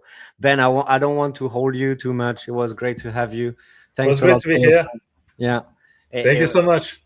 Thank you very much, Ben. Have a good day. Have a good holidays too. Thank you. See you. See you. Enjoy. See you. How are you, Sammy? How is everything? I love to see your background every time I talk to you. Yeah, it's an original one, like this is the office background. I love it. I mean, so many things happen for Cross the Edges over the year. Could you, for the one who don't know Cross the Edges, if you can talk a little bit about it, and obviously what happened for the past month for the release of the beta. It is the beta, right? Yes, the beta released just yet, and for all the cool initiative you did in Marseille as an example a few weeks back. So if you can go through it, would be awesome. Yeah, sure. So we started our journey end of 2020. At the beginning, I was alone, with some member of the team, like 4 people, to being able, to create something new. So I come from the gaming industry where I spent 15 years now to produce video game for more than 10 years. And I was like completely, I really love, like the blockchain part where like you can give the ownership for the user. And this was like one of the main reasons why, I really wanted, to create something a little bit different than a gaming experience, but a transmedia experience. So Cross the Ages, it's an IP. So we created like books, and we convinced the best writer in science fiction to work in this saga 4 years ago exactly. And then, we start with the digital version. People start to download the game, 100 download, 1,000, 100,000, million download. And from that, we get one of the biggest publishers in Europe publish the book. So first in French and then in English, to being able, to have like our universe. From that, we convince a part of the artists from Harry Potter, Game of Thrones, Star Wars, and like many other universes to have like our own graphic Bible and our own universe. And then, we start to create a product, different product. So game is a product, but you have like also a movie animation, you will have like merchandising, you have like the event with World Championship. And step by step, we start to create the experience. The first experience were like a TCG game called Blast was released in the beginning of 2023. And then in the meantime, we start to develop a second game called Arise, an action RPG that start like the production start 3 years ago. And now, like we made the third alpha playtest. So during, the World Championship, because it's the third World Championship for Cross the Ages. Wow, yeah. So this is the in-game footage of the game. The game is completely free. You can be able, to go on Epic and also Steam to be on the wish list. And the universe, it's completely linked, to what we created. It's an action RPG multiplayer, where like all the assets that you have like into the trading card game are interoperable from Blast to Arise. So the game is even better now. This was the alpha test from this summer, but like every weeks, every month, we go up and up. But the game is pretty cool, and like we're really happy, to being able, to showcase it last year in Japan and this year, for the first time in France, in Marseille, for the World Championship, where like 45,000 people came to this World Championship in south of France. Yeah. Tell us about that. I'm going to try to bring because it's not on YouTube, but I know there is a video probably on LinkedIn specifically about a little bit of trailer of what happened in Marseille. What was the objective of this gather round with a lot of people coming from all across the globe to play the game? Okay, this is the main event for Cross the Ages every year. So every year you have the World Championship. We start that in 2023, and then like every year we try to gather all the community of Cross the Ages to being able to don't have like them only on the social media, but to get them like also like in real life. And it's completely insane because this year we made this partnership with the biggest gaming and manga convention in south of France, and we made like a very good advertisement with like movie animation, like an anime, to being able to talk about this event and to bring a maximum of exposure. So many people came for the first time to discover Worlds Cross the Ages. We have like also like international players, but also like a lot of people from the community. It's pretty good to see like 4 years after we're still here. We still have some people, we still have like a community, love the universe. And for us, this is like one of the main points to being able to show that there are like some cool stuff happening in Web3. There are like very nice people, like being able to came and like to be together. And like there are like also a competitive part because like there are cash prize for the best player on the world. So it was like a very great and amazing event for us. So you've been in the space for quite some years, like you said 2020, right? 2020. Yeah, exactly. How do you see the space evolving in terms of the relationship you have with partners, potential partners, VCs, as well as everyone else? and what you had before 3-4 years ago? How do you see the space evolving? Well, no one wants gaming anymore. Like gaming sounds more scammy than anything. When people heard about gaming, like they're not interested anymore. It was like the time was already done, for the gaming. And 2021, beginning of 2022 was like the best time ever, for the gaming. Maybe 2020 also, and then like maybe like a bubble where like everything was completely insane. Like everyone was launching token, doing X 20, 50, 100, and even more, for some game. This time, like it's very different now. And it's like kind of bubble like AI, and then one by one, like every time, like every year, 2 year, you have like something new. So yeah, it's sad, to see like how like gaming, like an engagement, disappear in Web3, because like when you talk about like people playing to Web3 game, it's like super tiny. Even the guild now, like we used to have like number, like infinite number, but like the reality is like we're talking about like some thousand people, like on the ecosystem still here, like really believing. But in my point of view, I think that gaming didn't have yet a good model of success on the last years. What I mean is like when you've seen what happened, with Axie Infinity was completely insane in 2021. Since I don't know if you have like some name in your head, but like some game made something crazy, like the two last year. I don't have also. So yeah, Livium was big, and others as well. Like they were crazy. Yeah, but like it was in 2022, 2021, 2022. Since they are not something big, like also Godzilla, like everyone were worrying, for like the success of Godzilla, and me the first, like because like what I was wondering is like one big game, can bring the other and bring some highlights. Is a success, is linked to the token? Actually, yes. Unfortunately, yes.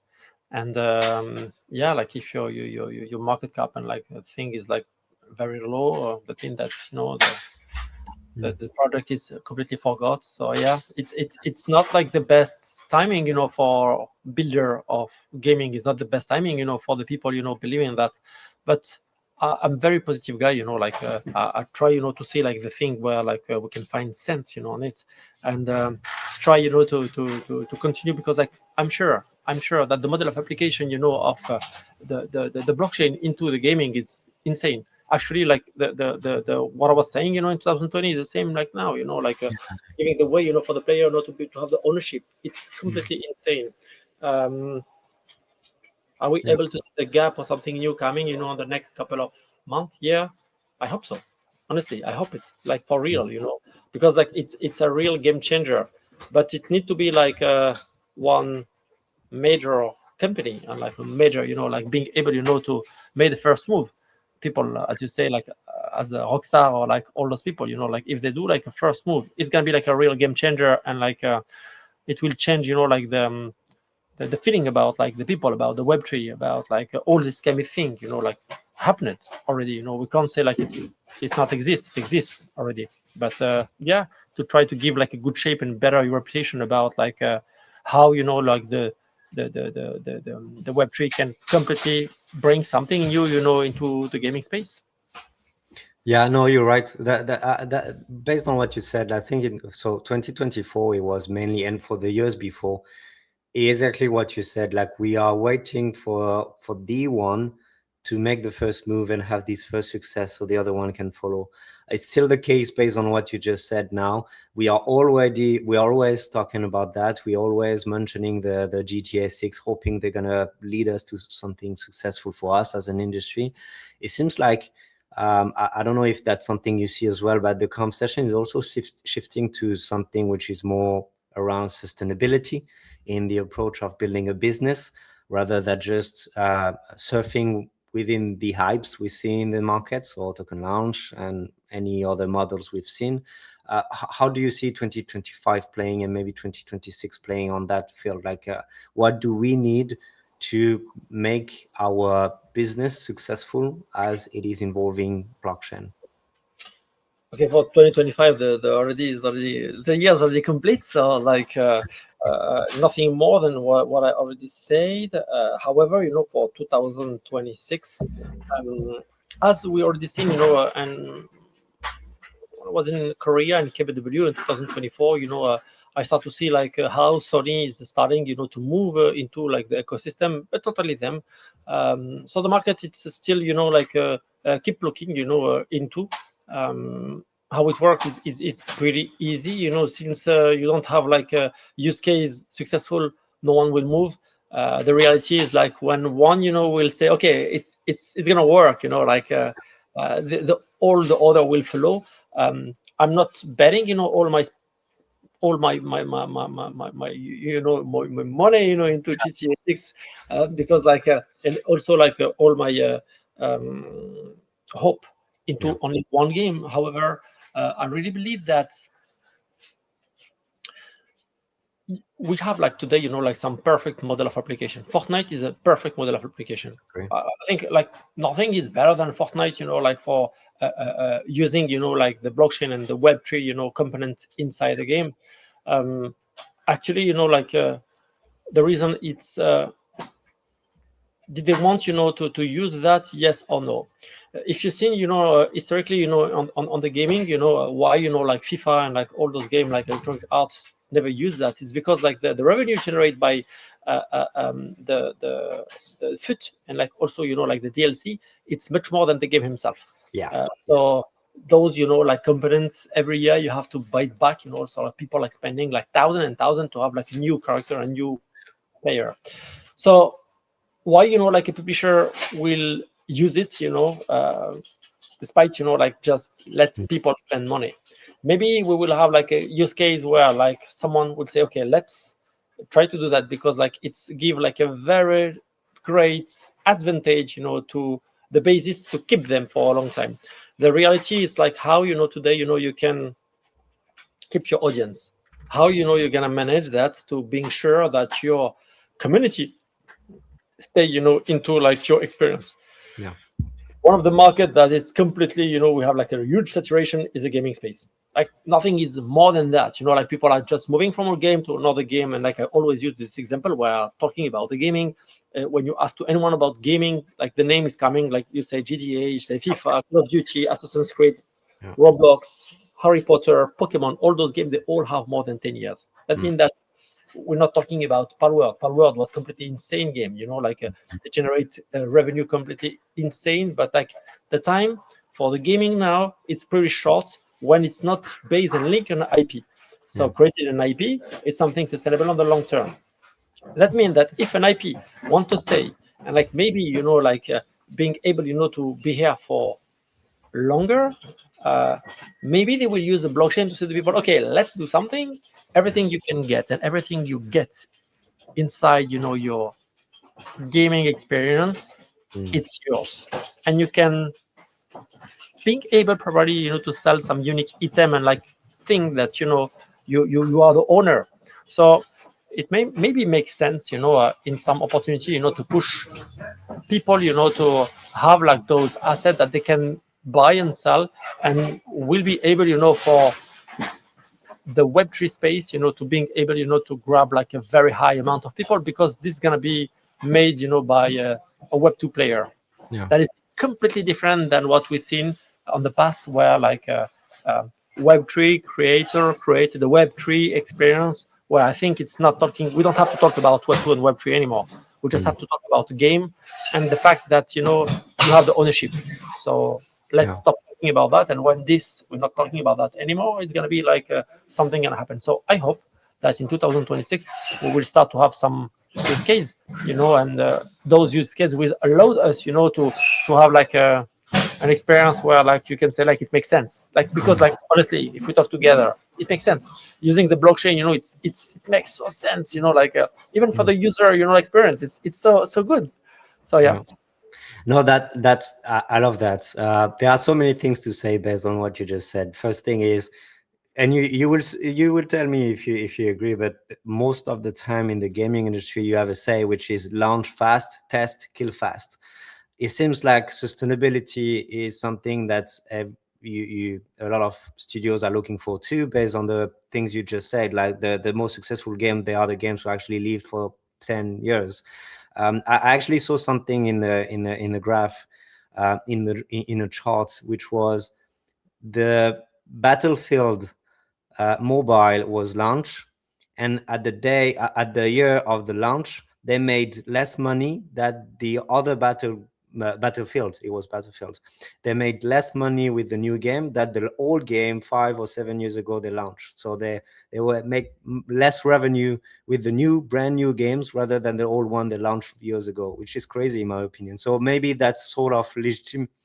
Legacy is something that a lot of game publishers will be looking for to implement and experiment with blockchain. Yeah, it is, and then like it's always a competition, so in every field, you have like some name that's already here. Like if you want to create a game, like a shooter, you will have like Call of Duty. You will have like you will always have like 3 game, in every part of gaming. And the thing is, like, there are like so many players today that it's very difficult for them, like to be sustainable. And we've seen it, also with the numbers. Today, like publisher prefer, like to always keep the brand and like created a new episode, a new Assassin's Creed. You have 1, 2, 3 Liberation. You will have like the Red. You have every time it's gonna be like a new one, because like the full focus, on the community behind and the brand and like what they're sure to get, that to grab. It's very rare to have like a game like Expedition 33, like something coming from nowhere and putting a slap to everyone to say, okay, let's rebuild the game.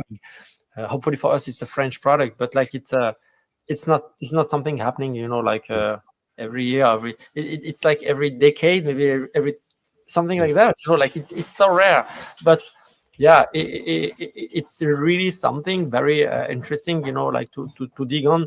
And I think that we see like how the market has become like more and more condensed, because like they can't fail.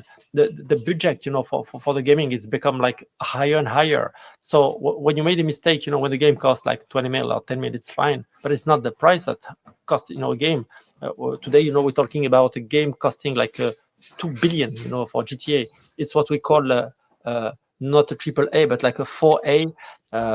When you go through, like 1 billion, it's become like a 4A. This has never happened. So they can't, fail. In 2021, we've seen Cyberpunk. When we seen the release of Cyberpunk, spent like 5 years of production on it, and like they were not ready. But like the investor like ask, for the release, because like they already moved like 3 times, for the time. They have like a delay. And then in December 2021, when the game was released, it was like a disaster, like a complete disaster. And they refound like all the people from PS4 and PS5, because PS4, and Xbox, because like the huge problem that they get, it's like the game was tested, and ready, more or less for PS5, but not for PS4. So they have to refound like all the player, and then like it was fully bugged. And you say like, wow, like the capitalization of the company, lost like half of the price, like in like it's completely insane to see like how one fade can completely change. And Activision made the same, with one of the Call of with Infinite Warfare, that was like a huge fail, on the sale. So what I try to explain, it's like like the market in the gaming now, it's very complicated. Like the industry is not like I'm not talking about the Web3, but like the gaming himself. They need like to be sure that they're not gonna fail. So for that, you have to bet, on the best title, the best thing you can put, and be sure that it's gonna work. And if like the game is not gonna be like one every year, trying like to reduce the scope, and like being able to just release one every 2 year, one every 3 year, and one every 10 year, for GTA. Actually, Rockstar, if you see like Red Dead Redemption or GTA, is always a success. They took all the time, and they don't care about like let's way the people. Then at the end they're gonna do the money. So like it's very the perfect company that produce few game, taking infinite time to do it, and then like they can wait. Okay, it's 1 bill, okay, or 2 bill, okay, it's fine. So they can handle it. And but actually, the industry, they are like, I don't know, like other company being able to do that. Even in the community side of it, like it's been third time or second time they push it later. Third time, it's like, okay, first time it was, oh fuck off guys, sorry my language, but why now it's the third time? It's like, okay, we were expecting that, so whatever, but we it is yeah. It becomes something like pretty normal into the ecosystem, where like a publisher not gonna release the game in the time that like they predicted. And the reality, it's when you see what's happened with Cyberpunk, when you want to rush see the result, like it was infinite money wasted, because like the game was insane, like the concept was completely crazy. And then like they are not second chance. Actually, it's finished, it's done. It's done. I wanted to show you something because it's a little bit based on the IP side of it, like to building on your side. We one of the big pillars we had in the report was AI, the use of AI. Although I don't know anything about the way you as a game studio using AI, there is an interesting stake because so 45.7% they say it's a game-changing technology, acceleration of industry growth. 26 equally likely to create risk as it is to create benefits. 20 it's useful but overhyped in the short term. I'm undecided, or it's a passing trend with minimal long-term impact. Would love you to have your input on AI, but also I wanted to talk about AI because you building an IP, and at the age of AI, it feels like very difficult to build security around the IP you're building as per what's possible by using any AI tool. So how do you see the surge of AI into your strategy to build this powerful IP across different platforms? Here we go. Sorry for that. No. We are like across the ages. We are like almost we are 60 people since 2022. We have like people working on the TCG, so more or less 15 people. We have 35 people working into a Rise for like more than 3 years now, and so a lot of dev, many artists. And when AI comes in 2022, indeed, like it's a real game changer. Game changer because like we can't say like, oh no, we're not gonna use AI, and like AI. We have like a kind of rules in the company. Absolutely everything about the code, the ecosystem, and the graphic, and is always made by hand. For many reasons. First of all, because like we hire tons of artists, and we created something handmade. Pretty proud about that. Some people say, oh yeah, but you can use AI. For now, like I'm very happy to use like the artist. We use AI into the concept. So we created concept internally to go faster, and we use that as a tool. We use like also AI, inside the game himself, but not, on the code, more, on the way of how, we can use the difficulty of the game to being able, to scale, the level of the PVE. When you're gonna play, against, the machine, how, you have a kind of machine learning where like the computer is learning about like how the people are playing, and like the scale, like the difficulty about the game. We use the AI also like inside, like the structure can be used, on the dialogue, for the character, being able, to help to go like deeper, not have something flat, but being able to interact, with the character. So actually, like the AI is an incredible tools, and this is going to be like something that's like all the company will use like on the next couple of years. In our case, we since the day one, we have like kind of short, in the company about how we use the AI.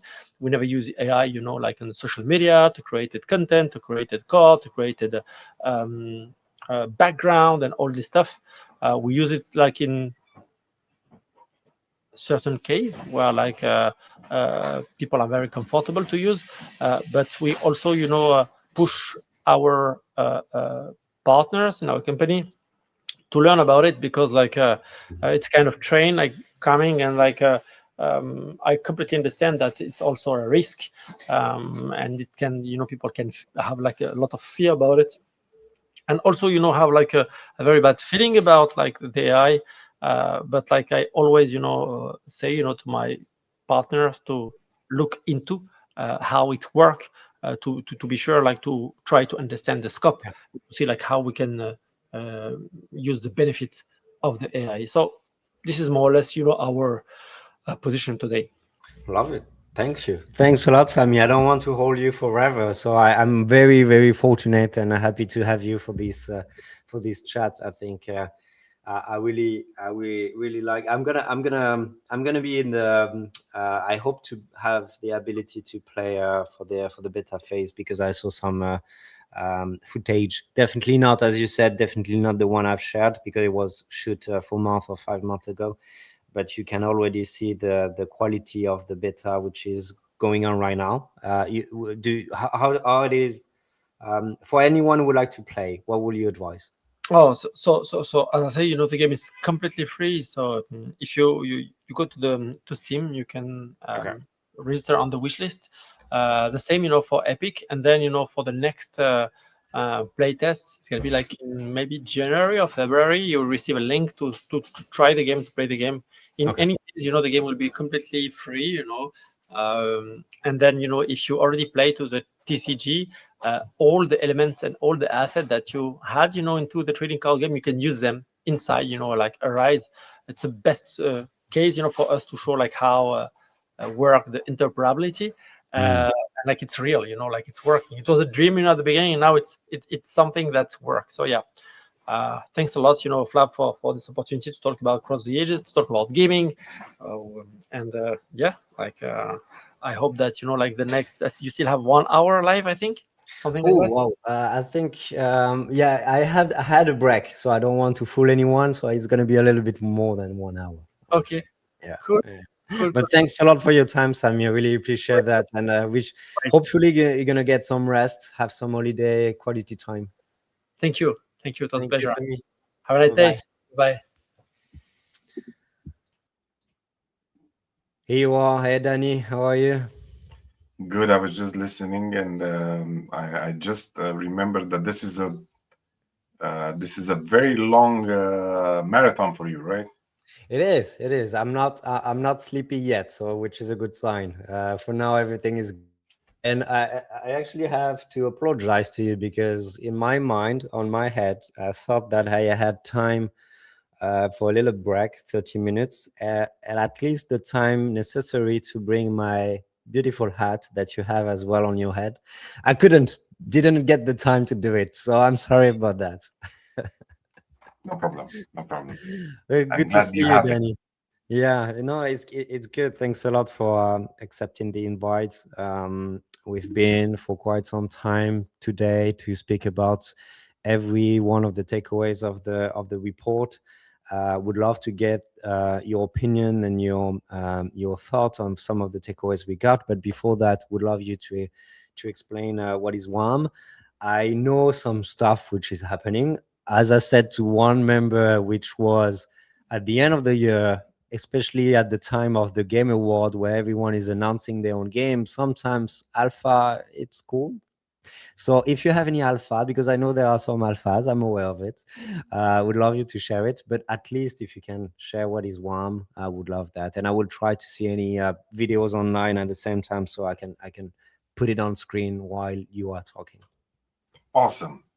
Glad to be here. Excited that the Blockchain Game Alliance is pushing the vision and the mood for everybody. Everybody's quite down right now in terms that, okay, this is, and a lot of questions. I've seen this, like, okay, this is really worth it. Are we still doing this and whatnot? And I'm here to say, definitely doing it 100x, really, really bullish.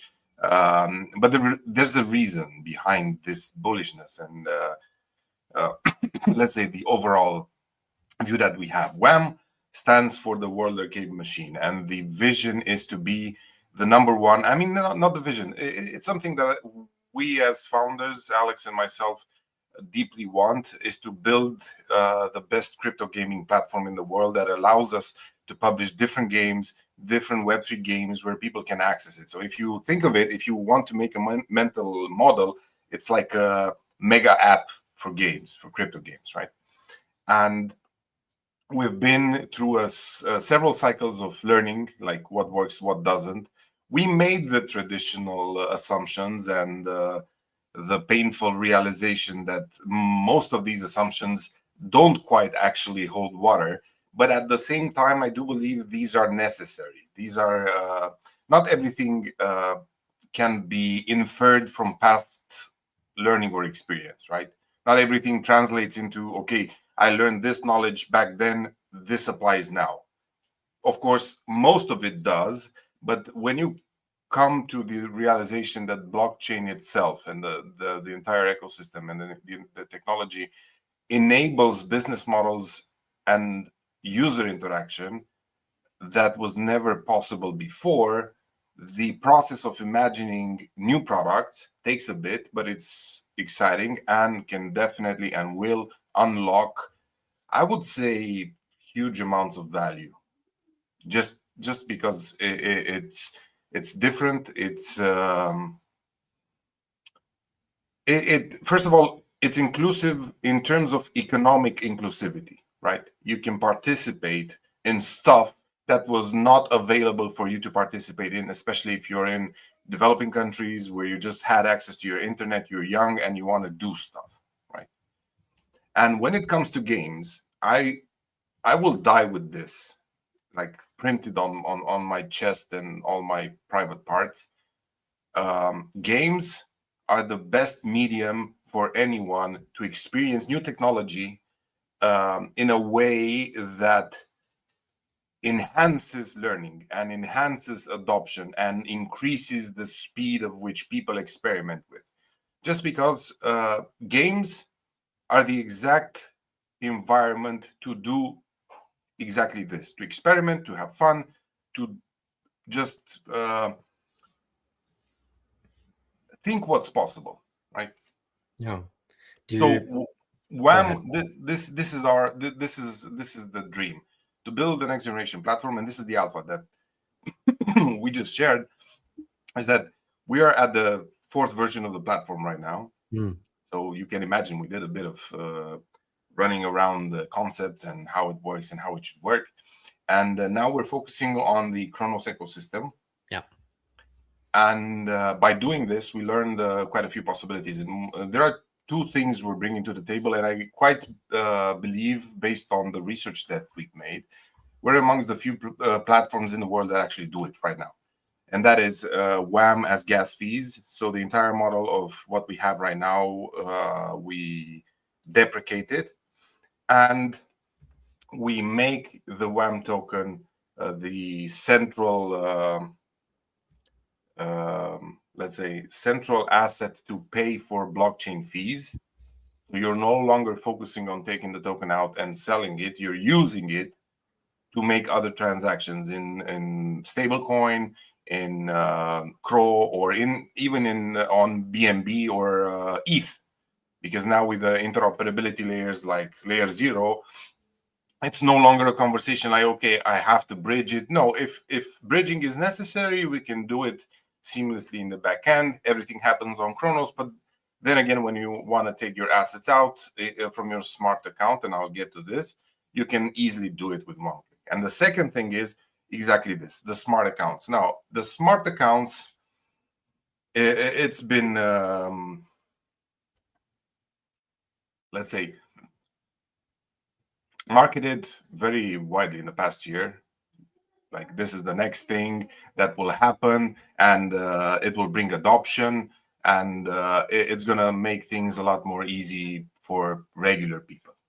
And it's actually true. Smart accounts are smart contracts owned by your external wallet, your MetaMask. Let's put it in concepts. Now, what does this mean in terms of user experience? You no longer have to deposit your assets with the idea that, okay, the platform has it. You're still the owner and the custodian of your assets, but the smart account that is tied to the platform is specifically wired up to work with the WAM smart contracts while you keep the ownership, and making the user experience more seamless, given that you no longer have to approve every transaction with your wallet. For instance, on mobile, this is a user experience killer, right? Every time you have to confirm transactions with your wallet. Now you can confirm them once for an entire game session, for instance, right? You enter a session, you pay a fee, and then, for instance, if you have revives, if you have boosts, if you have and by the way, these are actual payables. You confirm the transaction with a passkey, and that means with your biometrics.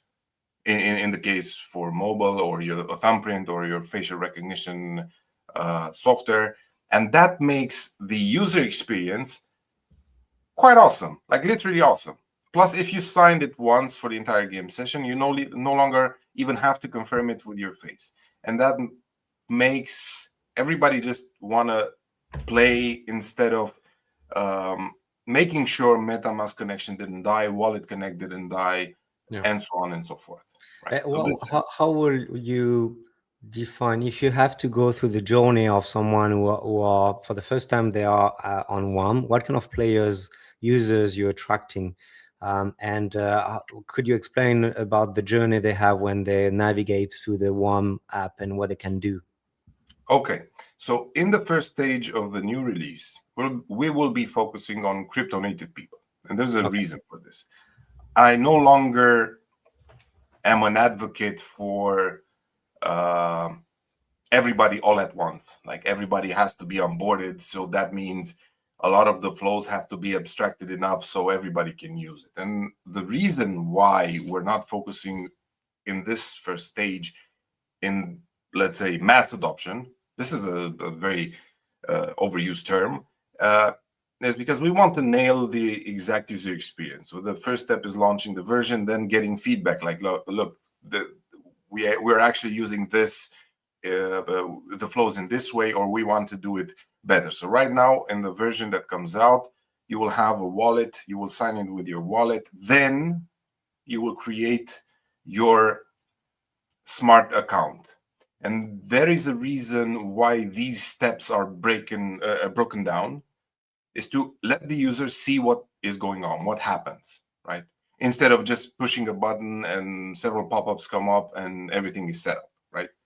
In terms of trust, it brings more issues than it solves them at this stage. Once everything is in place, then, for instance, we can allow logging in with your Google account or your Facebook or whatever authentication service you have, and everything is created for you. But at that stage, you are relying on strictly the smart account to be your wallet, right? So we didn't want this at the first stage, because in terms of ownership, you have the assets, you control the assets, and you decide what you do with your assets at any time without us being able to do pretty much shit with it, right? So when it comes to trust and transparency, we believe this is important.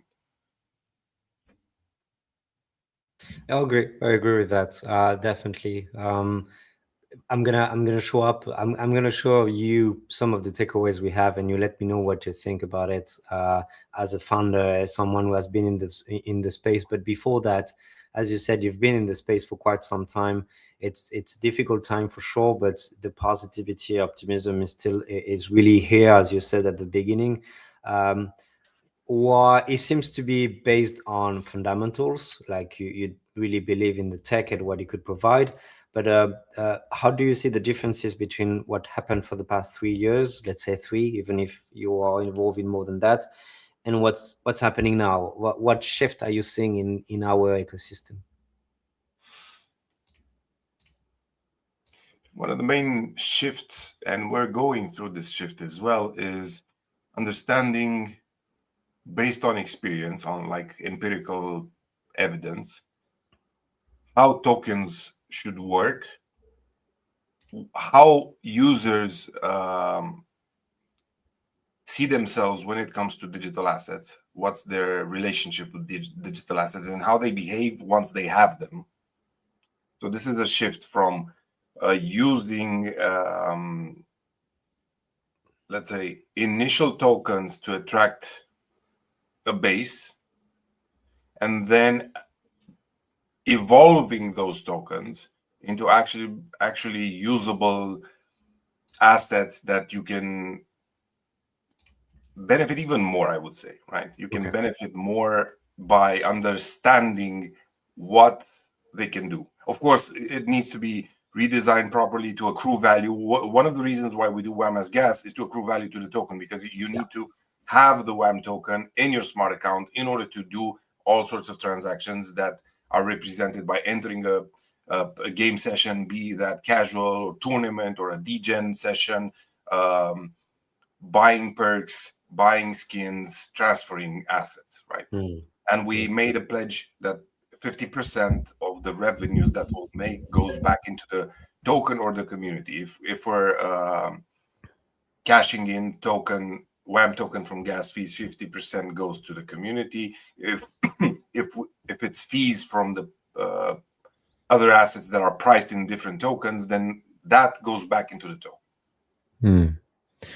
How part of what we could say about 2025, especially at the beginning of 2025, was a massive amount of token launches.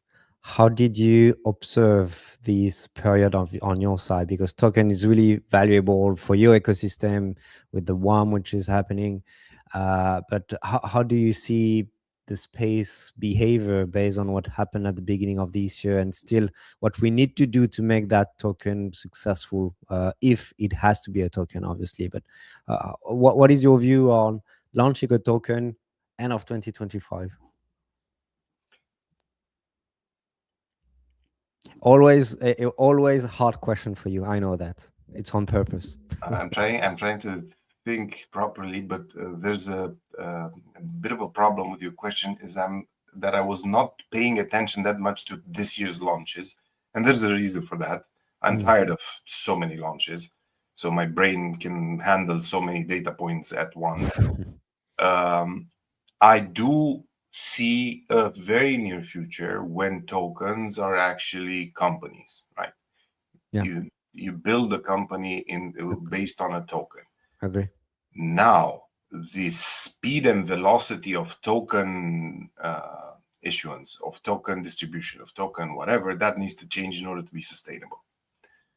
You cannot build something that lasts, something that produces value, something that actually is profitable. For fuck's sake, in crypto, a lot of people are afraid of turning a profit, or do not think. And I think this is do not think about profits. And I think this is a plague.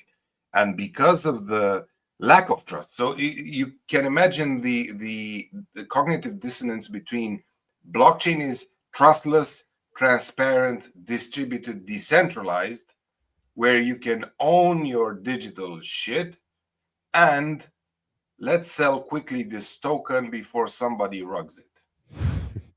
Makes no sense. The purpose, this is just in my head, is to build a company.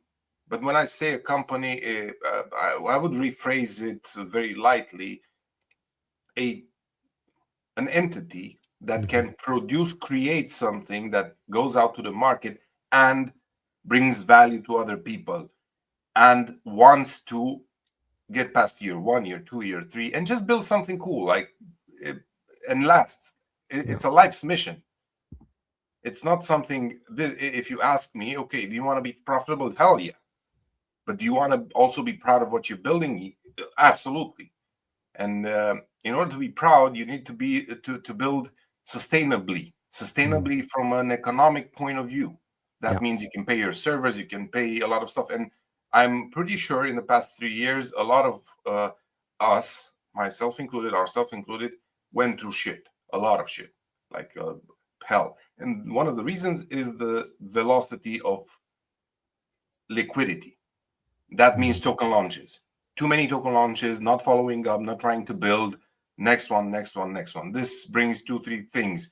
Fragmented liquidity. Everybody has pennies in 10,000 tokens. Lack of trust. Everybody tries to get out before the other person rugs. And misaligned incentives for everyone. As founders, and I would not treat this term lightly, you're a founder when you actually want to build a shit that keeps you up at night. You're not a founder if you just put a smart contract and a website up. Yeah. You want to create something, right? Now, coming back to the stuff that you put on the screen, 5 years of industry. Yeah. No, it's based on what you said, because it's a conversation we're having for the past hours, which is quite defining our ecosystem, which is relying on sustainability. Think of a sustainable business, which is something we have for this year and we didn't have for the others. So when you see it, when you say it's 5 years of, when we asked the question about the drivers of our industry, we had those three for 2025. So game launches, more game, more content, sustainable business, and stablecoin adoption based on the relevance of stablecoins on different points. But that rely on what you said. Like we as founders need to think of a sustainable business first, but still believing in the ethos of blockchain. So distribution of value across your ecosystem of stakeholders. The one I wanted to talk about is this one, the driving exactly the same. So I don't have to do it again. But question I had, and I need to remember. Did you, because we talk about that, Sebastian at the beginning talk about one of the biggest concern we have right now, which is fragmentation. We talk about that with Sam, with David as well. It seems like you solved it, because you were talking about, the idea of, not the idea, but the implementation of layer 0 coming through your implementation of Chronos as well. Two questions in one. Do you feel like fragmentation is one problem we're having right now in our ecosystem? And second question is, how are you dealing with it?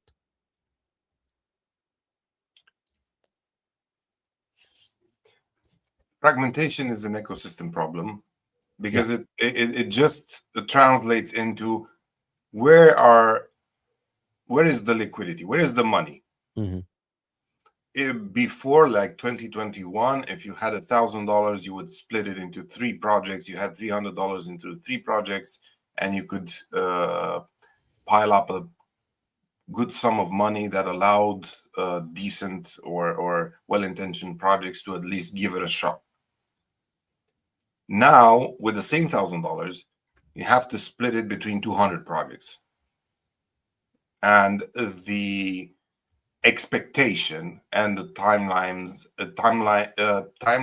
for capital maturity have shrunken down. Yeah. What's the term, right? Yeah, So the expectation is no longer that I'm gonna make money in 7 months at TGE. It's I'm gonna make money tomorrow or I'm out. So this is insane. This is a mental illness. It just cannot produce quality outcomes. And I'm for quality outcomes. The stuff that we promised when we started out is still in fucking place. It's like in concrete. But that's not easy. And a lot of the peers that we started out in 2021 no longer fucking exist. Some in good spirits, some were just grifters, but still it's difficult. Now, when you have the fragmentation of liquidity, these are all pompous terms that make me look smarter than I am. So I'm going to use them. But if you have less money in multiple pockets, multiple wallets pockets, you don't have the necessary fuel to lift off. Think of the rocket, think of the necessary fuel to just push through Earth's gravity. And if you just put 5% of the fuel necessary to lift off, because you have 10,000 rockets aligned all ready to launch, none of them are going to be at escape velocity and reach the orbit just because they didn't have the fuel. It's not because the rocket was stupid. And then the question comes, how do we get back to fueling a proper rocket? Now, the let's say the advantages in Web3 is that with the proper timing, you have a lot of people that have fuel and want to participate. Now, the question is, how do we do it as founders without lying, without cheating, being transparent, also being profitable, and pushing forward? Timelines in a startup, especially when you're doing it in harsh conditions, are not set in stone because they cannot be. You have to adjust. The difficulties come, right? So now the question is, okay, how do we get back on track with the attention, with the desire of participating in the ecosystem, with having a really clear perspective on how a crypto project benefits you as a user, while being profitable for the team, because that is when the incentives are aligned. We win, you win, let's have fun. And there's a normal, healthy exchange of value. We bring something to the table, they bring something to the table, and magic happens. Yeah, we've been, which has been something we are chasing for quite some time, this alignment of incentives. But as you said, it's not always the case, especially with the different projects we've seen from the past month. A decision coming from some entrepreneurs. If you have to think about one, I want you to think about one prediction, something which didn't happen yet, but it will happen in 2026, whatever it's positive or negative for our industry. What would you say? Oh man, so predictions are like reading in coffee. But I'm sure you're good at it. I'm sure you're good. Well, I drink a lot of coffee. That's my advantage.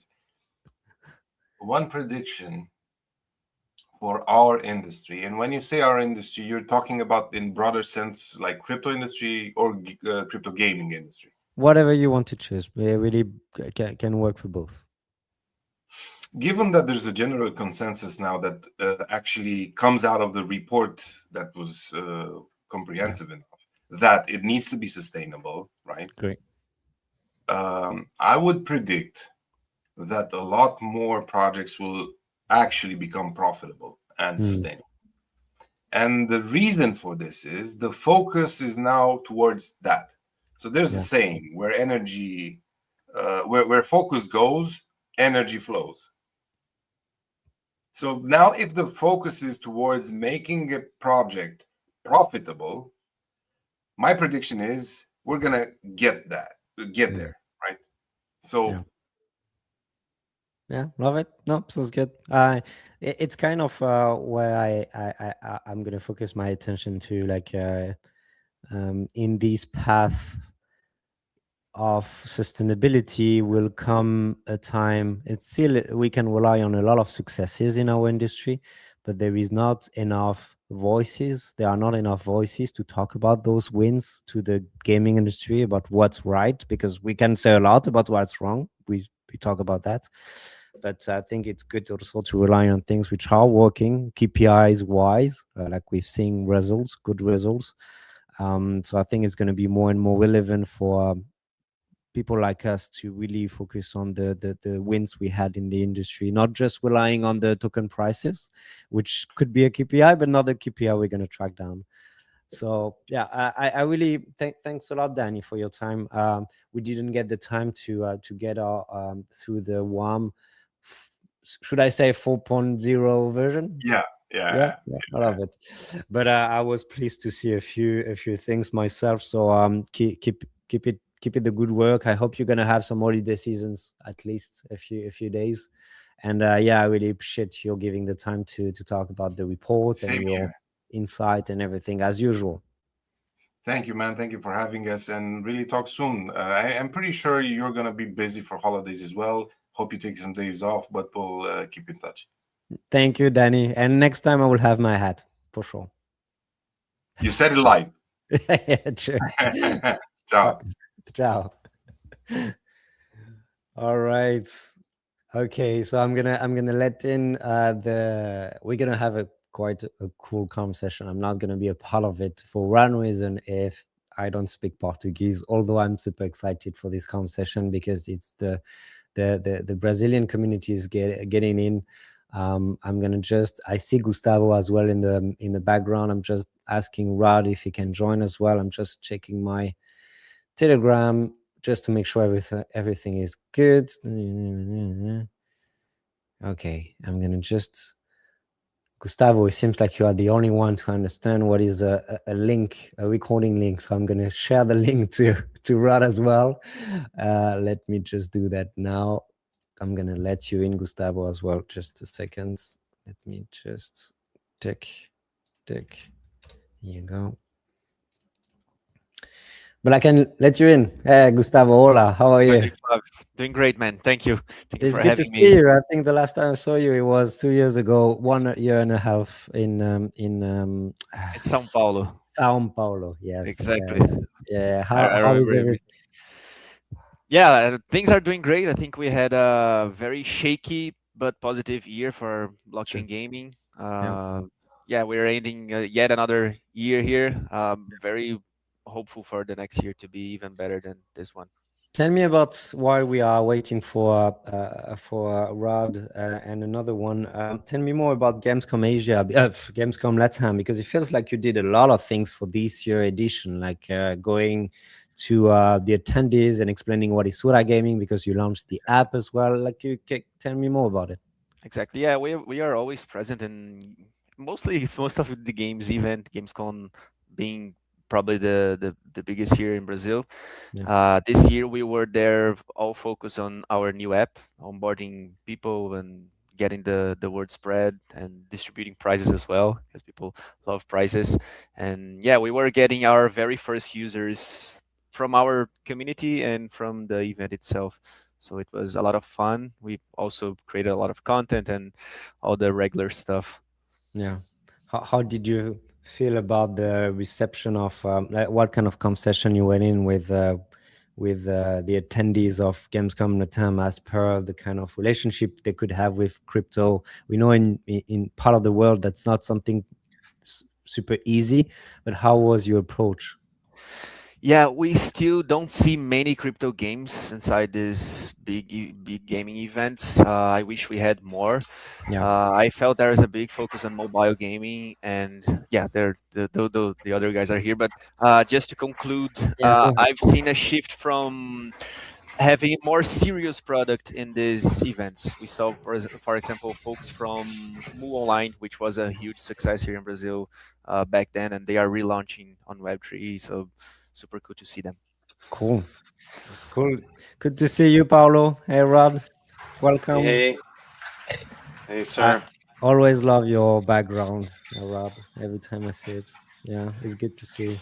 Inspiring, huh? It's inspiring. Yeah, it is. It is inspiring. Even if it's blurry, I can definitely see what's happening behind you. So I love it. I love it. Thanks, guys. I really appreciate your time. I know it was done a little bit at the last time, but I do think it's very important for us to have you discuss about the report. It's going to be not a long time, but I think it's useful for you to, we have a big community in Latam and obviously in Brazil specifically, and would love you, Rod, to drive a conversation with those amazing guys. I will be removing myself a little bit. I'm going to be in the background, but I'm going to be there. I will share the screen of the takeaways of the report. Rod, as you lead the conversation with those guys, I will be there. So you just ask me if you want to go to a specific KPIs, and I will go through the deck I have with me for the past 5 hours and 30 minutes. So yeah, I will be here. If you need anything, you let me know and I will share the key takeaways. But from now, I because my Portuguese is very, very bad, I'm gonna be on stage, backstage. Even for me, it will be weird to conduct this in Portuguese, but we will have a blast here. Don't worry. I trust you on that. I trust you. There you go, guys. Have fun. I see you in 25-ish minutes. Thank you, Flav. Thanks, man. Ok, então a gente muda para português agora. Fala pessoal, bem-vindos. Hoje a gente vai ter uma conversa bem honesta sobre o momento da indústria de games e Web3, olhando especialmente para a Latam e para o Brasil. A BGA lançou um relatório faz uns dias que deixa uma coisa bem clara: a fase do hype ficou para trás, a gente está saindo de um ciclo de excesso de capital, promessas vazias e estamos entrando numa fase de correção e o foco em produto de verdade. Conosco, ou com a gente, temos aqui o Paulo Lima, que é o CEO da NP Labs, e o Gustavo, a.k.a. Neneski, que é Community Manager da Sura e embaixador da Binance, e faz muitas outras coisas. A ideia aqui é trocar umas ideias, sem pitch, sem roteiro, nada, fazer um pouco de freestyle. Então, pessoal, vamos nos apresentar. Eu, com vocês, está aqui o Rod, a Swiss Army Knife de Web3, videogames e tal, e CDO da Sura também. Neneski, passo o mic para você. Quem é o Neneski? O que é que você faz? Onde é que você mora? Qual a sua conta bancária? Quanto dinheiro você tem? O que é que você pode partilhar com a gente? Pessoal, então, a senha do meu cartão de crédito, anotem aí, tô brincando. Bom, primeiramente, muito prazer estar aqui, sempre uma maravilha falar sobre essa indústria que eu gosto bastante, aprendi a amar 4 anos atrás. Sou, antes de mais nada, criador de conteúdo, foi assim que começou minha carreira em games e em Web3 também, né? Sempre fui gamer desde os 3 anos de idade, mas profissionalmente atuando na indústria de games, que sempre foi um dos meus sonhos, a partir de 2021, com aquele hype inicial que, como você mesmo comentou, já passou, mas quem esteve lá sabe do que eu estou falando. Então, sou criador de conteúdo, sou Community Manager da Sura Gaming, a gente toca a comunidade, principalmente a comunidade brasileira aqui da Sura, e também tenho o prazer de ser o único embaixador da Ronin aqui no Brasil, a Ronin sendo uma blockchain de games, imagino que a audiência esteja minimamente familiarizada. E acho que um pitch de 1 minuto seria mais ou menos isso. Antes de mais nada, criador de conteúdo e uma pessoa que gosta muito de estar em contato com a comunidade, de jogar e ouvir as outras pessoas jogando e coletar feedbacks e por aí vai. Perfeito. Eu acho que o seu ângulo vai ser muito interessante aqui, porque você tem o lado B2C, de direto com a comunidade e com os usuários. Mas antes de a gente começar já debatendo isso, quem é o senhor Paulo Lima? Onde é que você mora? Qual a sua conta bancária? O que é que você faz, etc, etc. Hey, Raj. Primeiramente, prazer poder desfrutar um pouquinho desse espaço com vocês. Cara, minha conta bancária atualmente, eu acho, se eu começar a divulgar, vocês vão começar a mandar os Pix. Então, eu vou segurar isso por enquanto. Eu trabalho na área de blockchain e gaming há mais de 5, 6 anos já. E há 2 anos eu fundei a NP Labs e a gente está focando na construção do nosso primeiro título, focado em ser um jogo estritamente em produto, trazendo elementos de blockchain, não como hype e tudo mais, product first, pensando mais no produto e fazendo essa criação de uma maneira que ela possa atingir não só esse público Web3, mas também expandir para Web2, tirar um pouquinho essa disrupção do que a indústria. Então eu vi todos esses ciclos desses últimos anos de hype e de construção, e você acaba aprendendo e você vê o quanto a indústria está mudando, e isso é importante. E quando a gente pega o report, vai ser bem legal a gente trocar essa ideia, porque você consegue realmente analisar e ver a indústria, ela não está em declínio, mas ela está se transformando para algo mais maduro, mais concreto. Então, vai ser um espaço bem legal para a gente debater um pouco. Eu acho que o teu input também, Paulo, porque você está do lado builder, de CEO, de levantar uma empresa de games e tal no espaço, obviamente que o seu lado também vai ser extremamente importante. Mas, para não... porque a gente tem um tempo limitado. Vamos começar com uma pergunta aberta para qualquer um de vocês entrar. Se a gente tivesse que resumir esse ano, 2025, para a indústria dos games, blockchain, em uma frase, qual seria? Quem quer começar? Eu vou começar descrevendo, acho que descreveria como conturbado, assim. Acho que foi um ano bem caótico, porém positivo para a indústria de games. A gente teve muitos jogos fechando, isso trouxe muita preocupação, trazendo um pouco do lado da comunidade. Eu senti muita preocupação dos players, exatamente ali na metade do ano. A gente teve muitas empresas fechando e deixando de produzir seus jogos. E isso trouxe um pouco de instabilidade e incerteza, mas no final das contas os melhores produtos ficaram, e acho que agora que a gente está aqui na reta final do ano, eu tenho o sentimento de que o sentimento melhorou. Então, por mais que a gente tenha tido muitas turbulências aí ao longo desse caminho de 2025, agora chegando no final eu vejo como um ano positivo e um ano de desenvolvimento e amadurecimento da indústria. Esse é o meu sentimento aqui. E você, Cara, Paulo?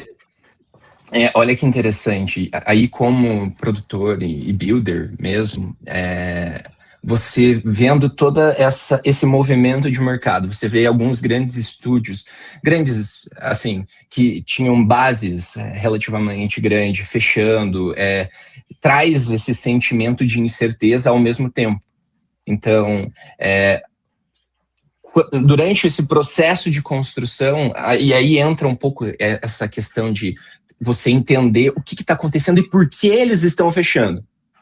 Eu acho que o highlight no porquê eles estão fechando, porque os tokens derreteram, porque eram produtos socados em token, mostra o amadurecimento que a área precisa ter e o que ela está tendo, e isso aí acaba sendo um reflexo, porque aí você tem produtos que vêm e ficam e fazem o highlight justamente nesse aspecto com maior ênfase. E aí você vê, então você teve todo esse ano conturbado de 2025, como você colocou ali, mas você ao mesmo tempo vê, cara, as pessoas não querem mais aquele produto que é focado em token, que você quer fazer só airdrop, que você quer farmar. Não, você quer um conteúdo, você quer focar em conteúdo. Eu acho que essa transição daqui para frente é onde a gente precisa mudar um pouco a chave.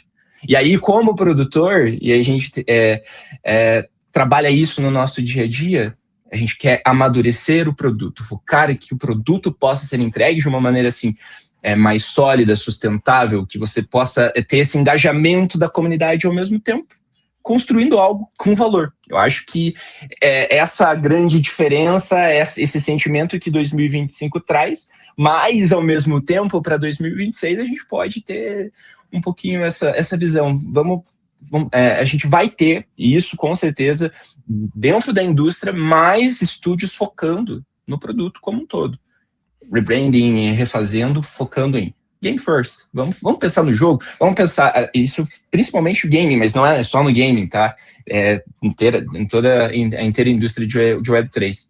Então, acho que esses são os takeaways do meu lado, em um primeiro momento. Para adicionar, eu tenho estado em alguns Twitter Spaces, podcasts e tal, e eu vejo o mercado lentamente está amadurecendo. O relatório da BGA deixa isso bem claro. O capital está secando, mas a atividade não está secando.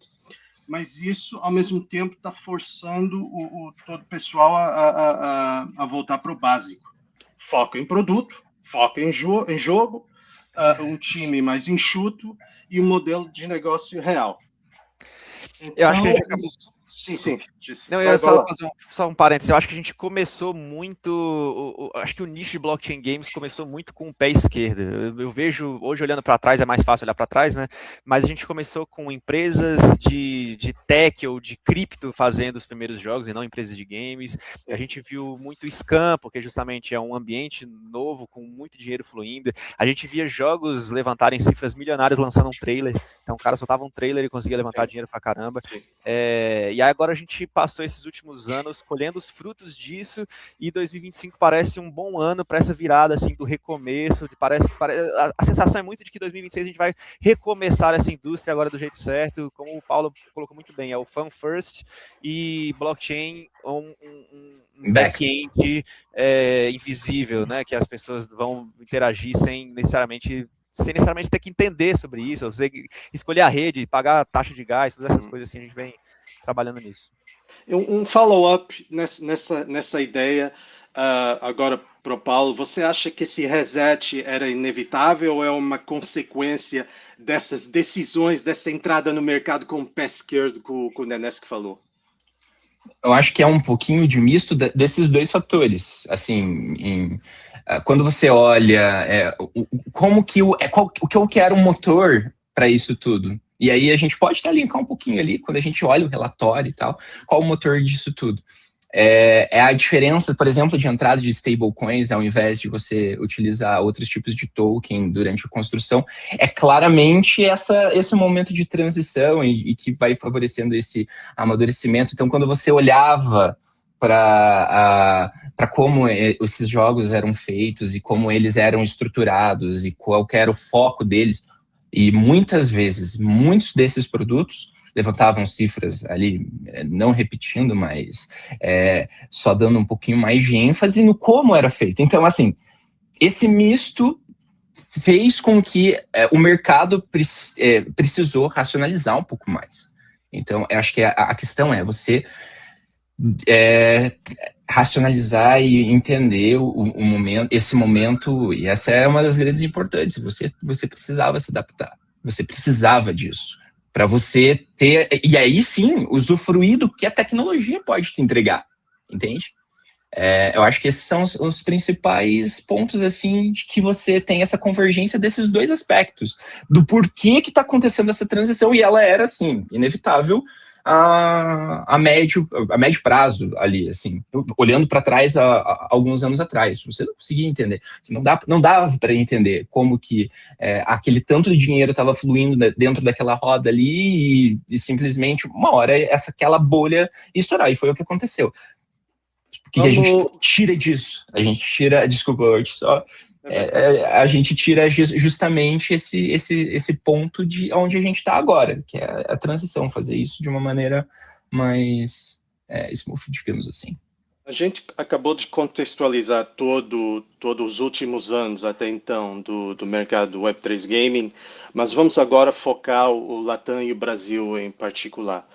O relatório da BGA mostra que a América do Sul tem um potencial enorme e está virando um polo real para builders.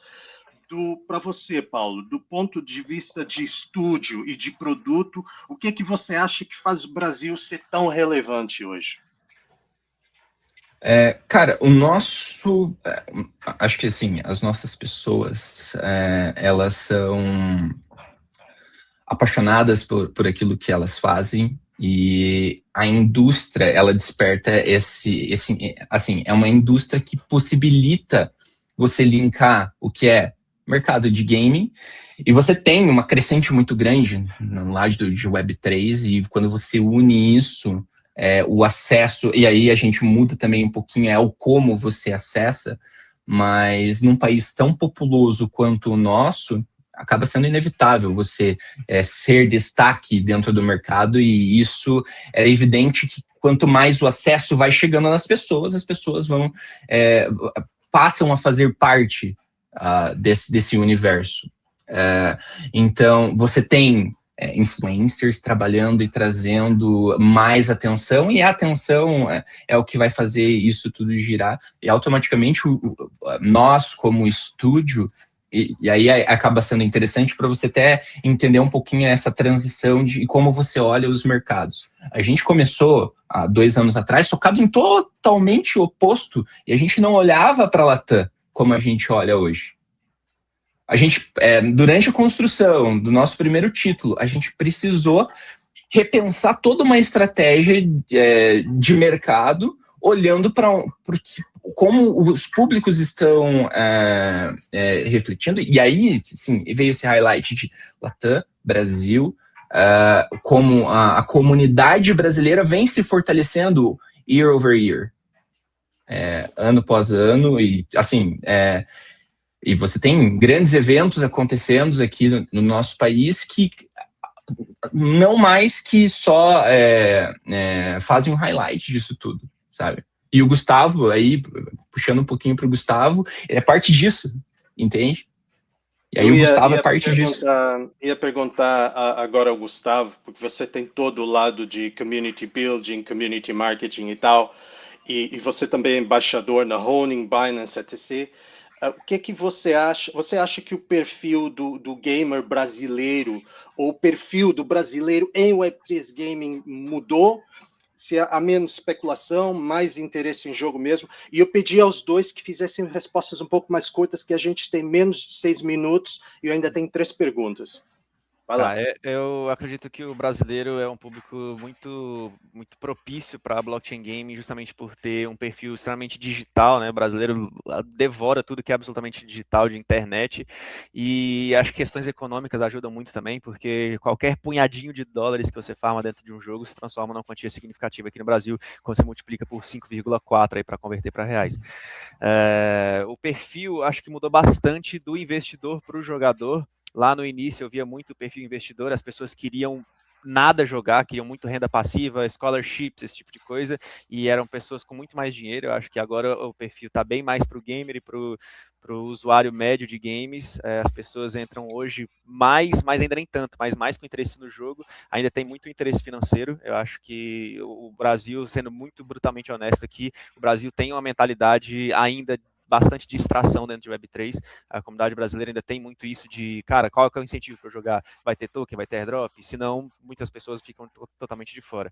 Mas isso vem mudando um pouco e isso já melhorou bastante no quesito de jogos. Então, por exemplo, a gente vê, você tá aqui um título como Fableborn e eu conheço muitas pessoas que estão jogando o jogo porque gostaram do jogo. E aí isso para mim é um sinal maravilhoso, coisa que eu não via acontecer desde nunca, sabe? Então, até porque a gente não tinha jogos tão divertidos, mas até por conta desse perfil que vem mudando aí um pouco.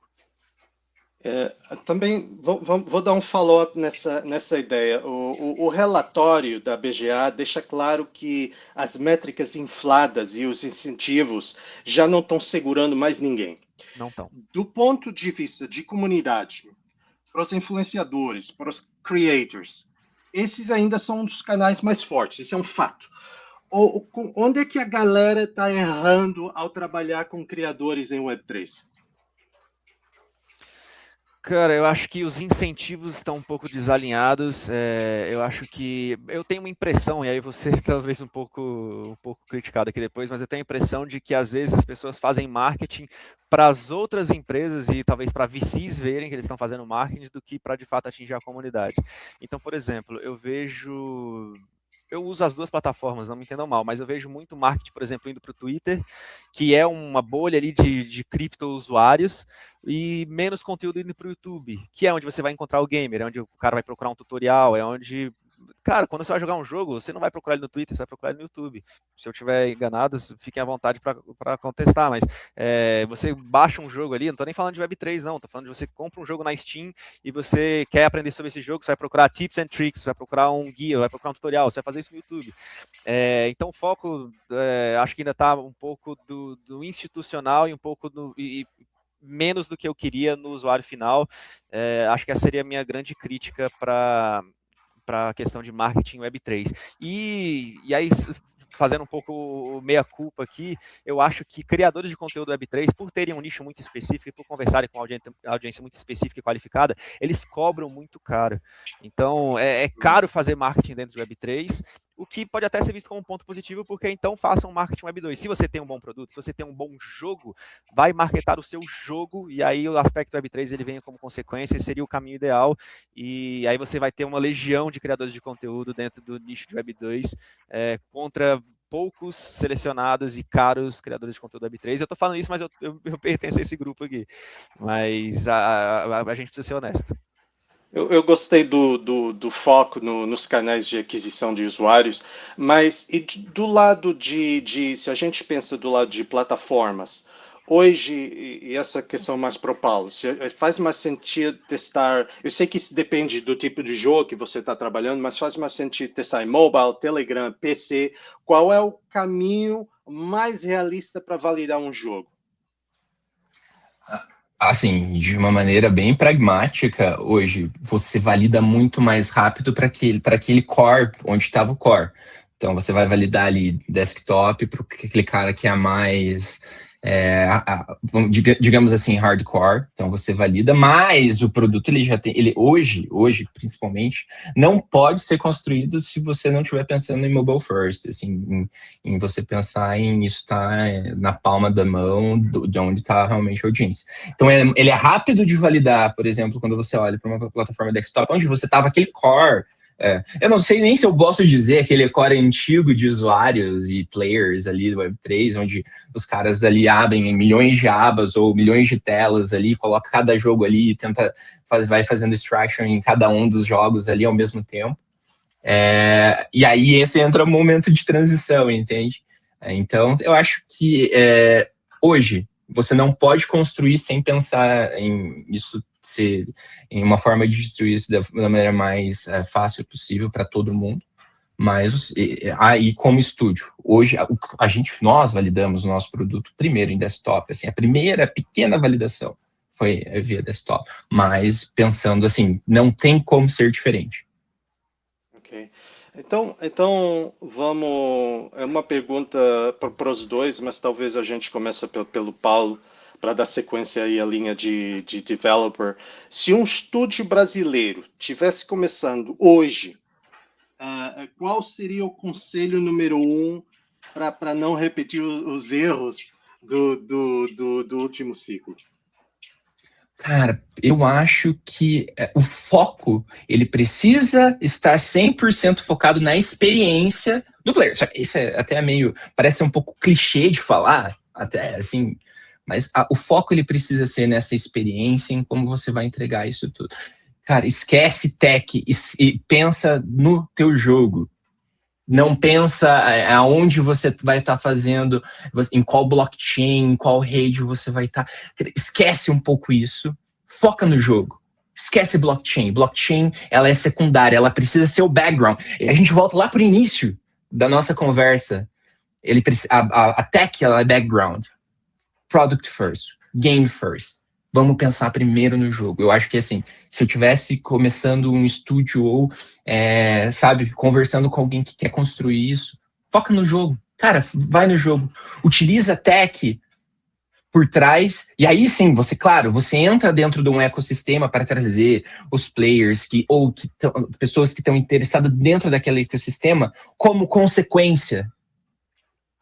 Tem que, isso, assim, eu acho que esse é o grande ponto de transição entre 25 e 26.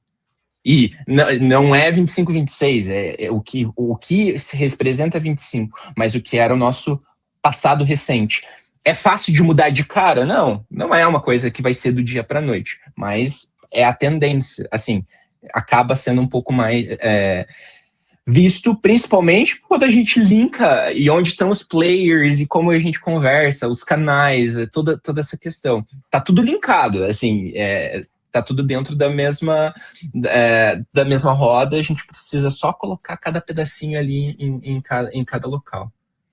Nenesk, para terminar aqui, eu quero o seu ponto, o que você pensa disso, mas também já respondendo a última pergunta, o que você também acha que vai diferenciar quem vai ficar pelo caminho de quem realmente está construindo algo duradouro? Legal. Acho que se fosse para dar conselhos, claro, não sou founder, não estou buildando nenhum produto aqui, mas se fosse para dar conselhos do lado do usuário aqui, do gamer, acho que são duas coisas que eu tenho em mente. A primeira delas talvez o mais importante, a experiência do usuário, de abstrair ao máximo a parte blockchain, porque é realmente muito chato você estar jogando um jogo e ter que abrir um pop-up para você aceitar transações na sua carteira, por exemplo. E canais de distribuição também colocaria aqui em experiência de usuário. Então, se você está buildando para PC, para desktop, hoje o seu jogo precisa estar na Epic Games, por exemplo. Hoje esse tem sido o canal de distribuição de blockchain games para PC. E se você está no mobile, que é o nicho dos nichos nos jogos, né? A gente vê reports crescendo, a indústria mobile crescendo muito dentro dos jogos, você precisa estar na Apple Store e na Google Play. E esse era um desafio muito do passado, hoje parece que isso já foi bem vencido, hoje os produtos quase sempre estão conseguindo ser lançados com algumas... Eles fazem algumas coisinhas para deixar a parte de token específica fora do app, né? E aí você consegue lançar o seu jogo dentro dessas plataformas mobile. Acho que isso é muito importante. Está nessa questão de experiência do usuário, de acessibilidade do seu jogo e abstração de wallets. E o segundo ponto é um ponto que o report da BGA trouxe bastante, e o Paulo até citou mais cedo, que são as stablecoins. Eu tive uma experiência com um jogo que foi o Ragnarok Landverse. Ele foi o primeiro jogo que eu joguei que traz o seu próprio token a uma stablecoin, que é o Ion, né?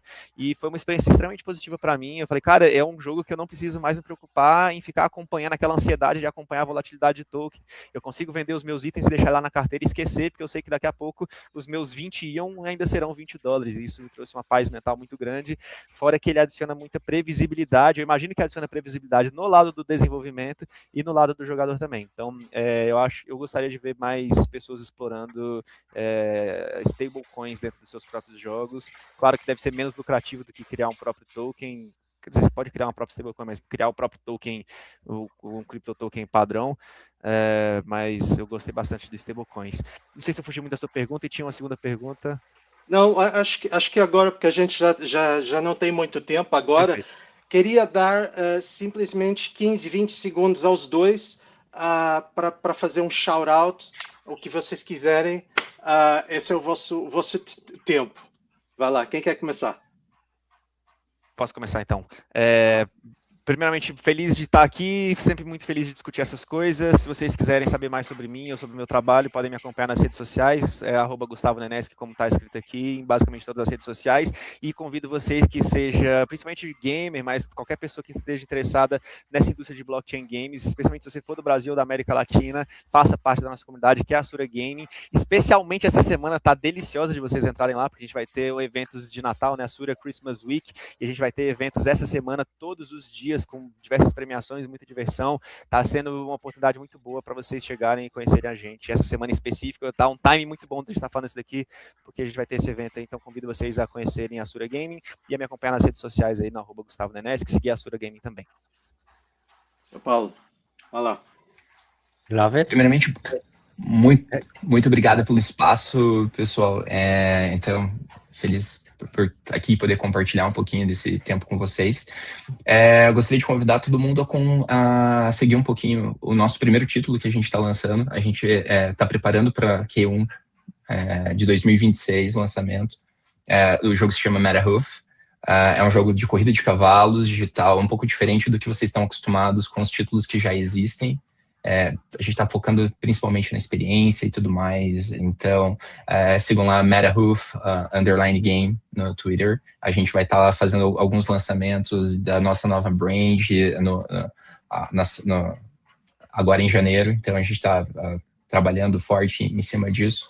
E a gente vai estar trabalhando na construção dessa comunidade. Então, compartilhar um pouquinho disso tudo. Foi um prazer com todos vocês. E é isso aí. Obrigado, Rod, pelo espaço. Neneski, Paulo, muito obrigado aos dois pelo vosso tempo aqui discutindo um pouco do mercado brasileiro. Quem não ficou aqui, não está. Quem ficou aqui, os resistentes, estão em Web3 porque acreditam em jogos, acreditam nas comunidades e está aqui para construir algo que dure. Eu acho que o Brasil vai ter um papel fundamental nisso, não como seguidor, mas como criador, como mercado que cresce mais rapidamente, não só em Latam, mas também a nível global. E o futuro de Web3 Gaming não vai ser decidido por quem fala mais alto, mas por quem constrói melhor. Obrigado aos dois, foi um prazer e a gente se vê mais tarde. Flavian, we are ready, man. Obrigado, guys. I love it. Thanks a lot for being in the stream. That will be more than necessary to give some of your insight and takeaways to the others, so everyone can benefit from the wonderful expertise that you've shared. So thanks again for that, and thanks hard for making that possible too, and leading the calm session. Really appreciate that, and wishing you a very good end of the year. Same All here. Bye bye. same Thank you. for to all. Take care. Take care. Ciao, ciao. Thanks so Bye-bye. much, man. Bye. Ciao, ciao. All right, that was cool. I love it. We're gonna do that more and more.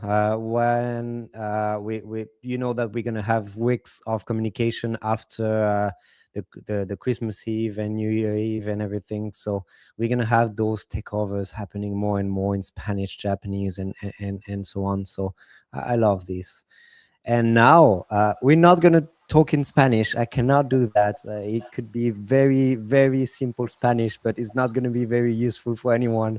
But I'm super happy to welcome Nico. How are you? Hi, Flav. How you doing? I'm Buen doing dia. good. Buenos dias. Buenos Buenos dias. dias. It's good to have you. Thanks a lot for being available. We were in Brazil. Now we are. You're in Mexico. You're living in Mexico yourself. In Argentina, In Argentina, Buenos Aires. Okay. Buenos Aires. Okay, got you. So we're very, very happy to have you with us today, and to talk about a few things we have here. As a reminder, we're coming to an end. Like as you can see yourself, Nico, we are 6 hours stream. Oh, wow. So yeah, in 1 hour we should be done. But it's Am I the good. last one? You're not. So be at ease. Be at ease. It is going to be great. But yeah.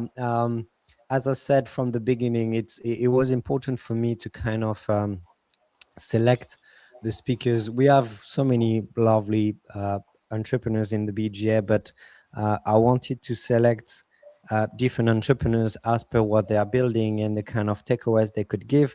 We should be different from each other. Not saying that they don't reflect the industry as a whole, but they might have some specific takeaways and precision they would like to make as per what they are building. So Nico is one of them, and I'm super happy to have him with me. Nico, for those who don't know what is Ola Gigi, could you explain a little bit what it is and who you are? Yes, of course. And well, thank you for the invitation and the selection, and first and foremost, and congratulations on the new launch of a new report. And 6 hours streaming. Congratulations for that. You must be tired by now. So I'm Nico Del Pino, co-founder and CEO of Ola Guild Games. We are a gaming guild and a gaming platform. We play in Latin America. We started out over 5 years ago. We started out of a partnership with YGG and leveraging a little bit on what was going on in Asia, and under a mission of bringing the best opportunities that Web3 gaming is enabling worldwide, bring them to LATAM. So our local community, they can participate in this industry, and yeah, not being left behind. It's been quite a ride over the last 5 years, as you all know, and super excited to share a little bit more of what we are doing in 2025 and a little bit of our plans for 2026. Oh, love it. We're gonna get through it for sure. You don't have to hide yourself as per our last chat together, because we had this conversation so many times today with game entrepreneurs. Time is not easy for our ecosystem, blockchain and gaming. We all know that, but it's always good to value your experience. Like you've been in the space. How long have you been in the space? At least for me, at least three years, right? But more than that, I can guess.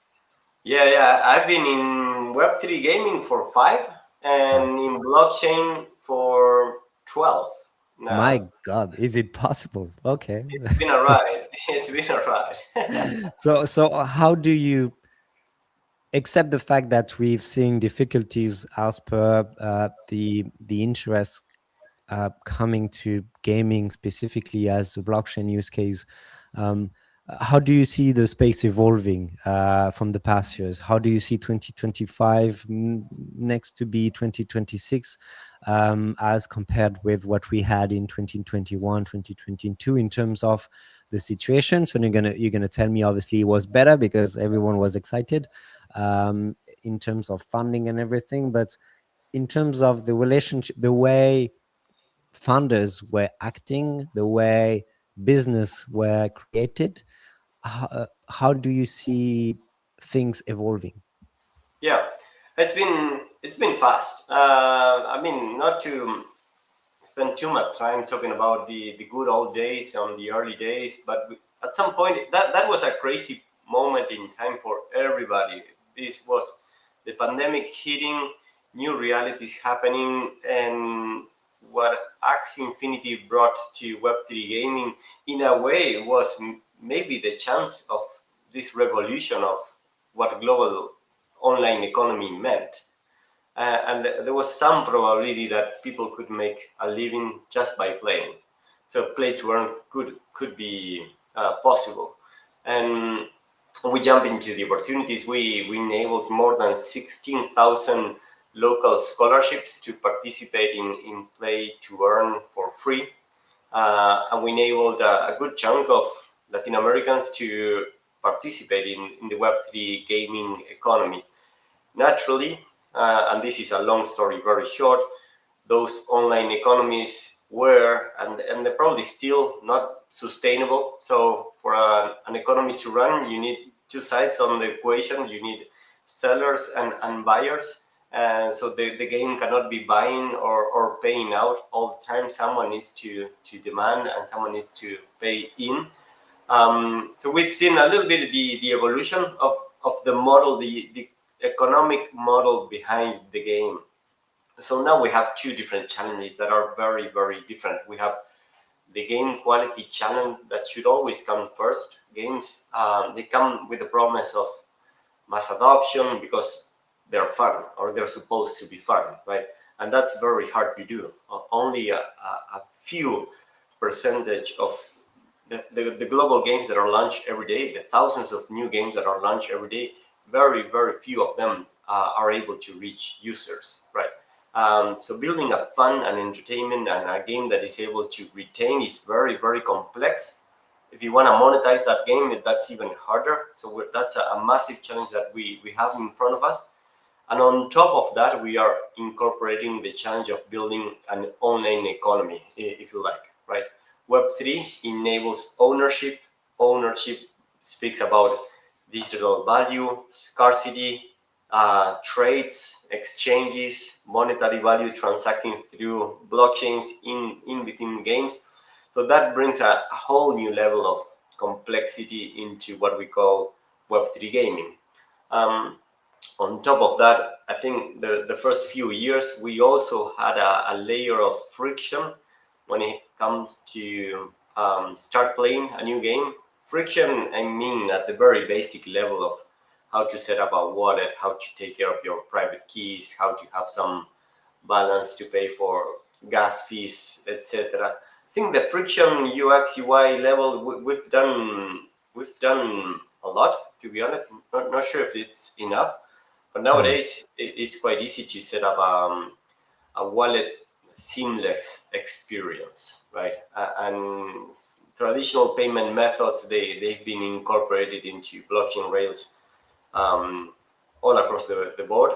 So I think more and more the first and foremost challenge is to build a game that onboards users in good spirit, and then on top of that, maybe build an online economy.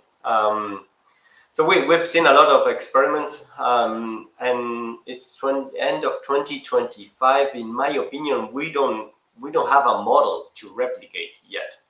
Okay. We've seen a lot of games testing different angles, some with more success than others, but we don't have a playbook for Web3 gaming looks these days. So yeah, still feels like day one and excited about that. We get to test new stuff.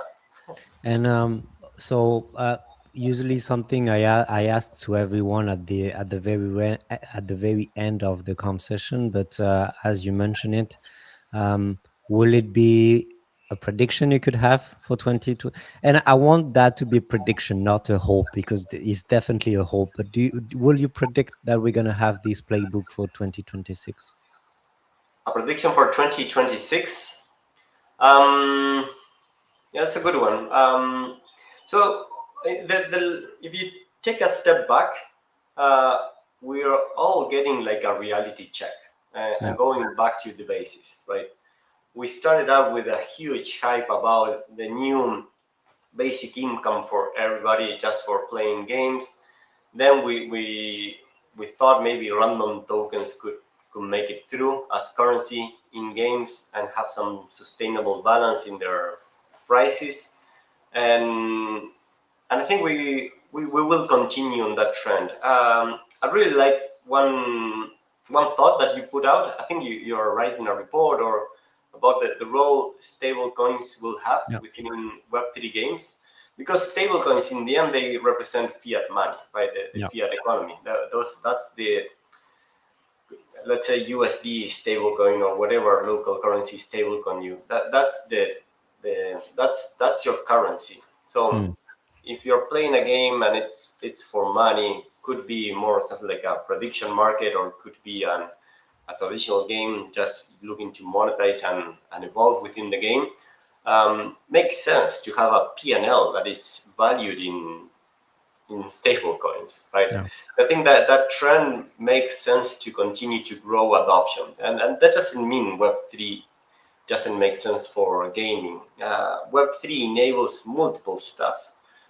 Enables access to transactions, so anyone can start participating just like that, without cards, without the frictions banks already have, and it enables real ownership. So I think the case for NFT is very clear. NFT's values within the game has also been evolving. In the early days, NFTs were at the right start of the experience. You had to buy an NFT in order to get started, almost as your ticket to be able to play.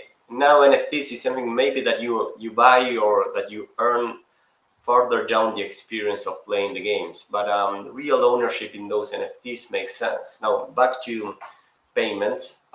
Stable coins as the currency for games make a lot of sense. And I think that's where we go to compete with traditional games, and why the Web3 game is better. Well, you can buy, you can hold, the NFTs will be yours. But then you're competing with the game quality or the game economy, and that's where it's a tough battle. Making a game is super hard again, but that's the real battle, you know. It seems like we and I cannot agree more with what you said in terms of the benefit for players, users to use stablecoins as a new payment well. Although, and that's something we discussed together, it's also so beneficial for a company when she has to deal with a lot of different partners to use stablecoins as a payment method. And that's something when we talk about that together, I think it was last week, you said, Flav, I'm doing that for the past years already to pay my partners, game partners, actually, so it's easier for them. So could you elaborate on that as a business entity, why it's actually very good to use stablecoin?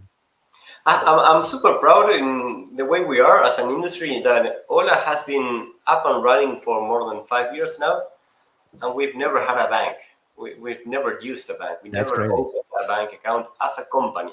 And that means that we do payments for our team, our providers. We engage with the traditional services, most of all the traditional services they can think from, I don't know, Slack, Google, Notion, etc.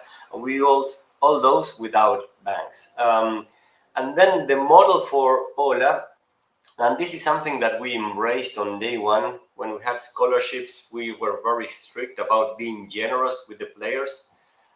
So the scholarship for Ola, if you play with our NFTs, the players, they kept 70% of the revenue. And that number stick with us. I think that's a good balance, the 70-30. For some reason, this is the same number, 30%, the fee that the stores charge you, like Facebook, Apple, they charge you 30%. Don't know why. So in our model, we want to completely reverse that. We pay out 70% of the income that we create. And that started again with the scholarships, and we still follow that today. So Today, the model for Ola is we help games and Web3 brands expand into Latin America, acquire users, localize their content, connect with local creators, participate in brands, etc. And 70% of what comes into the Ola wallet, it goes out to some community member one way or the other. So most of the community roles, they have to do with becoming gaming ambassadors, writers, writing guides about the games or the trends in the industry, becoming creators for the games and our partners, or becoming hosts, organizers of our game nights, tournaments, or in real life events. So I think that that model, it aims to build a future DAO in a way. Now, when we mention the word DAO, the automatization of the DAO, that's something that I'm quite skeptic. I am also skeptic about being fully decentralized very early on. But I think the participants, we don't have users, we have community members, and we aim to have like real community members that they really participate in our model. So sharing the top line revenue, I think that's the most fair metric that we found, and that's something that we like to continue to do. And then it's up to us to become profitable with the 30% that includes all of our fixed costs. But I think that's something that distinguishes a Web3 model versus another traditional company model that maybe a traditional company is after maximizing benefits. Our goal is not that. Our goal is to maximize impact and to have as many community members not only participating in our gaming proposal, but participating in our economy. Impact, as you said, is very important for you. Would you mind, and because I'm not sure about what you can announce and what you cannot, so you please tell me, would you mind explaining what you can announce related to the favelas, or maybe not? About what? The favelas, in terms of impact and the partnership you're aiming to. Let me Yeah, know if yeah. I'm going too fast, but I've No. No, so we maybe a step back. We started building a team in Brazil little over a year ago. We went to Brazil Game Show. This was October 2024. Just coincidence, I'm wearing that T-shirt right now. BGS 2024, our first local event. We really loved it. We loved the team that we engaged. We like the community that we're building, and we love the impact that we can meet. So over the travels, we were able to meet what UNICEF is doing at Heliópolis. This is the largest favela in Sao Paulo. Over 200,000 people live there. And we believe gaming has a role in order to include the local population in the global economy.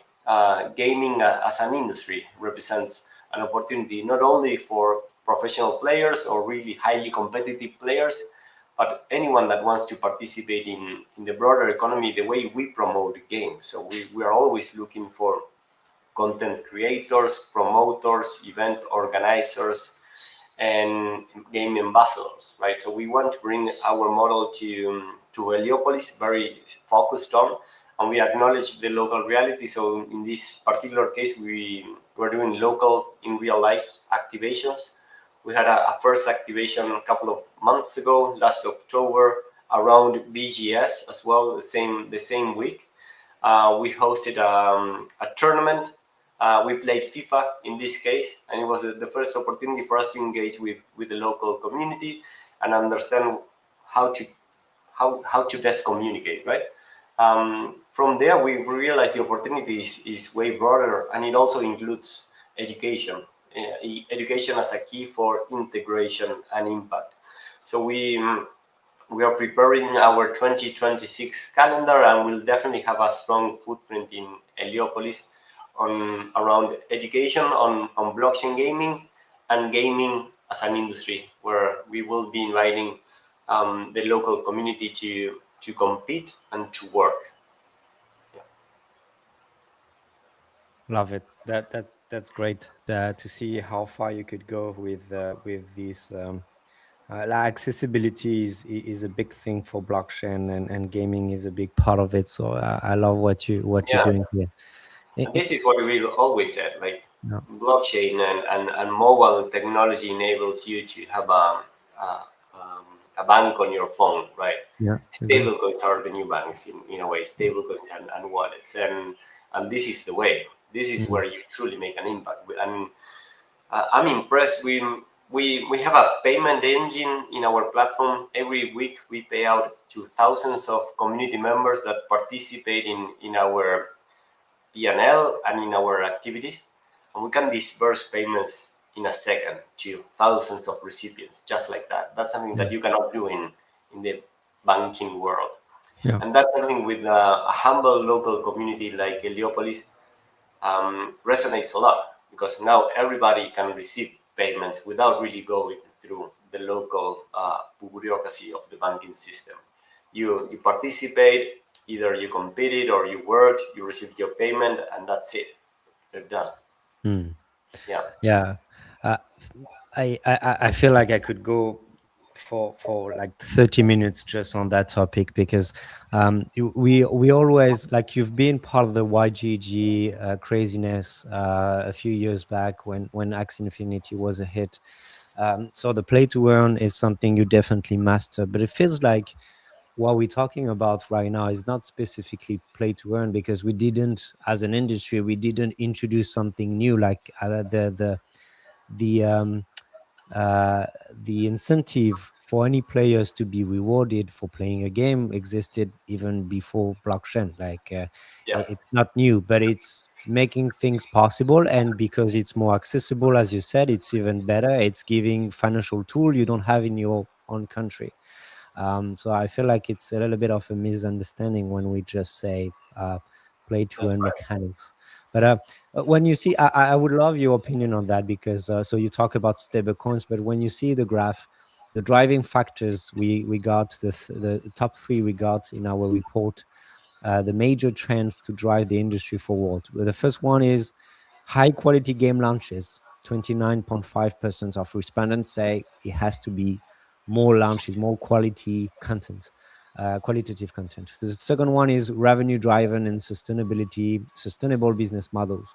And the last one, as you said, stablecoins. When you see that, do you agree, or do you feel like something is missing?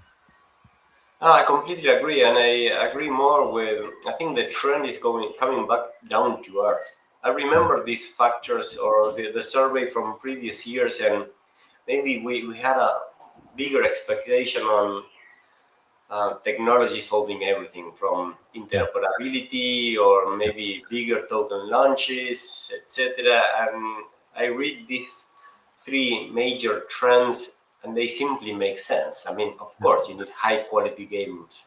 And of course, you need a revenue driven model that will be provided by stablecoins. Otherwise, it's like playing the game of the chair. Who gives away your random token first? And whoever holds it loses. So stablecoins is the real P&L economy, and without real revenue, you cannot simply print out more stablecoins, and that's why you'll make it sustainable this way. So I'm very happy to read about it. These being the major trends for next year. Yeah. So as a last question, what happened? What would you like to show, say about the whole AGG activities you had for the past year, and what's ahead for 2026 for you? Yeah, we did a bunch in 2025 that I'm super proud to share. At the community level, we did more like in real life encounters within the community, especially in Brazil a couple of times, also in Argentina. But I think bonding happens with when you touch each other. So you need to hug your community members. You need to speak face to face. We definitely plan to do more of that in 2026. At the platform level, we started building our own mini games this year. We have already 3 games that we made ourselves, very simple, casual games, but we are really playing and having fun and gamifying the way we give away rewards to the community. So please have a look at these games. And one of the games that I really like to highlight, it's a cards game, but where the faces of the cards, the characters are, it's us, our community members. It's me, it's Gabby, but it's our community leaders for the most part. And this is something that every month we announce new community members becoming their own card. So there's a little bit of an inner survey within the community, and you can always be selected to become the next card. Now we're adding different features to the cards, and some of the competition will be introduced very soon with the Ola cards. So there's a whole roadmap to keep growing the community card game.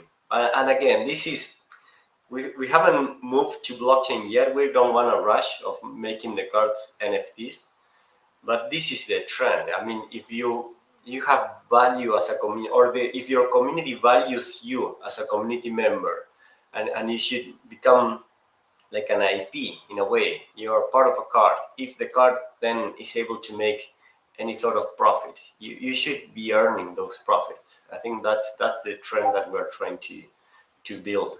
Very cautiously, very step by step. That's the way we do it. That's how we've been able to make this for so long. But that's a trend that we loved it.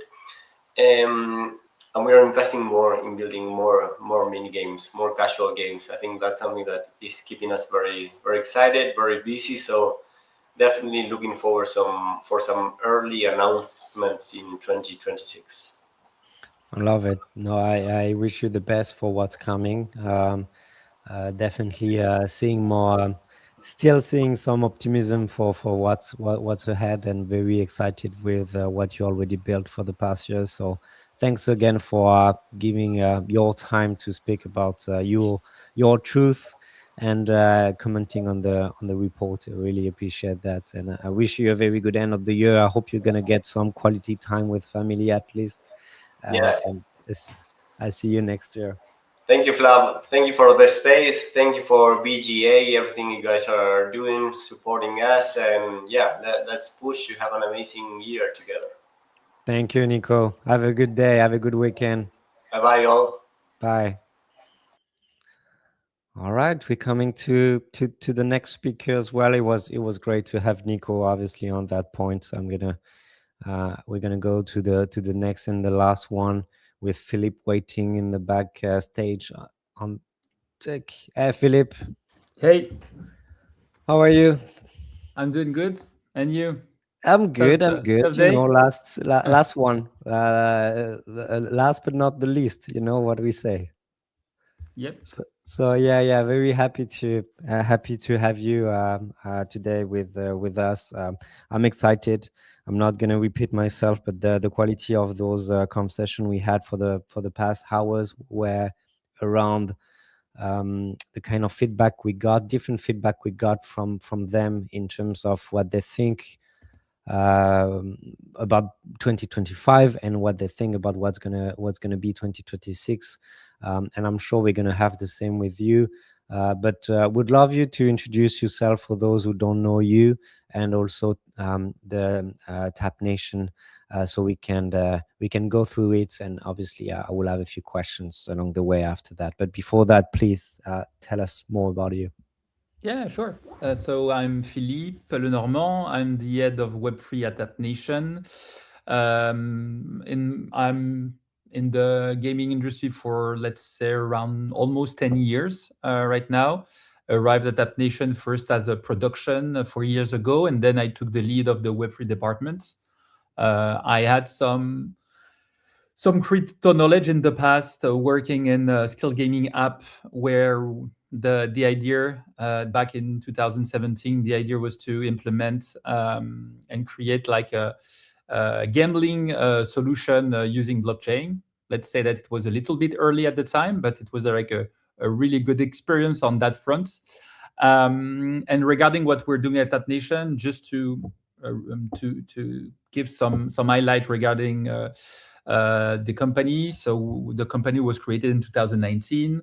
We're a publisher specialized on mobile gaming. And since then, we had more than 1.5 billion downloads on our games. We're specializing on casual gaming. And we work on Web3 initiatives since a little more than 3 years. And the idea is to see how we were able to use Web3 technology to improve retention engagement from our users and find also a new source of revenue. So we tested a lot of different models, to be honest. At the beginning, it was quite, let's say, we were not really focusing on what was the right path, let's say. And since 2 years, when I took the lead, the idea was really to redefine the strategy. And now we had a strategy in a way that is a little bit more clear on what we expect that working. So the idea was to work with top players from the industry, like Arbitrum, Tezos, Immutable, or Polkadot. And the goal was test features inside our already live games that have millions of users and try to improve the engagement and the retention from the users. I'm not going to go too deep dive in it. I think we will have time to discuss that later. But yeah, this is for the intro.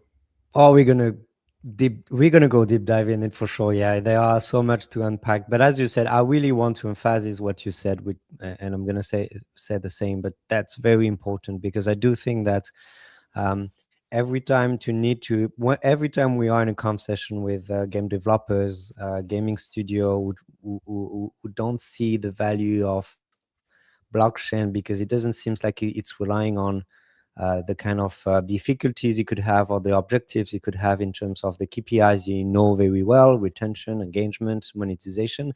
It's always good to talk about you because you already have you have this strategy of how blockchain could impact those KPIs, and you did so many things, as you said. And I think it would be good to unpack those things because just 2025, you said 2 years, but just 2025 was crazy in terms of collaboration you did on your side. But maybe first the question I could have is, so you said I like it because you know very well the ecosystems, like the protocols, the blockchain, because you go with them and you try to have some partnership collaboration based on the game you already have and see how it could fit with what you could build together. We talk about one thing which might sound like a challenge in our industry right now, which is fragmentation. A lot of chains, they have specific communities, they have specific technologies as well. They don't talk to each other so much at some point. Do you agree with this being one of the biggest challenges we're having right now, fragmentation, or maybe you could see that otherwise? It depends a lot on. It's always the same, depending on your audience. As I was saying, we are not. Actually, we had a couple of discussions about that. On our side, we're a bit different because we're not targeting Web3 users.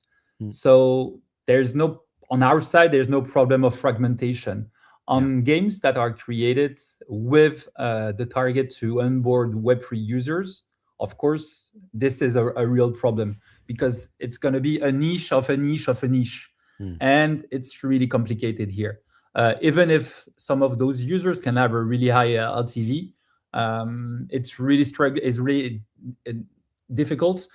And on top of that, to scale the game and make a game more sustainable on the long term is a real challenge. So we adopt a different way for a couple of reasons.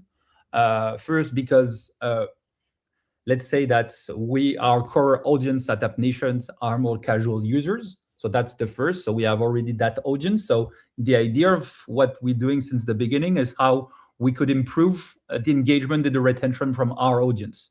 Maybe in the future, the idea would be to find new audience. That's a possibility. But the first goal was to try to improve those KPIs for our users. So we are not focusing at all Web3 users. The idea of what we're doing is more about proposing something that can make the experience of our user better than it was before. That's why everything is seamless. The creation of the wallet is completely out of the, really seamless.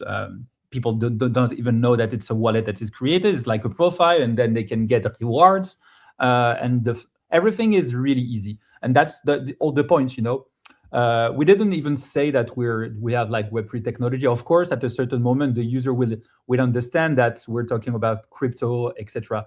But the idea is making that everything could be done in one click. Nothing too much, not seed phrase, no transaction validation, stuff like that, or in a way that it's not a problem for the user. And that's, I think, it's all about. So your first initial question was about the fragmentation. I think that on a lot of different games where they might have like a real high value of users, in terms of spend, etc.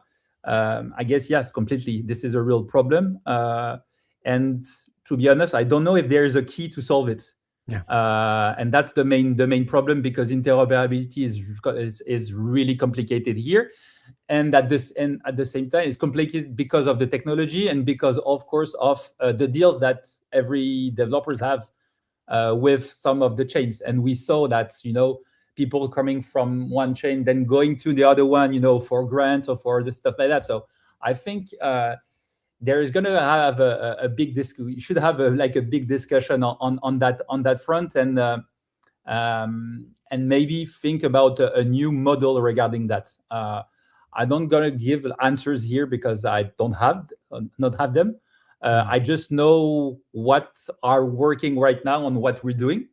Even on the NFT parts, that I think that's in the global idea, I think it's a great thing that will serve in the future.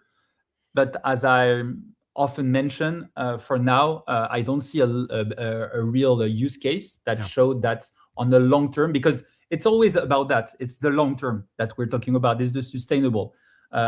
If we are at a moment where we can have a hype and then this model can work, that's true. It can work for a certain period of time. The idea is how we could create something that could be sustainable. And that is the real thing. It's like there's a lot of discussion saying that play to earn is dead. On my opinion, I don't think so. I think that's what's dead is the fact that the model of play to earn is all the models that are not based on revenue generated, then they will be dead for sure, because this will not be able to stay. But there's a lot of new models that are coming where it's based on user generated revenue. And in that case, I think play to earn model can really have a big role in that sense. And it's what we are believing at TapNation, that by using Web3 infrastructure, we are able to leverage a lot of KPIs for our users by using this type of infrastructure. So yeah, if there is one word everyone was saying for the beginning of this, from the beginning of this show, 6 hours, 7 hours show, is sustainability, which actually rely on one of the slides we had, and I'm gonna, if I can go quickly with it, if I can find it. If not, that's yeah, I got it there. I'm gonna show to everyone. It's this one. So the driving factors again, and revenue driven and sustainable business model as the top two, that in the top three, but it is the second major trend to drive the industry forward. So it seems like the focus on what matters today is definitely shifting to something else, which is now high quality game launches, revenue driven and sustainable business model, stablecoin adoption in payment. So you mentioned the second one. How do you feel about the other one? Do you feel like for me, the high quality game launches, this is not, for me, should not be in first place. The first place should be the revenue, the sustainable part, because what we saw is that at the beginning of Web3 gaming, there were a lot of games that was, to be honest, like really shit games. We know that, and then we saw that was a problem on that side. So we wanted to propose like good games, but the problem was always the same, because you start promoting a game by proposing rewards to the user, But since your model is not sustainable, when you stop giving rewards to users, the users go away. Even if the game is good, they were there to get rewards. So when they don't have any more rewards, then they left the game. Not because the game is not cool, it's because the primary idea of it is I have reward, I don't have reward, I go. So I think this is the main thing. Today, any Web3 is able to create really good games. And so for me, it's not anymore the problem here. For me, the real problem is the sustainability. If we use a mechanic to reward users, which is, I think, 90% of Web3 games, maybe more, I don't know. I don't have the stat, to be honest. I think we should continue to reward users. Yeah. But how we can reward users on the long term?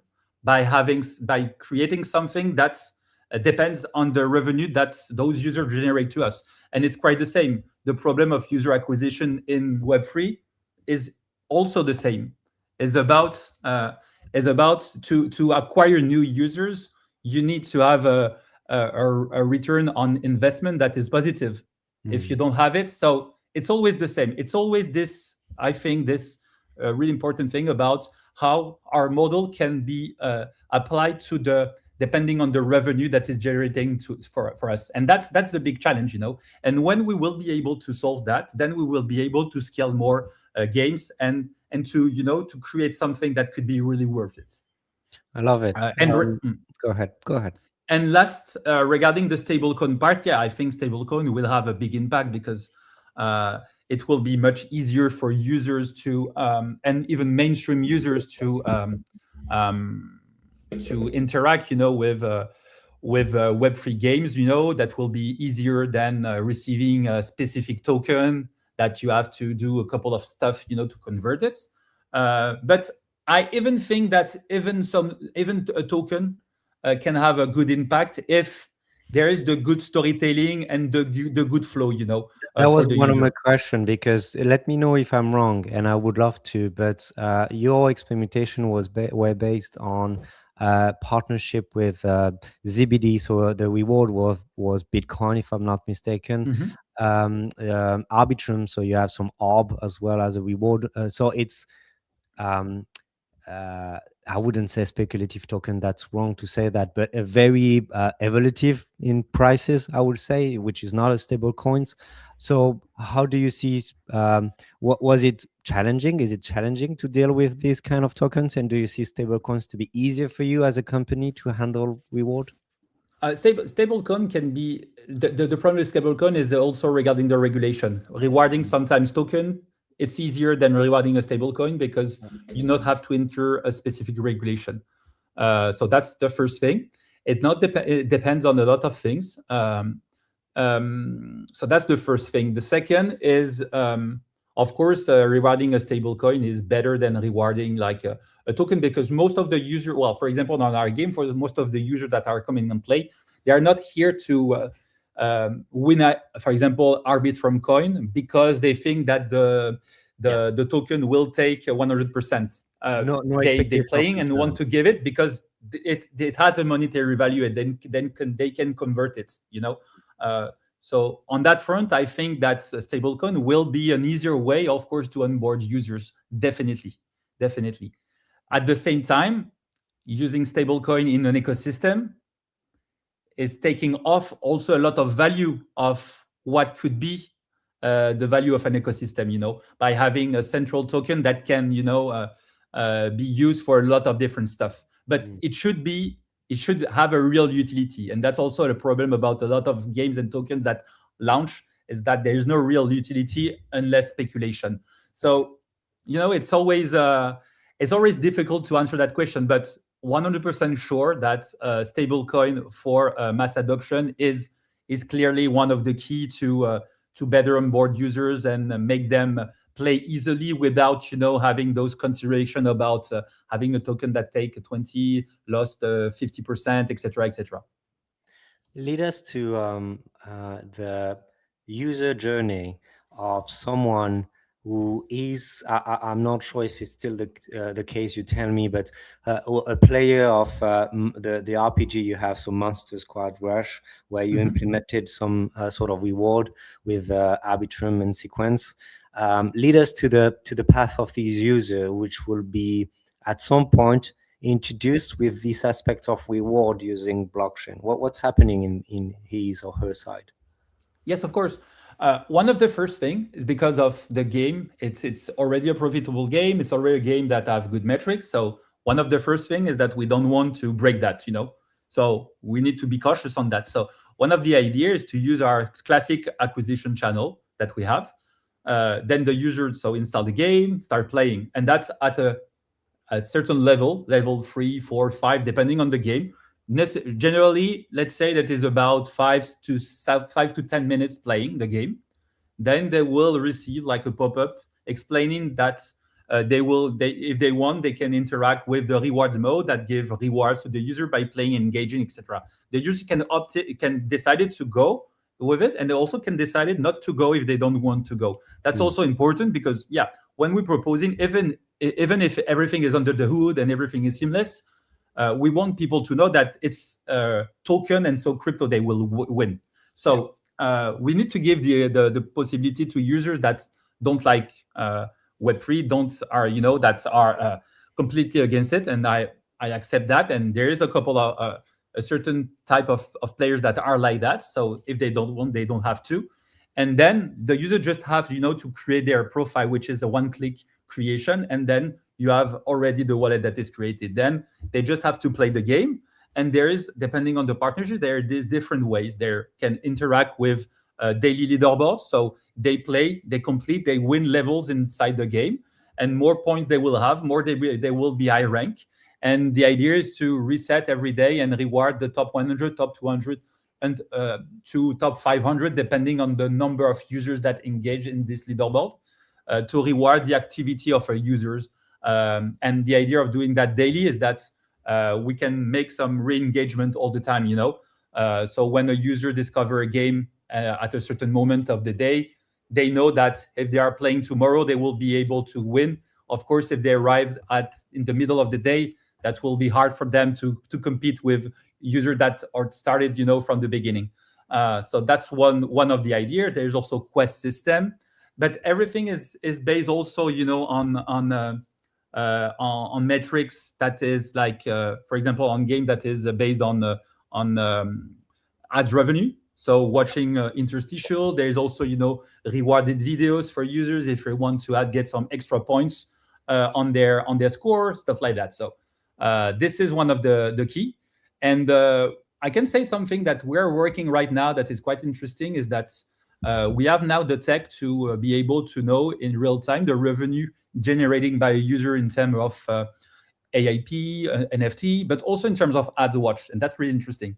And we are able to give now a cashback to the user by playing the games. So, and that's going to be one of the key for the future, that what we want to build is the fact that we can completely have a sustainable model on that side. Because, for example, if we're going to reward the users based on the cashback system, that means that the reward that we're giving to the user is based on revenue generated. Yep. That means that if you want to have like a sustainable model, you have it, because all rewards are based on the activity that the user have inside the game. So that's type of things that what we are working right now to go on top of what we already done to try to multiply, the effects of this kind of infrastructure. So you are building new things to empower the Tap Nation ecosystem of games. At some point, do you want to help other games to go in that direction too? That will be announced a little bit later, but clearly we want to be able to. Well, one of the good things here is that we are a publisher that already have a lot of studios partner. We have already a big ecosystem, and at the same time, we also have internal tools that can empower some infrastructure side of things. Yeah. Because, for example, any partner, normal partner, not Web3 partner that we have, use our different SDK, where you have every setup necessary to have all the necessary to launch a game correctly on the App Store and the Play Store, regarding like coming from the analytics to the A/B testing tools to the publishing dashboard to the monetization, etc., etc. And what we will do is that we will onboard, implement it in this SDK, like an all-in-one SDK, all the different Web3 features that we developed for like that. Any studios that would like to use our technology will be able to use it. But this is more like a long-term plan than right away. And the goal, and that's what also I think that something that could make the difference for us is that we are crash testing everything on our side first. So when we will propose that to others, it will be perfectly functionable, etc. So that's also one of the idea and the advantage when we are trying to build like an infrastructure platform, and at the same time you are a publisher. Yeah.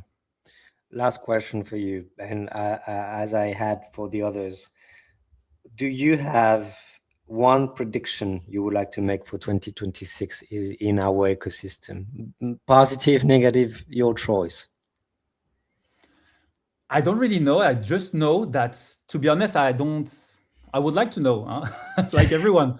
To be honest, I think that more and more people understand, what didn't work and what is the real value. And I think there will be a lot of switch of strategy in the next month, because people understand now that if you have only one game and you want to launch your token, this is not anymore possible. That you have to base your model. For example, using Web3 is not only a revenue idea; it's also what can improve the experience of a game. And that's, I think, is going to be one of the difference. That the Web3 will not be necessarily the business model at the center of a project, but will be a big use on the user experience and how to improve that. And I think with this, we will find a new way of monetizing things, but it should be first on the standard monetization model that already exists, because I don't think that today we find the right hack regarding this. So that's what I would say. Okay, perfect. I love it. Thanks a lot, Philippe. I really appreciate your time. I do wanted to impact those all of those things you did and you're going to do for Tap Nation, because I feel like it's super important to rely on what you're doing for the sake of this blueprint we are trying to build, because it's not easy for sure.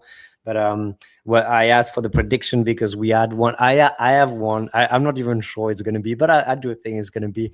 And I asked the question to everyone at the beginning, which was, I think GTA 6 will enable cryptocurrency payments. So we're going to have that. So I'd say yes. And actually 68% of you in the YouTube chat think the same. So we'll see, finger crossed. I think it's not just hope, but real prediction, because we're all hoping for that. But yeah, Philippe, again, thanks a lot for your time. I really appreciate that. I wish you a good holiday time, quality time in family. I know it's going to be needed. Yep. And I see you next year too. Thanks a lot, Flav. Thanks, Philippe. And yeah, thanks for everyone, guys. It was more than 6 hours. I think it was 7 hours ago. We began this live stream.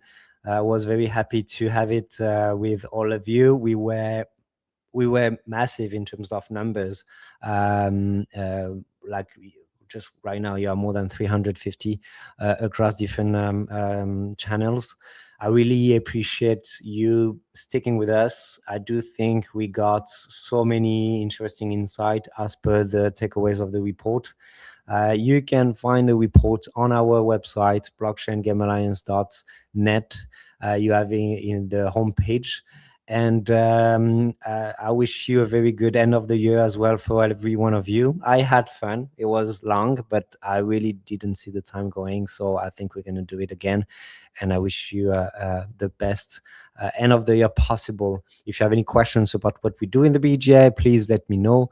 And I will love to help you, guide you on everything we're doing on our side, because 2026 will be busy for sure. Thank you again. Have a lovely day, and I'll see you next time. Bye bye, everyone.